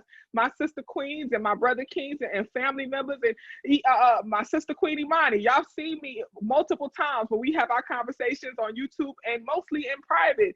I'm always thanking her for being so consistent in my life because I was a hot ass mess. I was a hot ass mess, and that's a sister that done been rocking with me. You feel me? My whole tribe been rocking with me through this journey. Your tribe has been rocking with you through your journey. You once was a hot ass mess, okay? So once again, to get through forgiveness, you got to accept that you once vibrated at that level. If you didn't, you would not have attracted what you attracted, okay? That's number one. Forgive yourself for the times that you vibrated at that level. Then you'll be able to forgive other people who match that energy that you once aligned with without them even apologizing to you. You'll be able to forgive them because you've forgiven yourself. And don't forget that the definition of forgive, look it up. The definition of forgive is to release anger or resentment. It does not mean that you have to reconnect. It does not mean that you got to rebuild relationship. It's just that when I think of you, I no longer feel anger or resentment towards you. That's how you know you have truly forgiven. Okay. Thank you. I appreciate that. And I thought that I was doing that work while I was going through chemo. You know what I mean? Because I had nothing but time just to be in the bed and really think. And what I did was visualize those people. I was connected to them with the chain, and I broke the chain. But there's just a couple that I still feel anger and resentment towards. You know what I'm saying? And so even now, like it's some serious work. And the thing is I life coach other people, but it's like, but your shit is so messed up. You know, I mean, as far as not messed up, but my thought process sometimes, you know? Mm-hmm. And even when like I make CMOS, I won't touch it. I won't do nothing until I'm grounded fully. And if it's a day where I'm thinking about, well, this mother did such and such to me, and I'm talking back in 1980 something or whatever, you know what I mean? And it just resonates and comes back up. So thank you. I appreciate what you said as far as me vibrating low at some point in time or whatever. But girl, it's some serious work. But thank you. It's real. You are very welcome, Sister Queen. And having those thoughts sometimes of like, damn, that person really did me wrong. Yeah. You know, sometimes it just happens. Sometimes you have that thought, but the question is, when you have that thought, do you feel anger towards them? Do you feel resentment? If you do, then there's still some forgiveness that needs to occur. It's not to say that you're never going to have the thought again. It's not to say that you won't think of that moment, but it's just that moment won't affect you how it used to affect you. It won't feel as bad as it used to feel. That's the key. Mm-hmm. The thought still may come, but it's just not going to hurt you like it used to hurt you. It's not going to make you get angry and get triggered. It won't trigger you. It's not going to be a trigger anymore. It's just a thought. It's no longer a trigger. And that's the difference. Right. And you know what you said in the video, and you said, hey, in a way, I'm paraphrasing, let it go because karma. And so I asked that individual, I said, do you believe in karma? They said, oh, yeah, I don't even want karma to come back on me. And then I just got to sit back and sip on my tea and just waiting for the karma to come. Because I just, you know, but that, when you said that, it's like this peace just came over me. But again, you know, it's that one thought and you start going down the rabbit hole. And it's not just about that individual or individuals, but then I get to thinking about the stuff that, you know what, you should have done this a long time ago. Why aren't you here? Why aren't you doing that? And so I know, and the thing is I know the tools and steps and things that I need to do, but sometimes, and especially in the times that we're living in, you gotta find, it's like sometimes you just gotta find that silver lining or that little bit of light. So karma for me, that word, spirit just brought it back up and was like, listen, you know what you need to do. You know it's about the karma. You let me handle it type of thing. You just work on you and let me handle the rest. So thank you. Can I add to something on that also? QueenPo, where you were you were talking about that it's something, karma is repaying you essentially for what you gave out. And so when we remember that, and we know that, that's when we have to forgive ourselves. And that's a piece of the puzzle too. If we remember that, okay, I projected this and we haven't forgiven ourselves for doing it, then that makes the forgiving process harder, right? I say, absolutely. So the forgiving, once you recognize that you vibrated at that point, it's all about making sure that you forgive yourself and acknowledge, when you have hurt other people, and you forgive yourself for the hurt that you have inflicted upon other people. So that's 100% accurate. Thank you, Lisa, so much for your input. And Hafiz, thank you so much for your energy and your enlightenment. We appreciate that. And you are beautiful, okay? Thank you. Play yourself, honey. You're trying to come in here all that beauty and curls and stuff and trying to act like it's regular. All right. Thank you. I appreciate that. You're welcome, sis. Okay, Jane L. Am I saying, is it Jane L? That's how it's pronounced? Janelle? Now you don't have practice with this mute button, sis. Okay. Okay. So it's Janelle. I mean to change it. My name is Antonia Janelle. So okay. I have Janelle on here now. So my question is, well, I have a couple of them, but I feel really scared. Like I get scared really easily. Like if my son even comes into the room, like I get scared so easily. I know it goes back to childhood and trauma that I experienced there with maltreatment and stuff like that. But I also feel like I have an ancestor altar, and I feel as though there are people always here looking at me, like peeking around the corner or stuff like that. But I'm so scared. I feel so scared. I feel it when I'm at work as well. Like my client, her husband passed away. And sometimes I could just feel him right in it. He's a lovely man. Like we had a great relationship and stuff, but I'm so scared of seeing something because I saw so much when I was younger, but I don't know I also saw a lot spiritually when I was younger because my dad was an Orisha priest when I was growing up. And there was a lot that I saw, and my sister would see stuff in the house all the time, and you would wake up and something's on your chest, you can't move. And so it scared me so much. And now I'm scared that it's somebody in here watching me, and I don't want to see anything. But I don't know how to feel about what I should do about that, but stop being so scared. Like my son will walk in the room and I'm like, oh my gosh, just like that for no reason. So if you feel like you're being watched, like someone is watching you, 9 times out of 10, they are watching you. I think the being scared more or less is like,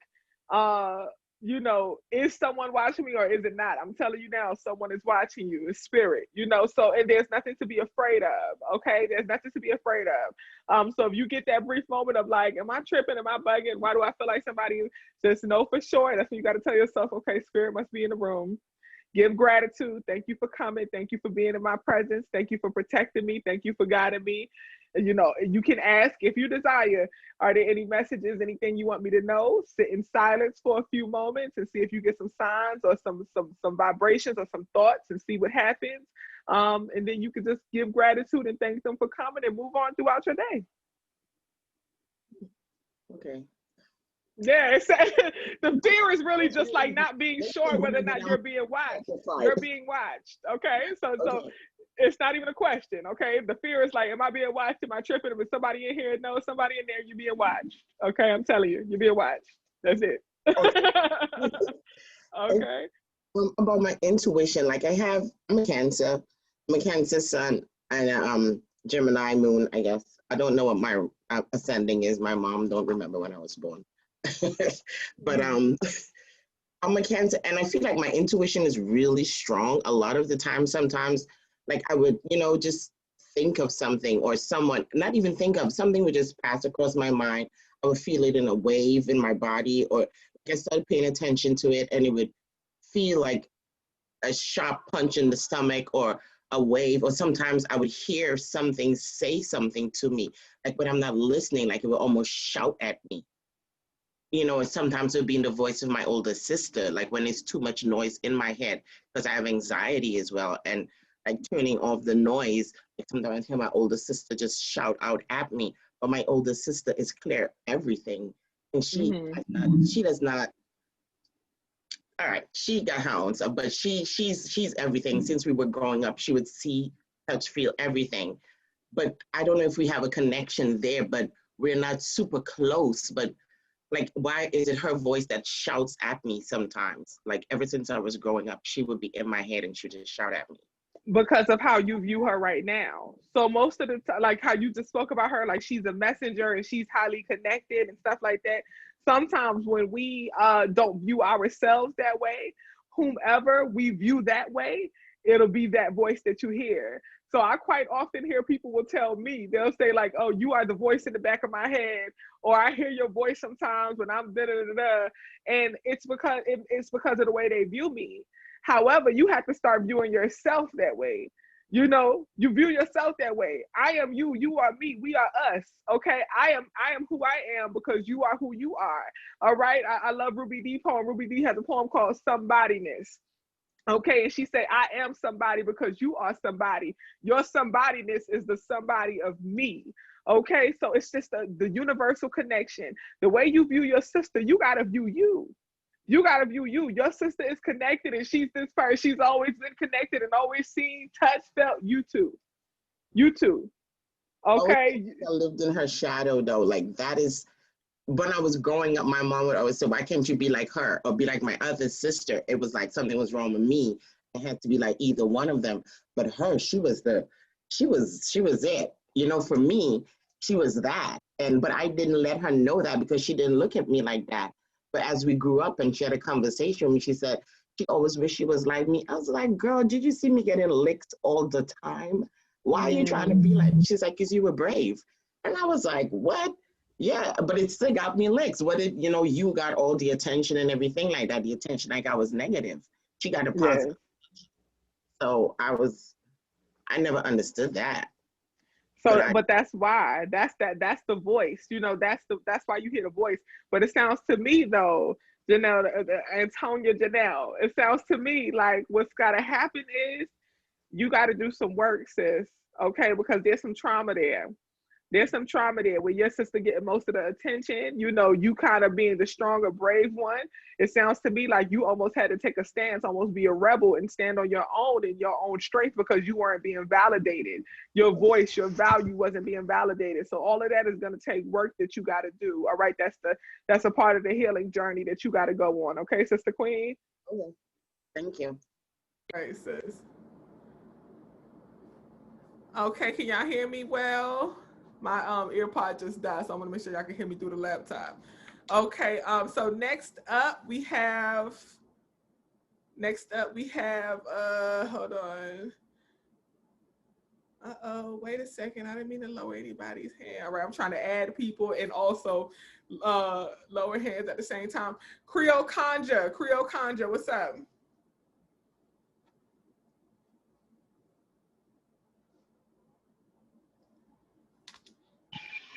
I'm coming.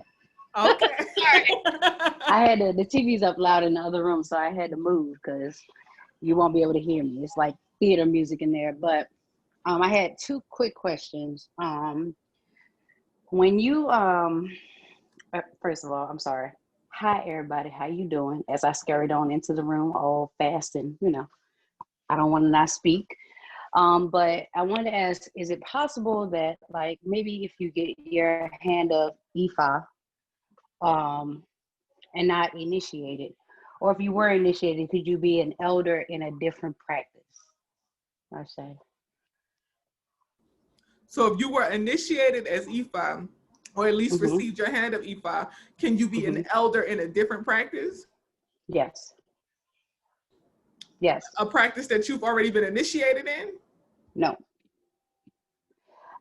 Okay, so I don't want to like limit myself in what I learn because I like to study everything because I feel like it's all connected in some way.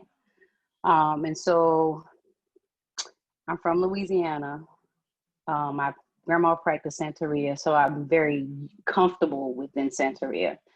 But I know that there's other portions. I was being drawn more to voodoo. I was researching it when I found Ifa, Ashe. And then that helped me to balance my dark and my light, and taught me a lot about myself. There's a lot of inner work that I've been doing. It's so many, so many people that touched on different parts that I've either healed from or I'm healing from. And I'm like, this is my community. Oh my gosh. And so I just wanted to kind of know, like, on track to receive my hand of Ifa, Ashe, and maybe even be initiated at some point, because I want to do some research. But I don't want to limit myself to what else the universe could use me for. There's no limit. There's no limit, Sister Queen. There's no limit. So you accept your hand at Ifa, right? You start practicing, you become old, you get initiated, so on and so forth. You do the process. The thing about it, Sister Queen, is you can still keep studying other traditions. You can still do other things. You know, a lot of people get initiated into multiple paths. They end up becoming awo, and then they go and they study for a little while. I just well, not just told y'all, but we've been on here for a while. A couple hours ago, I talked about one of my clients, beautiful Sister Queen, who's a priestess of Shango. And now she's talking about moving to voodoo. Okay, so she's been on the journey she's been a priestess of Shango for a while, and she's now being led to voodoo. So she's about to start that journey, and she's starting all the way from scratch now, because this is the new path. All right, so now she's a baby again. Okay, like a baby. That happens. All right, and you just got to go where your spirit leads. You know, that's why I always tell y'all, when it comes to joining the ATR, do not feel obligated to choose one. Don't feel rushed to choose one, because a reason I tell y'all is because even when you do choose one, that ain't gonna be it. I'm telling you now, that's not gonna be it, okay? Most priestesses and babalawos are initiated into a couple paths, okay? If you know a babalawo or a priestess who's been in the game for 20 plus years, 9 times out of 10, they done been through a couple paths, all right? So that's not gonna be it. That's why I say don't rush to choose one, because even when you choose one, many have already chosen you. All right, so you could choose one, and that's gonna serve you, and it's gonna fill you up for right now, and then I'll holler at you in a few years when you back from scratch again and you start in another path. All right, trust me, it happens to all of us, Sister Queen. So you ain't bugging, you ain't crazy, you are on the right path. Go ahead, congratulations on it, starting to accept your hand and starting that journey with accepting your hand to Ifa. Congratulations, and you know, you will be crowned soon, Sister Queen. Thank you. And I appreciate that information. You just kind of confirmed what I was feeling. And I was like, you know, like the other young lady said, sometimes you got to do a self-check. I know this is what I'm thinking. I know this was my ancestors. I feel like I finally got to a point where I know that whatever I ask for, like sometimes when I ask questions, they're like, yeah. And I'm like, are you saying this because I can do whatever I want? They remind me that I can manifest whatever it is. No matter what it is, I can manifest that into my life. So I'm glad that I finally got to that point. My other question was, before I used to protect myself because I would see, hear, smell, feel everything. Like I was like, something is wrong. So I bought all these crystals, and one day someone did a reading on me, and she said, oh my gosh, you have so many. I just see piles and piles of crystals around you. She said, but I used to carry so many on me. So what I did was, now I only wear one. I only wear amethyst that I normally wear every day. But when I'm at home, I try not to wear anything so I can still feel, and so I can learn to balance that. Do you have any tips as far as, one, I guess I'm asking, is it smart when I'm in my element not to wear anything at all? But the second part of that is, because I don't want to like stop the messages and stop the feelings from coming, because a lot of people come to me. I guess I'm trying to find a balance to protect myself and help people at the same time, and still be able to use my gifts without draining myself. Because when I don't wear anything at all and I take a call, I'm gonna take like a 4-hour nap after that. And I'm always like doing affirmations saying, you know, the energy that I give I receive more energy back. No, my energy is always filled or overflowing, where I can share with other people. But I'm doing that because normally, sometimes people wipe me out, depending on what it is. So those two, what's too much, what's not too much, the balance. There is, honestly, Sister Queen, there is no one note recipe.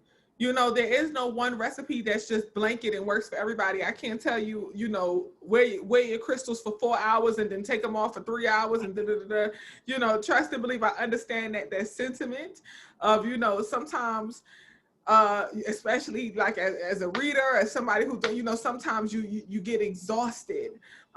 You do get wiped out. A discipline I've had to learn is when to stop. All right. I've had to learn my limitations. And even like within the wellness community, for anybody who's been here for a while, and I kept saying, like, with offering consultations to the wellness community, I've had to absolutely 100% realize, like, set my schedule. I had to set my schedule. If y'all have not noticed, the wellness community and it kind of reminds me of, I think, the previous Zoom that we had, and one of the sister queens was saying how she needs a syllabus and and I was like, sis, I'm the same way. And if you watch the first video, I had a syllabus. I'm like, we're going to do this and we're going to do that and we're going to do that. But what I realized is, between doing the wellness community, I also have another business, y'all, where I do education consultation, and then I have another business I'm building with some friends, and I also do YouTube and everything else. Okay, so my hands are in about 6 different pots, plus doing one-to-one consultations. I had to realize what my limitations were. And I'm still studying myself and studying my spiritual gifts and my energy and mastering my energy. Okay, so I know exactly how much I have to give. Sister Queen, the best advice I could give you is, you gotta know when that's it. You gotta know. And it takes time and practice, all right? I've had many, like, wipe myself completely out, and then I end up out the game for 2 weeks. Okay, and I gotta go in complete solitude for 2 weeks. You really shouldn't have to do that. If I gotta go in solitude for 2 weeks, that means that I'm wearing myself too thin, to the point that I'm damn near breaking. You feel me? I shouldn't even get to that point where I need 2 full weeks, because I'm just that exhausted. You can't get there. So you gotta start to study and master your energy. How many consultations can you do before you start to, like, I gotta chill. All right, I gotta kind of fall back a little bit. Other things that you may be doing in life, you might have to step back and say, all right, one of the meetings I had today, I had to tell my friend, I was like, look, let me be an investor. Let me be, if you need me to do something, just tell me what you need me to do. But I ain't trying to be nobody boss in this situation. You be the boss, all right? You just tell us what to do, okay? We can't, I don't want to be nobody. I don't want to run this. I don't have the energy to run nothing else. You got to know when to say no, sis. You got to know when to recognize that you just can't do that, and be able to step back and say, I can't do that. I could do this, but I can't do that. And that just, once again, comes from mastering your energy. And that's for anybody in the chat, for my sister queens and brother kings as well, who have children, okay, who have children. And you trying to be on your spiritual journey and do your thing for you, and all of that other stuff. You trying to master all these different hats and all. You got to assess your energy, check your energy in life, and know when you got to just sometimes say, not right now. Not right now. There's no, you can have all the crystals and all of that you want to have, and drink all the water and take all the spiritual baths. But if you're wearing yourself vibrationally thin, you're gonna break. All right? You don't want to get to that point. Don't ever get to that point. Just master your energy, study your energy, know how much you can handle before you even get to the space of feeling like you're gonna break. Before you even, don't wait till you get exhausted. Stop before the point of exhaustion. Okay, don't wait till you wore out, saying like, oh, they almost wiped me out. If I feel myself, sometimes that happens, because some people do require a lot of energy. If I feel myself during a consultation, feel like I'm about to be wiped out, okay, so we're going to have to check. Here's your recommendations for right now. We're going to have to check back in soon, and I'll get back at you soon. Okay, I stop you before you. You ain't going to wipe me out. It's me or you. Okay, you're not gonna wipe me. Okay, so you gotta realize, like, nah, and know how to wrap up your consultation and stop right before you get to the point of being wiped out. All right, Sister Queen. Thank you so much, because you actually just reminded me. That's what I have to do within massage therapy. I work for a corporate place, and so I can do hours of massage, but sorry about that. But it's the number of people. Like I can only work on 5 people within a day.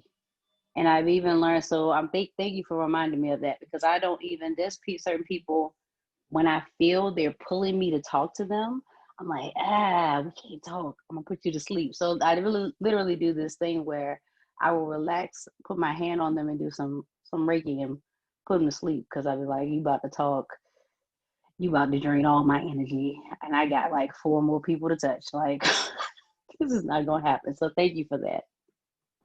You're welcome, Sister Queen. All love, all love. And don't forget, for anybody, it don't have to just be doing readings and all that stuff or doing Reiki or any of it. It don't have to be that. Just in life in general, always mind your energy. If you don't have the energy to give, do not give it. Don't wait till you get to the point of exhaustion. Stop before exhaustion. And that just comes from mastering the craft of knowing your energy and assessing your vibration. Okay. Thank you so much for your question. Such a beautiful question. I'm sorry, may I add something to that real quick? Creole, another thing, what I've done too is because being an empath, and sometimes if you're just out somewhere and you feel that energy, I have a spray that I made that spirit, and well, the ancestors just told me, add sage, add this, and whatever. And I just spray it on me. And I even keep sage and burn it in my car. I choke the hell out of people. I don't care. You know what I'm saying? Because even when I go to the farmer's market, I am smudging if I don't have the spray with me. And then just a disconnect, something loud, because I do Reiki and stuff too. So, but I just wanted to tell you that keep a little spray bottle of something, of sage or something, oil, lavender, whatever you need. And I know that always helps me. Thank you so much. That's a great reminder. I'm gonna have to do that. I'm gonna make me some sage spray before I go to work on Tuesday. Thank you. Ashe. Okay, Creole Conjure, we got you. Much love. Ebony, I believe with the purple iPhone, is this you back up again, Ebony? I'm glad you said you were lowering hands by mistake, because I thought I was up in it and I had to put my hand back up. Oh no, sorry. It's so I have you on the list, Lisa. So we have Ebony, Ray, and then Lisa. Oh, Ebony, you lowered your hand?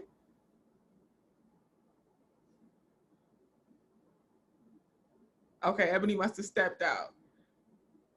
Okay, Ray, you next up. Okay, so boom.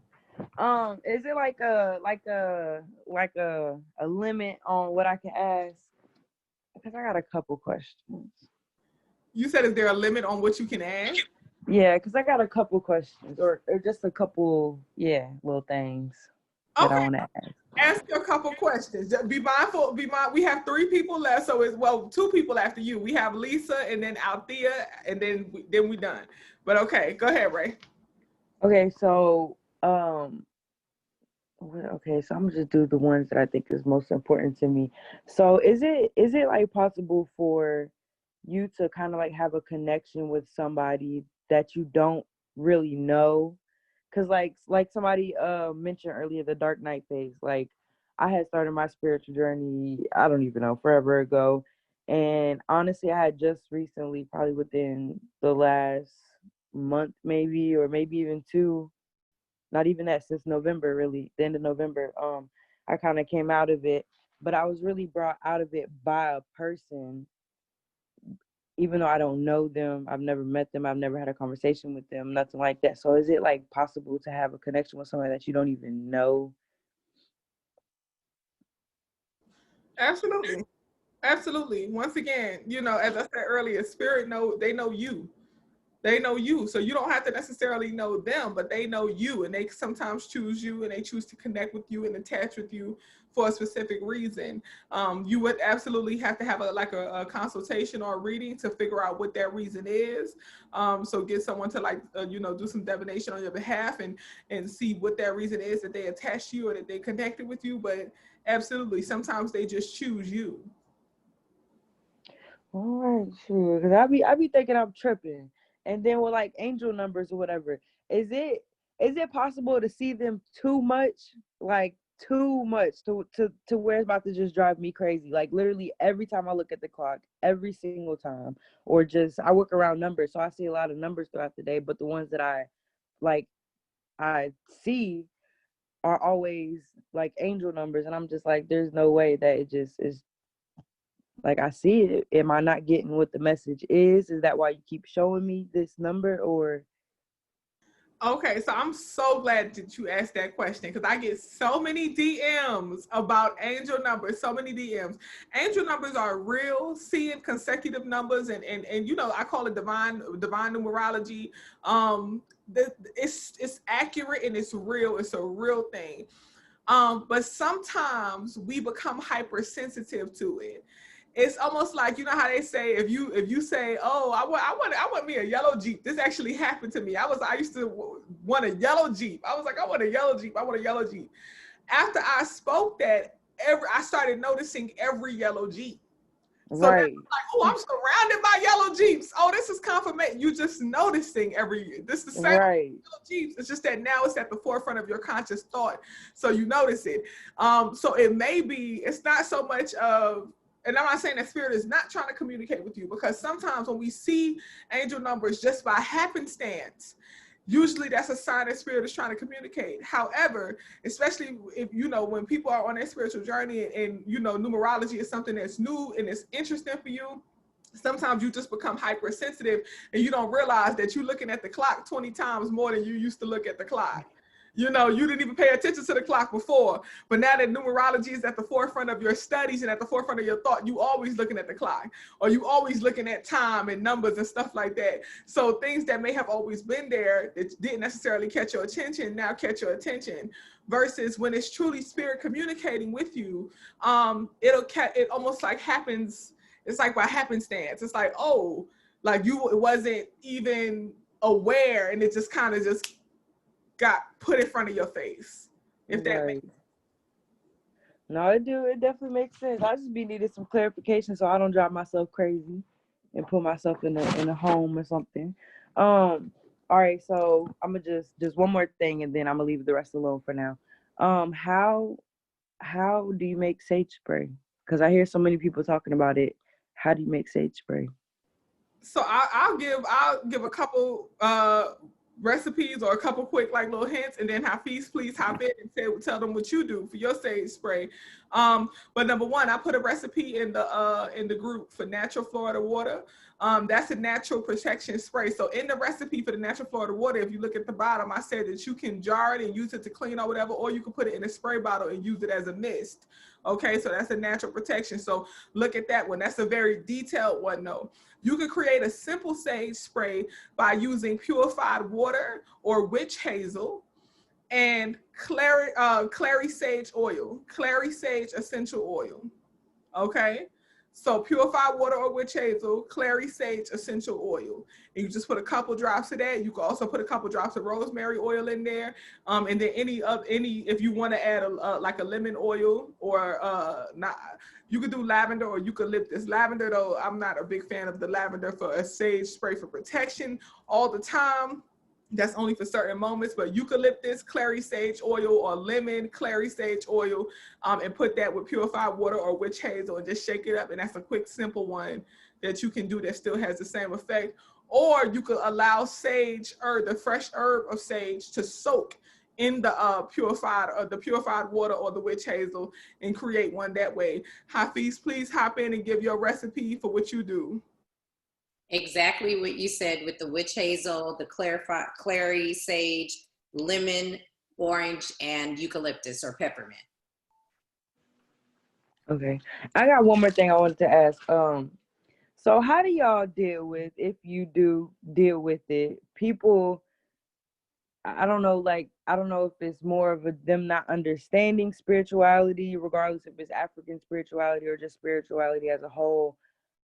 Like, how do you deal with people just kind of treating you weird, like you're weird or something, like you don't believe in God or something? Because I'm so tired of people treating me like I don't believe in God, and I'm like, listen, I believe in God because He is in me. Like, So I just need to know how to deal with that a little better, because I be ready to let these people know.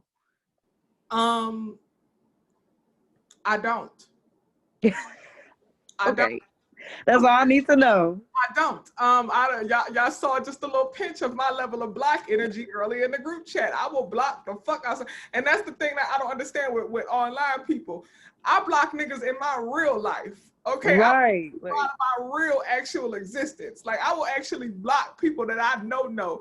You know for sure I'm gonna block you virtually. Okay. I block that type of energy. People, like, honestly, y'all probably don't see it a lot. Because my block game is strong, I'm telling you.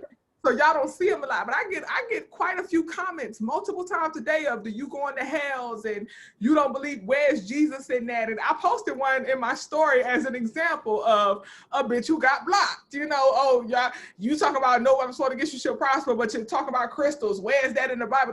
Blocked. I don't have time. For me personally, it's too much information out here for me to accept that type of treatment from anybody.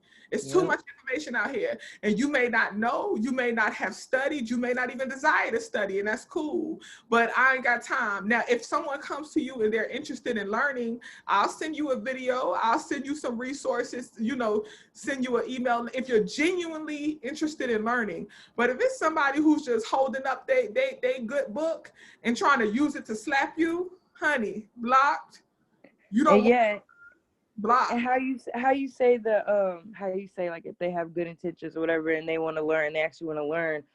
Like I it's a lot of people that come to me and they're interested and they want to learn, but then there's like certain people because I read energy so well. Like, I don't care if you across the world, I know what you own. And like, I'll just get the intention that they don't want to learn about spirituality for themselves. They don't want to reach them higher selves. They want to fit in with what the trend is now. They see that everybody's getting put onto this, so they want to, you know, hop on board. Like, am I wrong for not wanting to even give them any type of insight or anything at all? Because I don't feel like their intentions are pure behind it. Like, I feel like they're just, I don't know how to explain it, but I don't like it. I feel like it's disrespectful to people that really live this every day. I'm gonna just say this, Sister Queen. You know, that's a very valid question that you have. However, I will just say this: don't do God a disservice. Don't do God a disservice. Their intentions is their karma. Right. Yeah, you're right. And I said that myself. I really did. I said, you know what? God knows what y'all intentions are. And that's okay. You're right. So share if you have the energy to. If you have the energy to share. I do checks myself. You know, I get quite I get quite a few DMs, literally hundreds of DMs a day, and I try to go through as many as I can when I'm on break. My aunt was like, she is getting on me about that heavily right now, because in between consultations I'm going through DMs and emails, and at nighttime I'm going through DMs and emails. I'm at her house and I'm supposed to be spending time with her on my day off, and I'm going through DMs and emails. And a lot of times I'm checking and asking myself, do I have the energy for this right now? Even though I know the knowledge, I have the information, but do I have the energy? Because somebody may ask me a question that's going to take me 4 or 5 paragraphs to fully explain. Do I really have the energy to type a 5-paragraph essay right now and then still, you know, I really have to think like that, y'all. And that's really how it is. Like, because I'm not the type of person, if I do answer your question, I'm not going to half-ass you. I wouldn't want somebody to. So you DM me about something deep and I know the response, but it's going to take me 4 or 5 paragraphs and some resource sharing to break it down. I'm going to give you that if I got it. But if I ain't got it, I ain't going to give it. So Sister Queen, check yourself. Do you got it to give? If you got the energy to give, fuck their intentions. Their intentions is their karma. That's between them and God. God is going to utilize the universe to manifest according to their nature. So that's their manifestation. Don't take on their intentions. Okay, that's not your business. Your business is, do you have the energy to share your knowledge right now? If you do, share it. If not, then move on. Oh, that's all I needed to know. Can I add to that? Is it all right if I add to that? I don't mean to be all over. Add to that, and then you could go. Okay. Thank you. So, yeah, I feel like Well, one thing, Queen, you can like have some just as a tip, maybe in your notes on your phone, have like some prefabricated things you could just copy, paste, and like send out if you feel like it. So that way you're not having to draft everything from scratch. Right. If that makes sense. Yeah, definitely it does. That's a really good piece of advice. I never even thought about that. I appreciate that tip, Sister Queen. I have stuff like sometimes I'll have like thank you, like TY, but y'all know we talking about spiritual work. So I ain't no copy and paste in that. You know, everybody, when I say everybody's journey is different, I gotta treat everybody as an individual, you know. So I appreciate that advice, Lisa. I would definitely do that for like thank yous and stuff. But answering spiritual questions, I can't copy paste nobody, okay? Because I don't want no copy paste anything on my life, so I can't do nobody. Yeah, and that's the thing. Like when I do get ready to tell them, I get carried away with it. Like I can't stop. Yeah. Like I just have to keep going. Well, but people don't. Yes, I know, because everything is not generic. It's so detailed, and everyone's situation is different. But at certain points, just to save your energy, maybe it's applicable. It's on a case by case, if that makes sense. But people don't realize, I think, and not to that you have to justify what you do or what you feel, but people don't. When people judge, and that's what they're doing, they're judging. And when they come at you about your rituals, well, guess what? Everything you do from the moment your feet hit the floor is ritual. Everything you do. And they don't realize that that's just what life is, a series of rituals for whatever purpose you're trying to satisfy. You're doing rituals. And then the other thing is like they're down on what is known as magic. Well, guess what? Every time you touch your phone, girlfriend, you're doing magic. Every time you swipe up and you swipe down, and every time you do, just what we're doing on computer, on Zoom, that we're talking to each other from the four corners of the earth. That's magic. That is so magic. So what do you mean you don't do magic? Yes, you do. Everybody does. Go ahead. I feel like a lot of the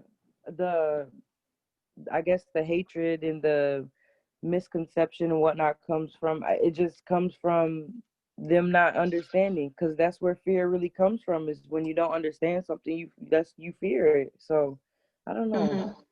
It doesn't fit within their paradigm and what their circle of awareness and what they think they know. It just doesn't fit, and they're trying to make it fit. Yeah, and you can. I guess I can't always blame them anyway, because that's what they were programmed and what they were raised on. So I can't really blame them for. So true. Yeah. I can blame them for staying that way, but I can't blame them for being raised that way. Can I share something, QueenPo?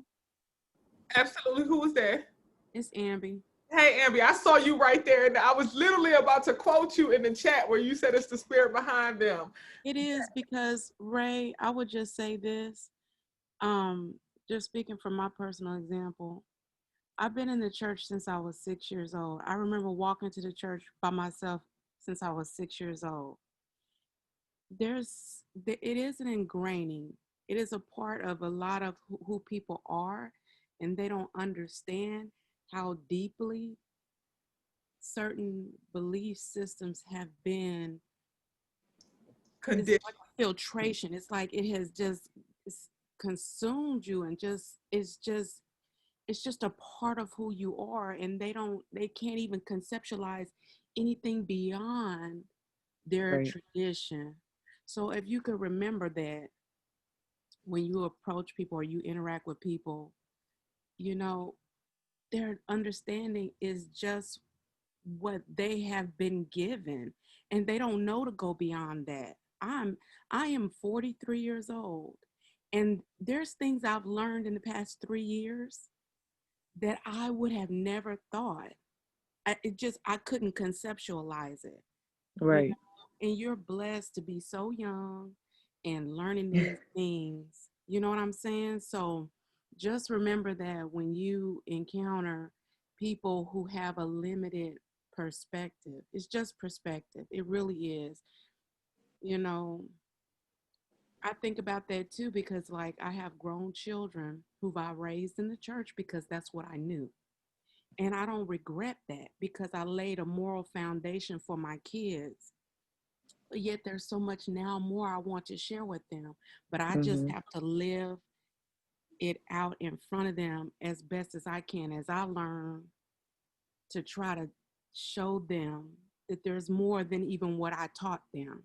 Yeah, I understand. I feel that because that's what I do for the most part. I just kind of try to implement it through my life so other people can see, like, hey, you see me over here getting these blessings that I wrote down last week, and I tried to tell you, but yeah, that's how I am, though. I like to respect everybody's beliefs and all that.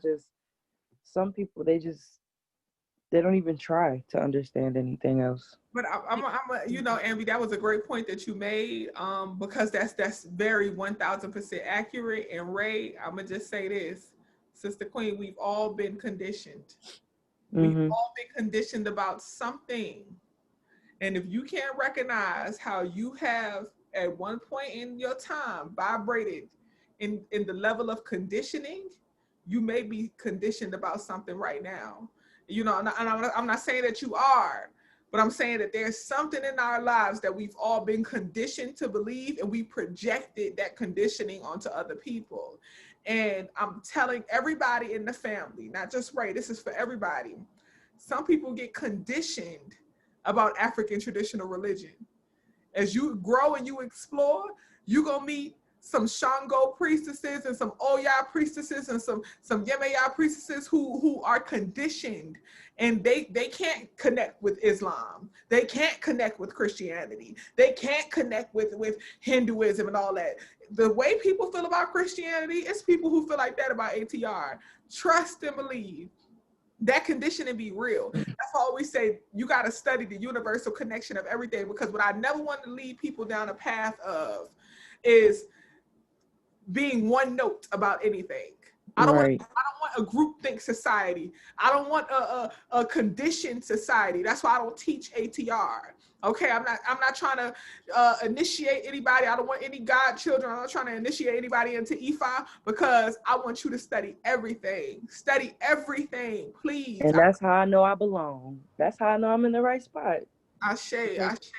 Study everything. Nothing is one note. Please, please, please. So it's cool to, if you decide a ATR, a pantheon, an ATR path, or, you know, that's cool. But always please keep an open mind, because you don't want to become the devout Santeria practitioner. You know what I'm saying? Like a devout Christian. You'll become the Santeria version or the Candomblé version or the Ifa version of that Baptist person who throwing that Bible in your face. You'll become the other version of that. Don't do that. Okay, that's why it's important to stay open, keep an open mind, and look at the thread and the beauty of all of it, because there's some truths in everything. Okay, Lisa, I know you've been waiting for a while. Lisa, what's up, sir? Yes, thank you. Before I say anything, I just, you know, I keep lifting you up because your spirit is so beautiful. And I remember about a week ago, I saw you do a video on you in your 20s. That was how you're enjoying your 20s. Are you in your 20s? So I got to redo that video, because February 10th, okay, a Sister Queen gonna be 30. All right, so I got to redo that video, because I think I was like maybe 26 or 27. I don't know. Like I thought I was at the end of my 20s, but y'all, so much has happened even since then. So it's so interesting that you bring that up, because I will absolutely be doing a follow-up of that video, especially because I now have the nieces that I dedicated that to. One of them is now 18 and in college, and then the other one is 13. So she's in young womanhood, and you know, I'm the auntie that be telling all the tea and all the business. How I told somebody earlier, if you want to know your elders, you gotta go to the auntie or whoever that be spilling the tea. As auntie. I tell all my business. Okay, I told them everything about my own business too, you know. The wild times at the party when I drunk too much tequila and certain things happen. I got a 5-shot limit, and that's it. All the business, you know. So I got to do that video again, because the lessons in my 20s was real. And thank you so much for bringing that up, because that's the perfect reminder, Lisa. Thank you. Oh, yes. I mean, okay, so you're almost 30, but I have to say, just my God, I mean, you have such a mothering spirit. I mean, a bubbly, youthful spirit at the same time, but you're like, you're not even 30. You look at what you're doing. I mean, this is phenomenal. I mean, who does this? So thank you. I marvel at you. Thank you. Yes. I received that love, and thank you so much. I truly received that. Yes. Well, thank you. Okay, so here it is. I've got all, you should see all these stick 'em notes. I got all these questions. So I'll try to be quick. I'll just really try to be fast. So first thing I wanted to ask you about was, you mentioned the gratitudes and how a good thing to do is to just jot things down on just even a napkin and to throw it in a jar. And questions are, I think in the bottom of the jar, you said lemongrass, rosemary, and lavender. Is that correct? Sea salt, rosemary, lavender. The lemongrass is beautiful. Lemongrass is a beautiful herb. You can also add lemongrass too for clarity, as well as for some protection energy. It's also for prosperity too. Lemongrass is a beautiful herb. So you can throw some lemongrass. You know, your spirit might have led you to put lemongrass, and that's why you thought it was lemongrass. But definitely sea salt, add the lemongrass too. But yeah. Beautiful. Okay, so the lavender I put in there was oil. So I've got rosemary from my spice jar, and I got lemongrass from my tea, and then I use lavender oil. That's cool? That's cool. This is the thing with anything, including teas and stuff, y'all. You know, you could use actual herb, but if all you can find is the oil, get the oil. You know, especially like with sage tea and stuff like that. If all you can find is the sage oil, get the oil. The oil is just simply the extract. Okay, but you want to make sure it's 100% natural, pure, and raw. Okay, no concentrates. Okay, because when they concentrate it, they heat it up and they boil all the nutrients out of it. Okay, so no concentrates, pure, 100% natural, raw, pure oil. But you can use the oil or the loose herb. It's up to you.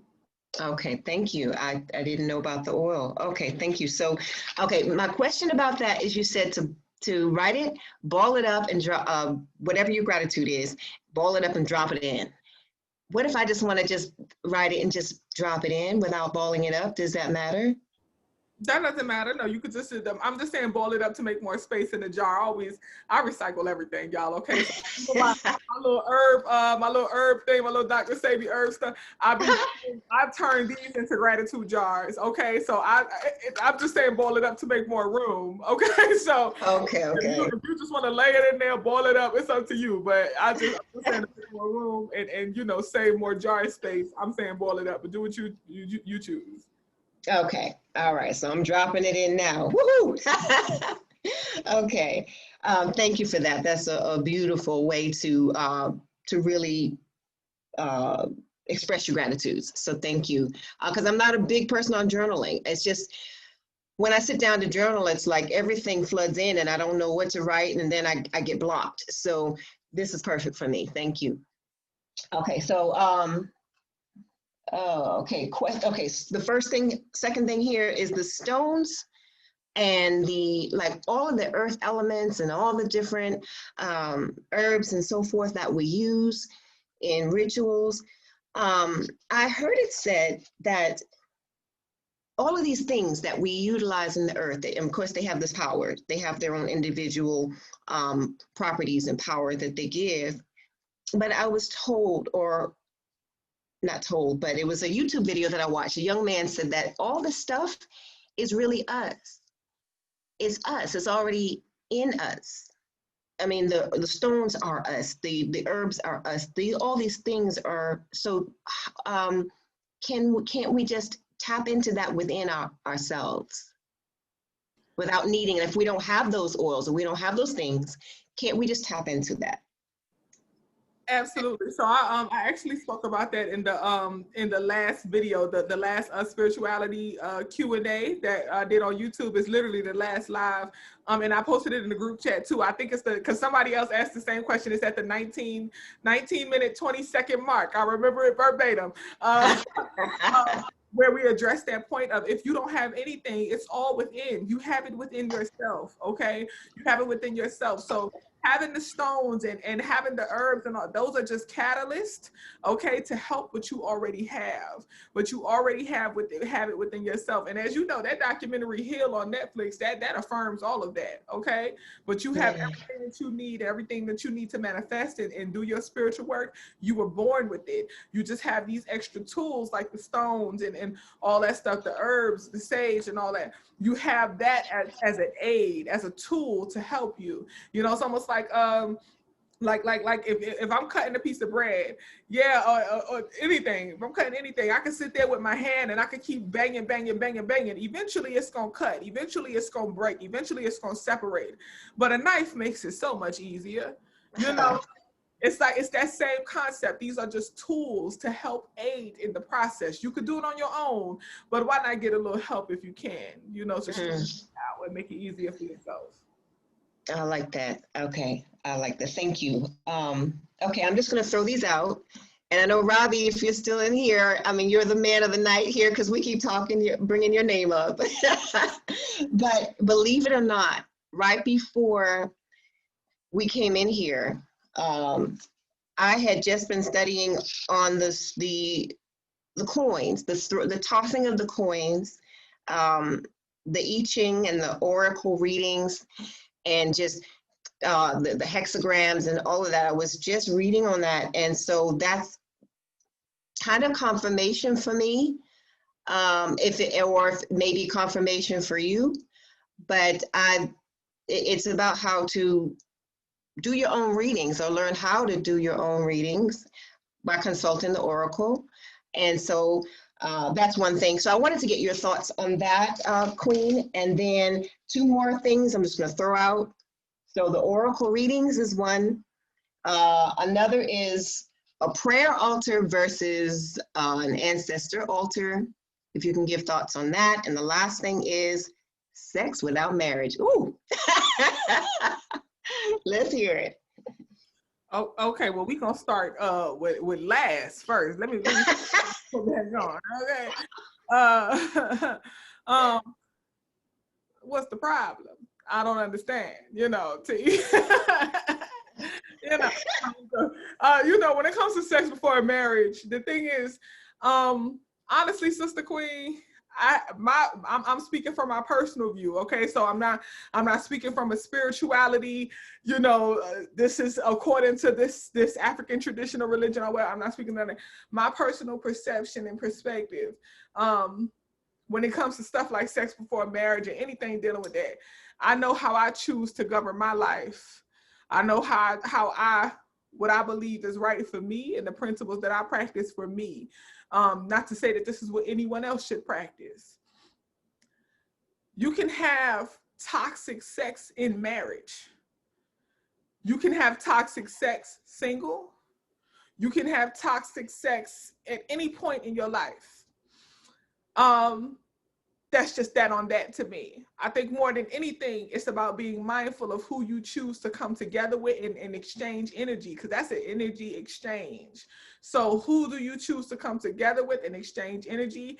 And for all of my sexually free people, if you choose to indulge and choose to engage freely without even being concerned about exchanging energy, you better make sure that you know how to close your portals.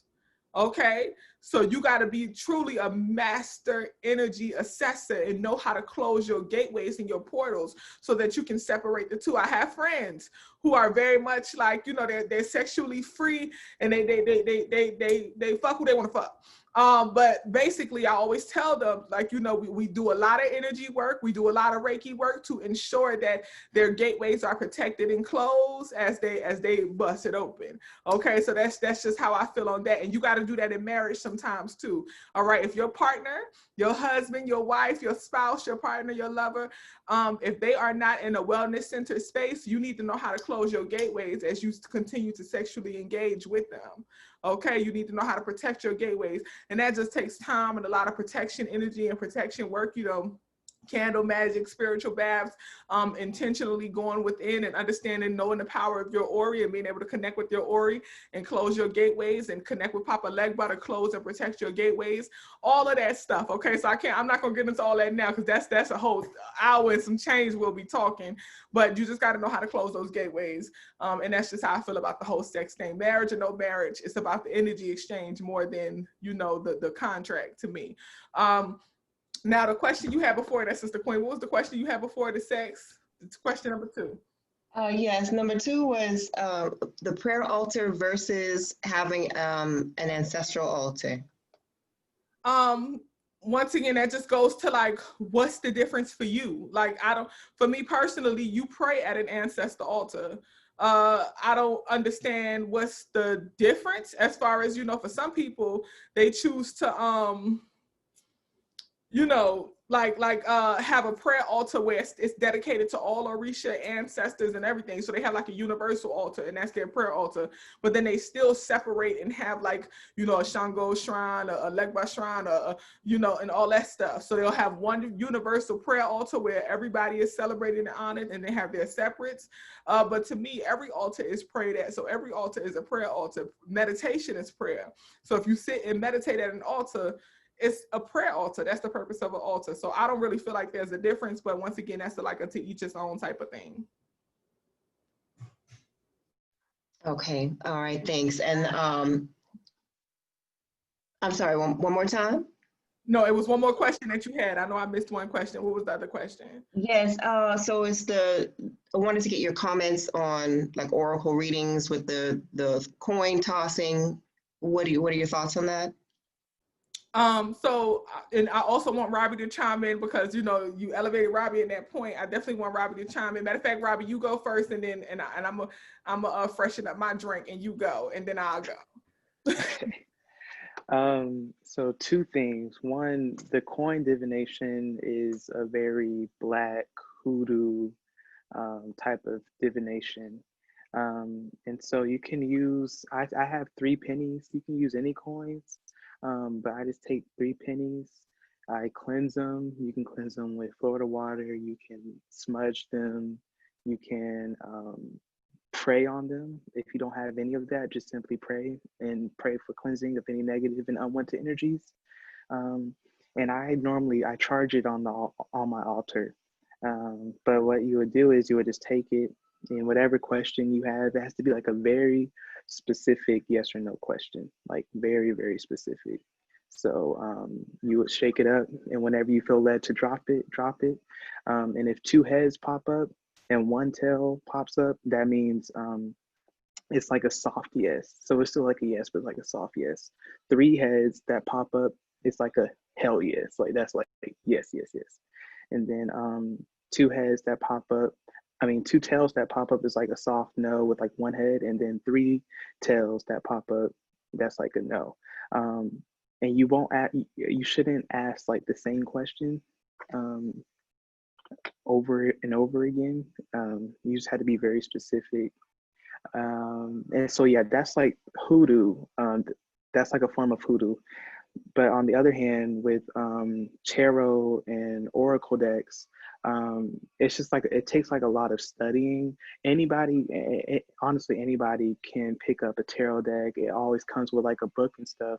But it's just like deep studying on like the different meanings and different symbols. And not every card will mean what it means like on the book. For me, I intuitively read the card. So 1 card may pop up and it may mean something like what everybody thinks it means, but it means something different to me in that moment. Like not all the cards are the same. There's always like deeper level meanings. And they're also used more for like clarification, because I would know what I'm reading before I have to pull it. But I would just say, I know on YouTube, and I'll put it in the chat, Mystic Rain, she has like every single video breaks down each card and each like arcana. So they're like a major arcana, minor arcana. She breaks all that down. That's kind of where I started like actually learning it. But also I've been using Black tarot decks. So like tarot decks that were made from Black women, and it's all about the African diaspora.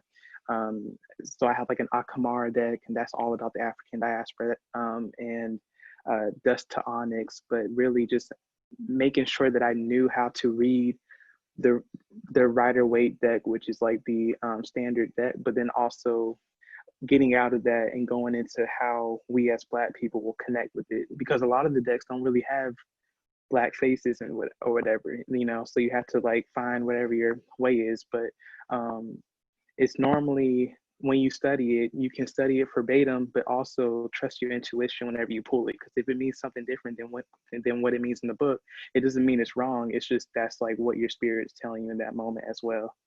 So I hope that helps.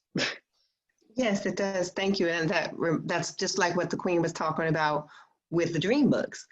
You know, what it was written for may not necessarily be what it means to you in that time. So thank you. Thank you. Now with regard to the coins, that's African, or is that Western? I thought it was the I Ching and the Chinese.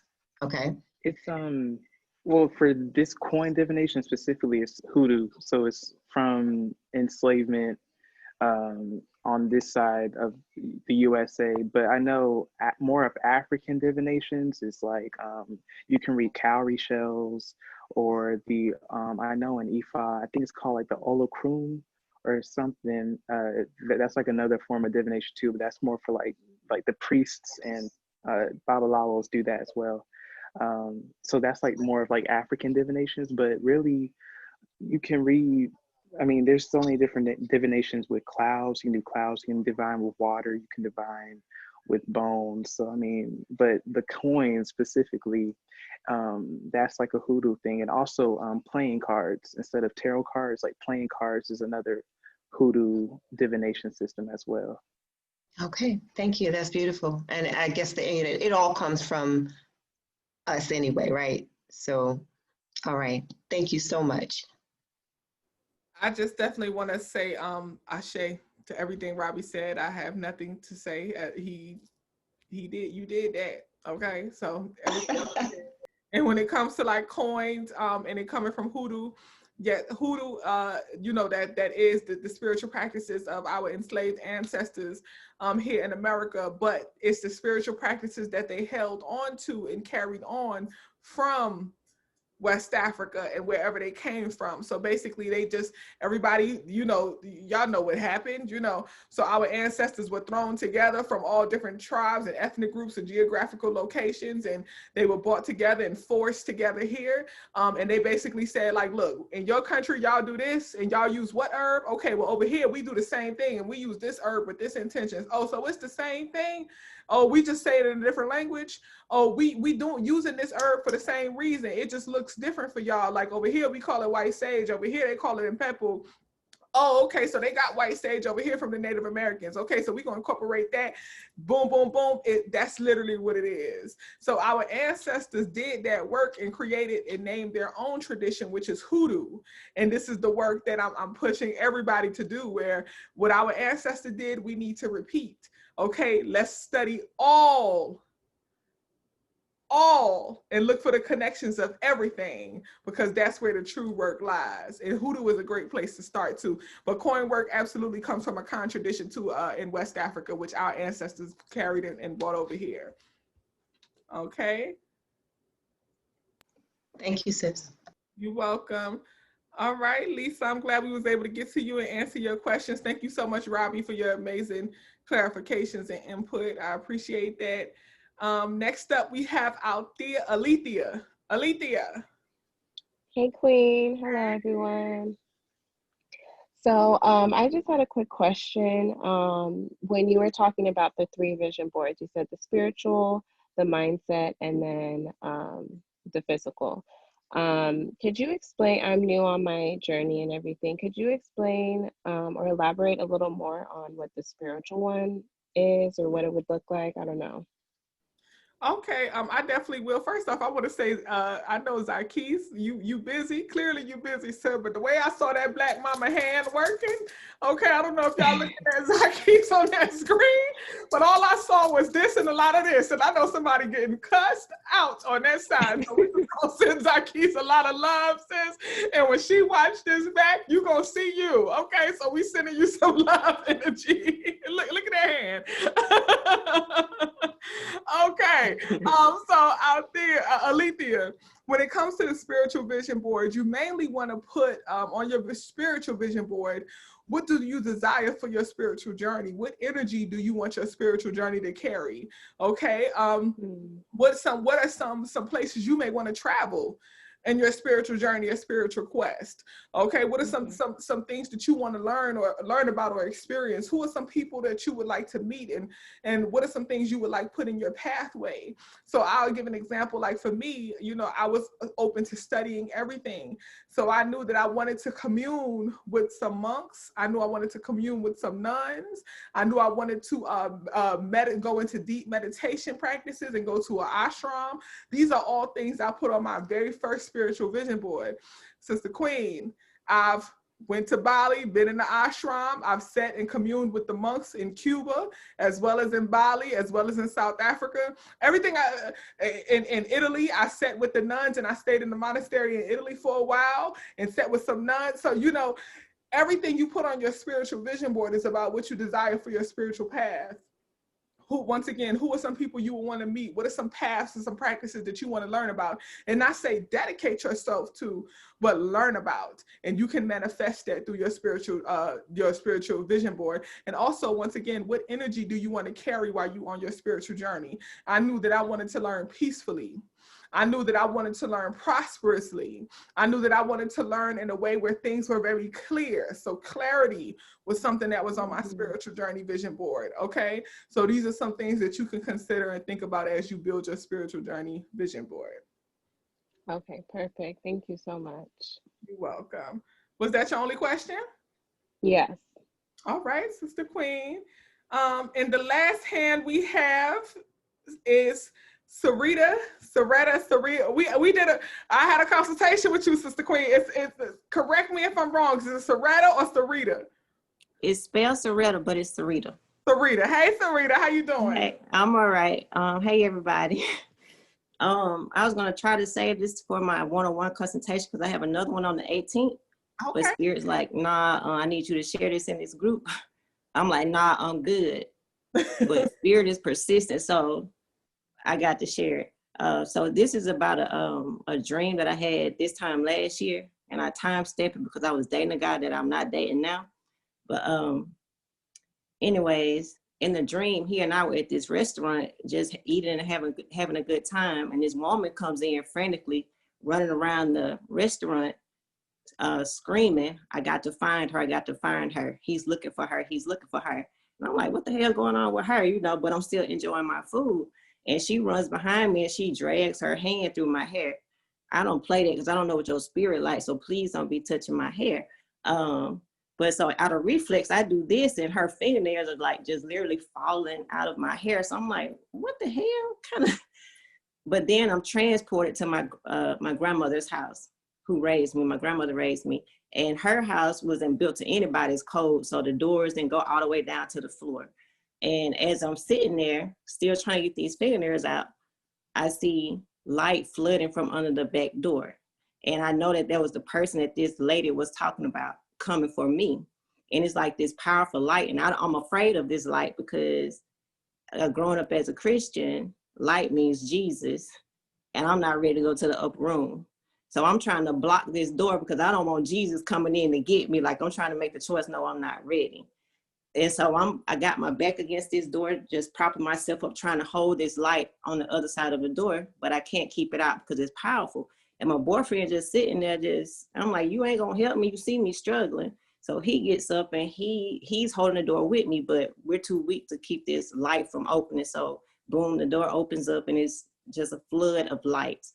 And the crazy lady is standing there as well. So I'm looking at her like, oh yeah, you owe me, you had your hand in my hair. But then his figure starts walking out of the light. I'm like, oh shit, here we go. I ain't ready. So when the figure, and when I can tell what the figure is, it's a white man. I'm from Mississippi, so just to give you a little bit of background, it's a white man. His hair is all gel to the side. He's like a slick talker, in my opinion, just from his appearance. So he was like, I've been looking for you. Are you ready? And I'm like, no, I don't trust you. No, I ain't ready. And all of a sudden, I'm kicked out of this dream. Now, I dream vividly all the time, but I choose when I leave the dream. Like, I talk myself through these dreams. And if I don't want to be there no more, I just say, Sarita, wake up, and I'm out of the dream. But I felt like I was kicked out of this dream. And let me back up. So this light started to flood me. Like, I felt the light entering my body from my toes, like they were warm, and I could see it just filling my body up. And so when I got kicked out, it had reached maybe my calves. And so when I woke up, everything from my calf down was on fire to the touch, and it was tingling. And I was like, damn, it really had to be a white man. Like, I missed an opportunity because I was biased because it was a white man. So I was like, I wonder what this dream was about. And all this time, I've been wondering what this dream was about. And so I came here today. I'm going to ask her in this group. And I'm like, I'll just wait. I'll talk to her on the 18th. But Spirit's like, you need to talk to her today, because I feel like I need to share that don't let your biases make you skip an opportunity or miss an opportunity just for you, because just because it was a white man that came out of the light, I didn't trust him, because everywhere is racist. But Mississippi it's the hub of racism, I believe. And so, like I said, I was saying, now I'm good, I'll just wait. And Spirit has a way of making me do things. Like, it makes me uncomfortable until I do. Like, now I'm feeling fine. It made me lightheaded because I was like, I'm good. It made my heart start to beat out my chest. I'm like, oh, can I just wait, please? But now I'm fine. So, yeah, I just had to share that so I could sleep tonight without my heart jumping out my chest. Thank you. Thank you, Sister Queen. Thank you for sharing. Can I jump You're in? welcome. Jump in. I don't know why I feel like I just stole everything you was feeling, because I feel what you just said, you just released. Oh my God. Like, when you was explaining it, like, oh my goodness, I am so, That's awesome. That is so crazy. And normally when I share, I get those reactions. I don't know why I'm supposed to share. Like, now, like, I can wait, but Spirit wouldn't let me wait for whatever reason. Ashe, and that's the thing. So that's what it is, Sister Queen. When Spirit give us a message and it needs to be shared, they're gonna move us and make us uncomfortable until we release that message at the very time that we're supposed to release it. So thank you for following the call and doing your divine duty and sharing that message, because as you can see, it definitely touched people, and there's people out here who needed to hear it. I needed that reminder, to not let your own biases block any potential messages. A message can come from anyone and anything, nothing too big or too small, so sometimes we gotta move our own conditioning, our own thoughts and perceptions of people and things, and we got to get to the root of the matter, which the root of the matter is, as you said, it may have been a message that you missed, and I truly don't even believe that there was a message you missed. I think what you just shared was the message. I just got that like maybe an hour ago. Like, I never had the answer until maybe an hour ago. That's why I was so comfortable with waiting. I didn't get uncomfortable until maybe an hour ago when they say, okay, share it. And I thank you for providing the space as well, because here in Mississippi, there's a church on every block, every corner. So if I was to say, one time I said, I don't identify with the word Christian, not saying I don't believe in God. I just don't identify with the word Christian, because the Christians here are okay with hanging people from trees. The Christians here are okay with locking you up for even when you're not guilty. So I don't identify with that. And they will go in on me. Oh, you're a Christian because blah, blah, blah, blah. So, thank you for providing a space, because I'm kind of lonely here in this spiritual walk. Ashe, it's always love it and beauty. I'm so glad, Sarita. I feel like God saved you for last because we needed you to be able to like close us out with that energy, because it's just a reminder of what the wellness community is and why we have the wellness community. As always, this is a safe space. I cannot say that enough. And I don't care where you are on your spiritual journey. As you see by this Zoom, first off, we done been here over 5 hours now, you know, and just to think it's been over 5 hours. And I'm pretty sure if I opened the floor, we could go for longer, you know what I'm saying? But that just speaks to the value of the space, the sacredness of spaces like this.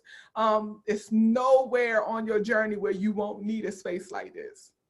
You know, and I'm not saying that you have to be dedicated to this space, but it's important that you have sacred communities with like-minded individuals that you can commune with, people who you can give advice to, people you can get advice from. You know, that's the beauty of a community. And I thank you all for being just such an amazing part of this community and for being on my journey with me, you know, and we are on our journeys with each other, and for all your wisdom and your resources and the light and the love and the laughs and the memes and all of that, you know. I'm proud of y'all. I love all of you, and you know, in honor of just continued growth and prosperity and success, I just want to give a quick like 5-minute opportunity. I don't want to spend too long, but I want to give 5 minutes. If you have a business or something that you want to promote, please raise your hand and I want you to promote the hell out your damn business, okay? Tell us where to follow you. Tell us how we can support your business, whatever. If you have a business or something you want to promote, let's uplift each other. Everybody get your phones or your notepads out, and let's immediately right now, let's build this network and let's support each other in business and in prosperity and growth in that way. So raise your hand if you have a business you want to promote. We're gonna open up the floor for about 5 minutes. Please try to be quick, a 30-second pitch, an elevator pitch as they call it. What do you do? What's your intention of what you do? And how can we connect with you? All right, so first up we have Prince Onyx. Hey. Speech, so my YouTube channel, Prince Onyx, as my name states. I'll be sure to put that in the chat for everybody. And second is for my film and web series, Confusion, which I will spell that out as well because it's like a whole trifecta, like a, you know, pimp named Slickback. And then lastly will be my film production company, P Nerdy Films Productions. Again, I will put all of that in the chat and in here for you guys. So we are on YouTube, we are on Twitter. Once you get to our YouTube channel, my YouTube channel and our YouTube channel, you can see everything, all the social media links. We actually have a Patreon for anybody who wants to support us as we get back into filming. And yeah, so thanks. What's the Patreon? The Patreon is for the Confusion film series. And again, that'll be in the description. I'll text everybody that right now so that way you guys can like write it down, because spelling of like, we'll be here for a few minutes. But thank you. Ashe, peace. Oh, thank you so much for keeping it short and sweet, Prince Onyx. I got you. I'm subscribed and I hit the notification bell. Okay, so we got to make sure you hit that notification bell, subscribe, and support. Janelle, Antonia Janelle. Okay, hi everyone. I'm also known as Chef Nia. I'm a Caribbean cook. I specialize in food from Trinidad and Tobago. That's where I'm from. You can find me on Instagram at Chef Nia's Kitchen 16. I'm currently working on a website, and I just connected with someone who's helping me develop everything. Like, this is the person I've been waiting for, like seriously. So this is going to work out. I'm also ordained to do marriages. So I am an officiant, and I service the LGBTQ community, but I just married my best friend and her husband. So I do anyone. I'm also known as the Equality Officiant _1 on Instagram. You can find me there as well. So, thank you. You're welcome. You're welcome. Also, I want you start a YouTube channel so we could see those recipes and we could see you cooking live and in effect. Okay. Listeners actually want me to work on that as well. So yes, I am going to do that too. Yes, yes, yes. Ashe. Thank you. Okay, so we got Prince Onyx. We did Janelle, Antonia, Janelle. Lisa, what's up? All right, so I mentioned on the last one that I'm producing some fitness equipment. I'm working on it now, but I just wanted to drop my Facebook. So it's Lisa Renee, Rene Campbell, Campbell. Lisa Renee Campbell. Now, it's all in the works, and so it's a process. I'm trying to get my system going where I'm regular, more consistent with my posting. So that's my shadow work, is to come out of hiding. I'm always hiding. That's why my picture is up. So, once I get past that, you'll see more posts, but that's where you'll find, and then I'll post up my YouTube. But it's Imagine Fitness. Imagine is spelled with no E at the end. Imagine Fitness. And I actually have set up my LLC, but there's nothing there yet. So, but it's on its way. But thank you. Ashe, and there absolutely will be progress soon. We putting that energy out there. There will be much more progress, and there's going to be something there soon. Yes, ma'am. Yes, ma'am. Thank you. First off, I just want to say, Antonia, Janelle, okay, you're not going to just throw that black cake up on that Instagram like that and not have no type of shipping information. Okay, I do some black cake now. Okay. I'm actually going to talk to Beverly in the morning, and we're going to organize some shipping for you. Okay, please do. Okay, I will support and pay for the shipping. All right, okay. Listen. Thank you very much. Hafiz, beautiful queen. What's going on? Okay, I have two things. I do have a nonprofit called Life, Loving Yourself and Fully Evolving, for men and women who have gone through breast cancer or are currently going through breast cancer. It's more of a resource. And so I'll put the website in the chat, but it's Life Lotus, or www.lifelotus.com. And it's kind of under construction right now. So, but stuff is there. The other is this Sankofa House, H-A-U-S, Sankofa House of Healing. That just came. It was a blessing as of September 2nd. So I'm working on the website. I make CMOS, and the CMOS is made, I channel, sit it under the full moon. I mean, the whole shebang. So I do that, make whipped shea butter. Also, I am a Reiki master teacher under that, so all of this will be on the website, but I do have Instagram, which is Sankofa House of Healing. And it's also Facebook. I'm trying to think. Oh, and I also have herbs. Speaking of, I was so happy, Queen, look at this. I just happened to walk in the store the other day, and this is what Spirit told me to buy. Mugwort. It's mugwort. Oh, wow. Yes. Wow. Look at that, divine confirmation. Right. So when I make CMOS, even though I have 5 different types that you'll see on my Instagram, but whatever Spirit tells me to make for certain people, so I do consultations for the type of CMOS too.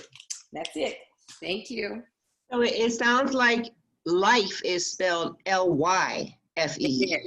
It's okay. L-Y-F-E. So it's Life Lotus, L-Y-F-E, Lotus.com.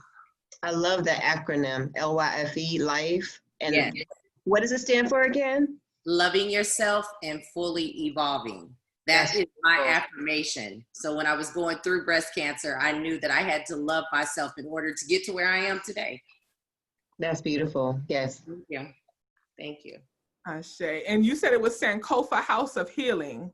Yes. Sankofa House, H-A-U-S.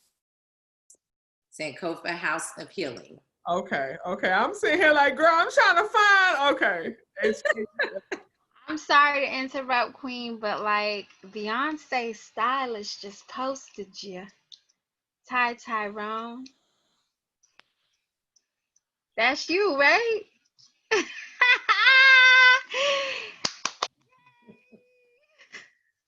Y'all give it up. Tyrone, Beyonce stylist, just posted our sister Queen on his page. And that's the link. Woo, beautiful. I I'm sorry. Y'all could go back to your business. I just saw it while I was, putting y'all in. What video was that he posted? It's the first one on his page. If you follow Tyrone. You shall prosper, right?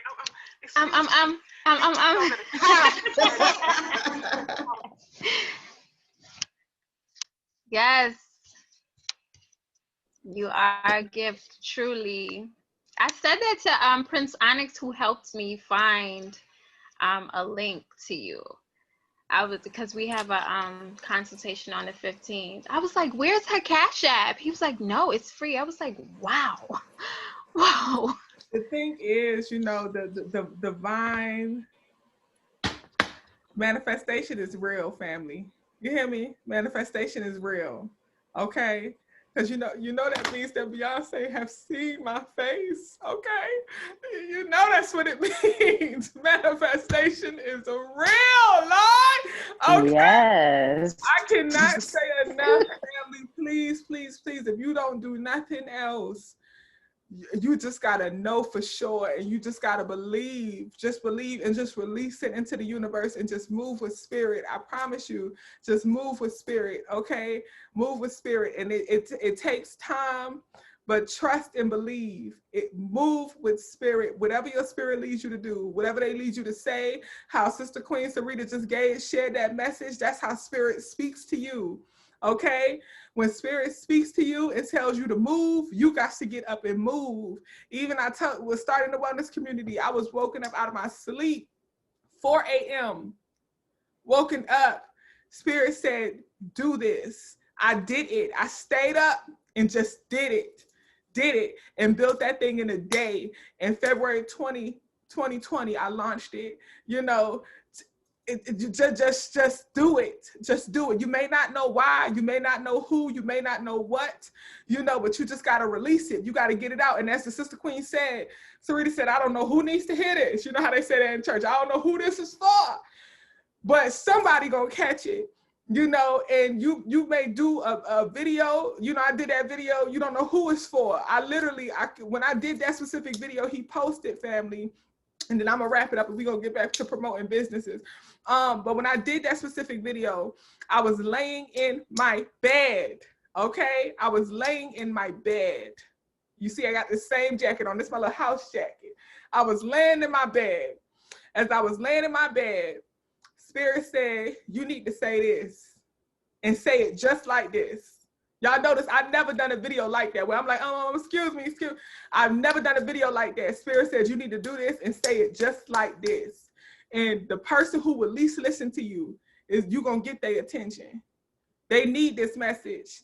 And I got up out my bed. I was tired as hell, okay? Got up out my bed, opened up my blind to get some sunlight in, and did that video.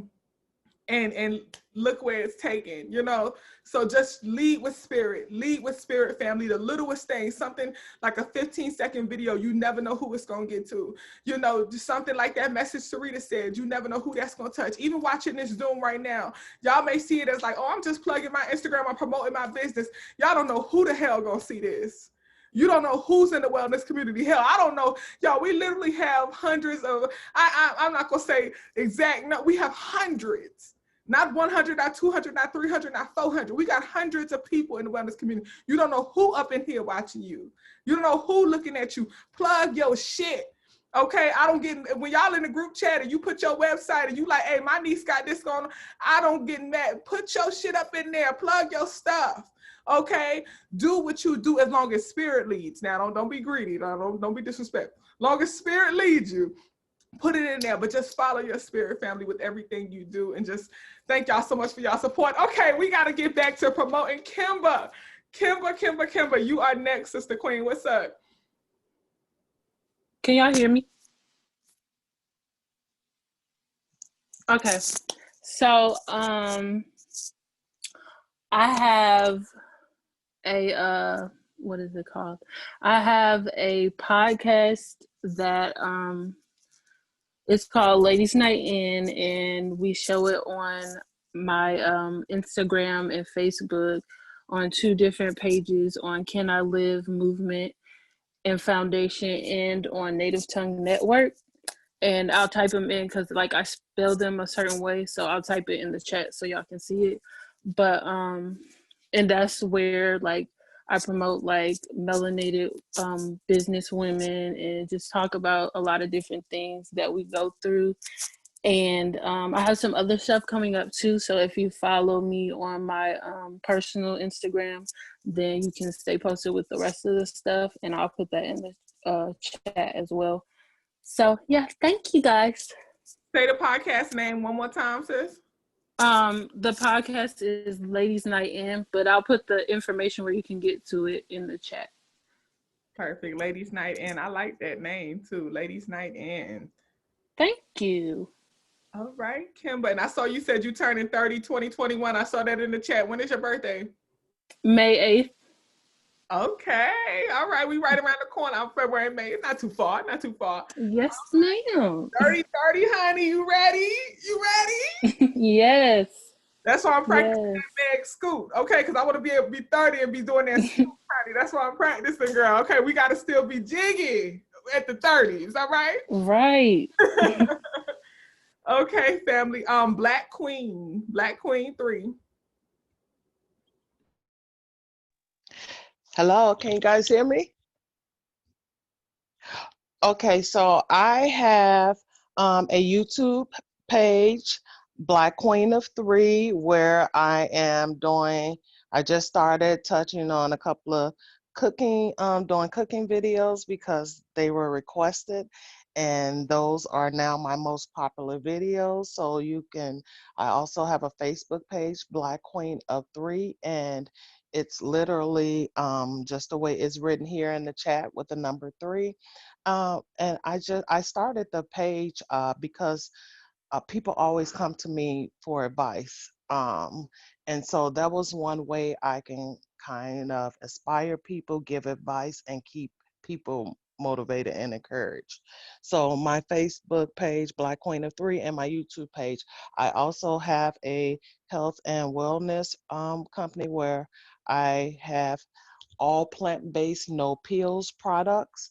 And you can reach me at blackqueenof3@gmail, and that's the word black without the letter K. And also I'm on Facebook at LaKenya Queen. I'll drop it down in the chat, Harvey. Also, I have a website coming, but yes, I sell weight loss products. I sell essential oils, sexual enhancers, things for insomnia, pain. I think my niche is working with these products medicinally because I've had a lot of people with different ailments that's come to me. I'm also a cancer survivor, so I think that's where my niche is for this business. So my website will be coming.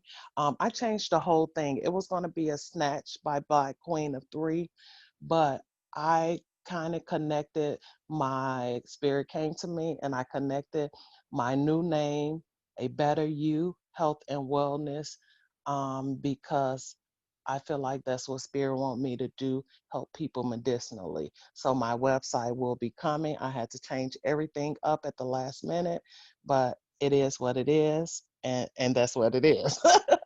So thank you again for opening this up for people to be able to shout out their businesses. That's so awesome. So thank you for that. Ashe, it's always love, Sister Queen. You know, I appreciate y'all and thank you for sharing that. And I just want to say I already, so this is what I do when I watch people cooking videos. I fast forward to the end. I don't know if nobody do it. I'll fast forward to the end to see the end result, to see if it looked like something I want to eat. And then I'll watch the video. That lemon garlic butter with that asparagus and the potatoes, honey. I'm gonna be hooking that up. Okay, that looks amazing. All right. Thank you. Thank you so much for sharing that, Black Queen of Three. Next up, Robbie. Let's go, Robbie, with the singing voice. Hey everybody. So I've been working on my debut album that's gonna come out next year. So follow me on my Instagram at _Robbie Hinton. It's gonna be on like all major platforms. And yeah, thank you. And Robbie sang, y'all. Okay, don't let Robbie fool y'all, honey. Robbie sang. Okay, so follow that Instagram, Robbie Hinton. Okay, next up we have Creole Conja. That is me. So Creole, you can find me on Facebook. My name, Creole Conjure, is the business page on Facebook, but you can also find me on Facebook. My first name is Othella, Othella Price. I'll drop that in the comments. But you can also find me on Etsy, Creole Conjure FB BD. I also have a website, alsorelax.org. That's my massage business and my intuitive counseling. And I also have a page that links to the Creole Conjure. Spirit really worked with me to be able to merge my businesses. I was already paying for a website for my massage business, but my products, what I offer is spa treatments for you to use at home, individually or as a couple. Shea butters, sugar scrubs. I infuse oils with herbs. I am a certified herbalist, but right now I'm practicing because I do want to become licensed. So I'm making products for people to stay safe with COVID. So I have some gel capsules that I make as well. So I'm really building my business, and I just started. You actually inspired me to start a YouTube that I'm gonna cover. I'm gonna show people how I make candles, but also prepare them for their massage appointments, because a lot of people don't know what to expect, and kind of do a Q&A. I downloaded a podcast app a year ago, never used it, and I want to use it for that as well, for people to be able to cover those subjects. So thank you so much for giving us this opportunity, and I will drop my links in the chat. Ashe, and thank you for dropping your links in the chat. I just tried to get you on Etsy. I'll get it out the chat. I'll get out the chat. But thank you so much for the work that you do, especially when it comes to massage. And essentially that's Reiki work. So thank you for the work. Yes. Okay. Corey Michael Tate. Corey, always here, always present, always live. Let's go, Corey. You on mute, Corey. Hi everybody.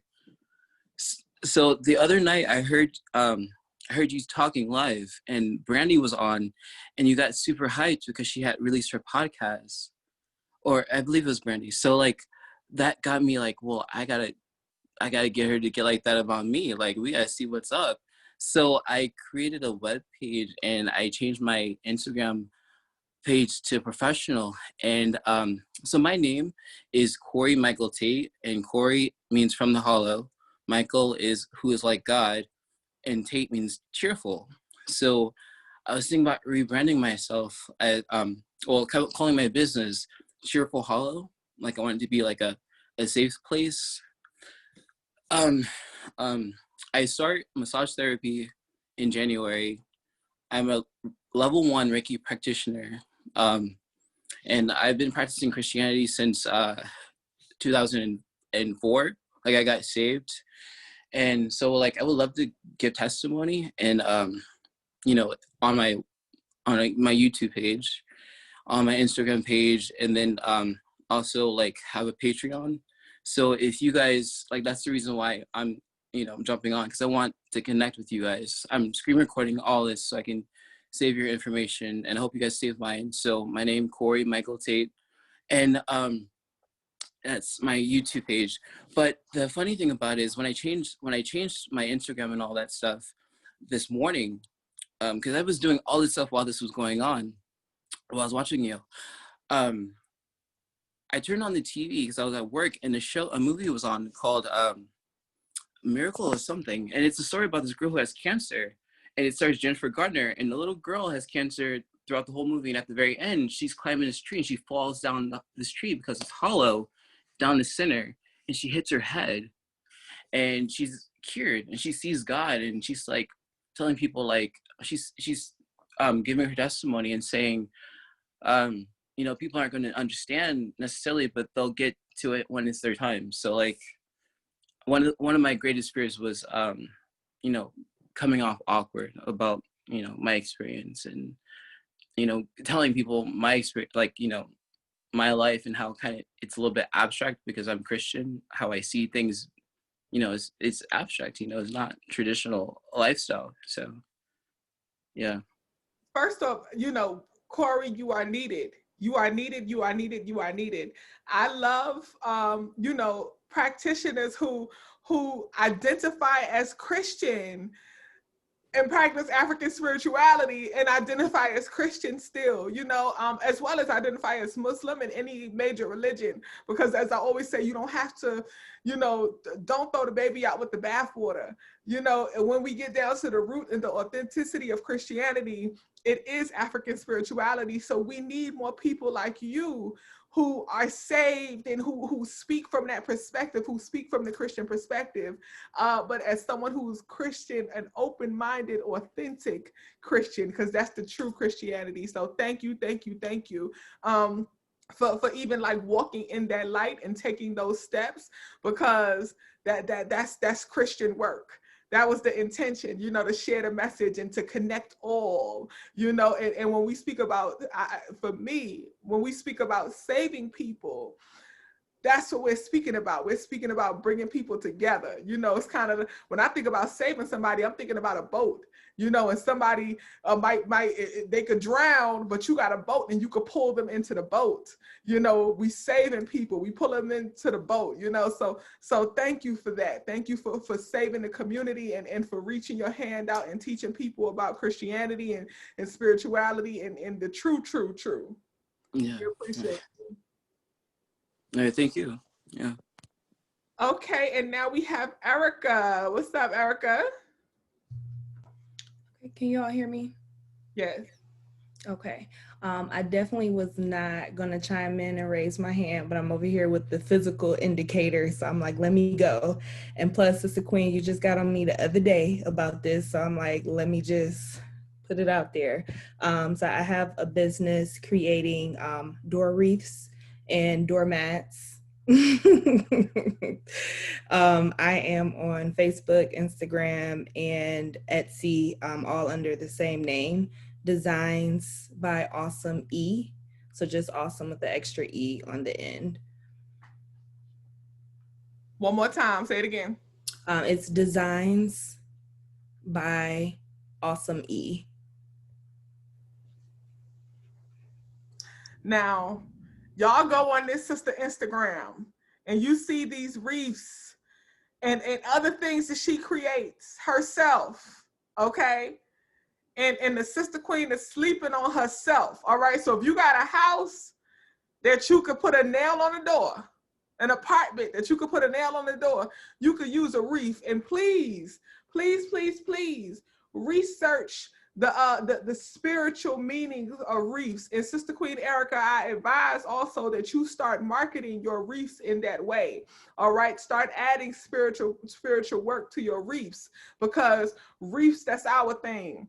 All right, hanging things on your gateways and your doors, that's our stuff, and that's where wreaths come from. Okay, so I think I was speaking to somebody. I know I did a consultation for the wellness community, and I spoke about hanging the flowers upside down in your doorway.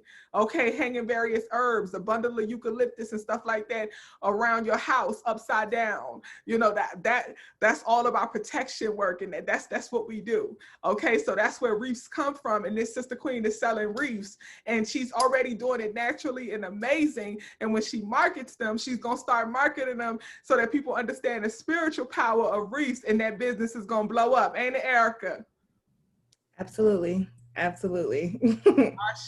Ashe. So proud of y'all, family. Okay, so Erica was the last person.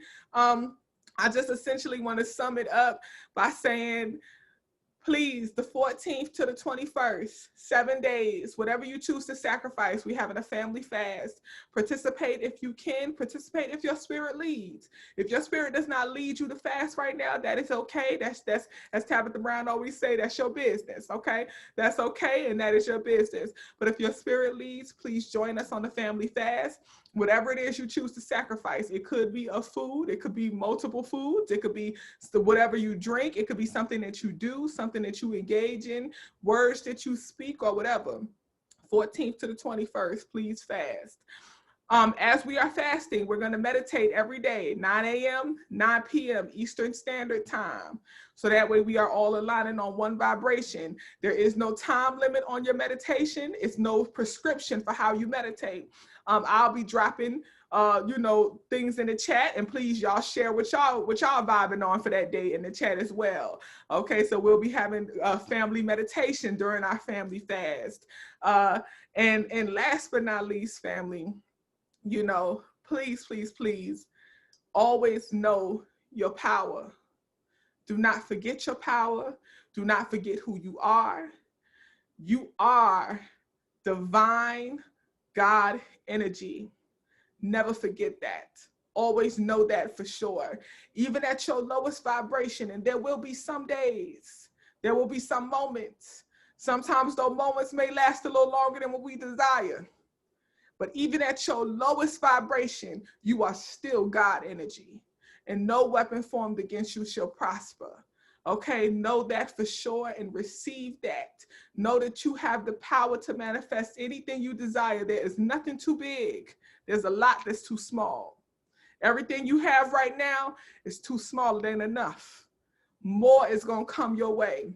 Okay, and when you get your even more than that gonna come beyond measure. Always think that I am abundant with great things beyond measure. And notice how the mantras always get longer and longer because I add more and more and more. I am abundant. I am abundant with great things. I am abundant with great things beyond measure, because we're getting clear with these mantras as we grow, family. Grow, manifest, you be well, be whole, do your work. Please do your work, and don't forget that the work takes intention. All right. I believe I was talking to Erica when I spoke about that toolkit. All of these practices, meditations, I am mantras, herb work, all that stuff, everything we talked about here and some, these are just tools, crystals. These are just tools. Imagine yourself having a briefcase full of tools. And when you ain't vibrating high, those moments that you feel like you need a little uplift, you just open your toolkit and you pull out one of your tools and you tighten yourself up, okay? You tighten yourself up. That tool you pull out may be an I am mantra. That tool you pull out may be some meditation. That tool you pull out may be some mugwort, maybe some kava kava, maybe some ashwagandha, maybe some sea moss. That tool you pull out sometimes is deep prayer. Sometimes it's solitude. So whatever tool you choose, it's up to you. Our intention with this group is just to fill up that suitcase to its highest capacity. Let's fill it up. Let's learn these tools and take in this information and build up our kit so that we know for sure how to manifest as God energy and how to utilize our power to its highest supreme energy. Ashe, family. I love y'all. I love y'all so much. I appreciate your energy, your time, your patience, everyone who spoke and shared, everyone who listened and received. Thank you, thank you, thank you. And I'll see y'all in the chat, family. Happy new moon. Peace, y'all. Peace, family. Peace. Bye. Peace. Peace. Bye. Blessings, everybody. Peace and blessings, everybody.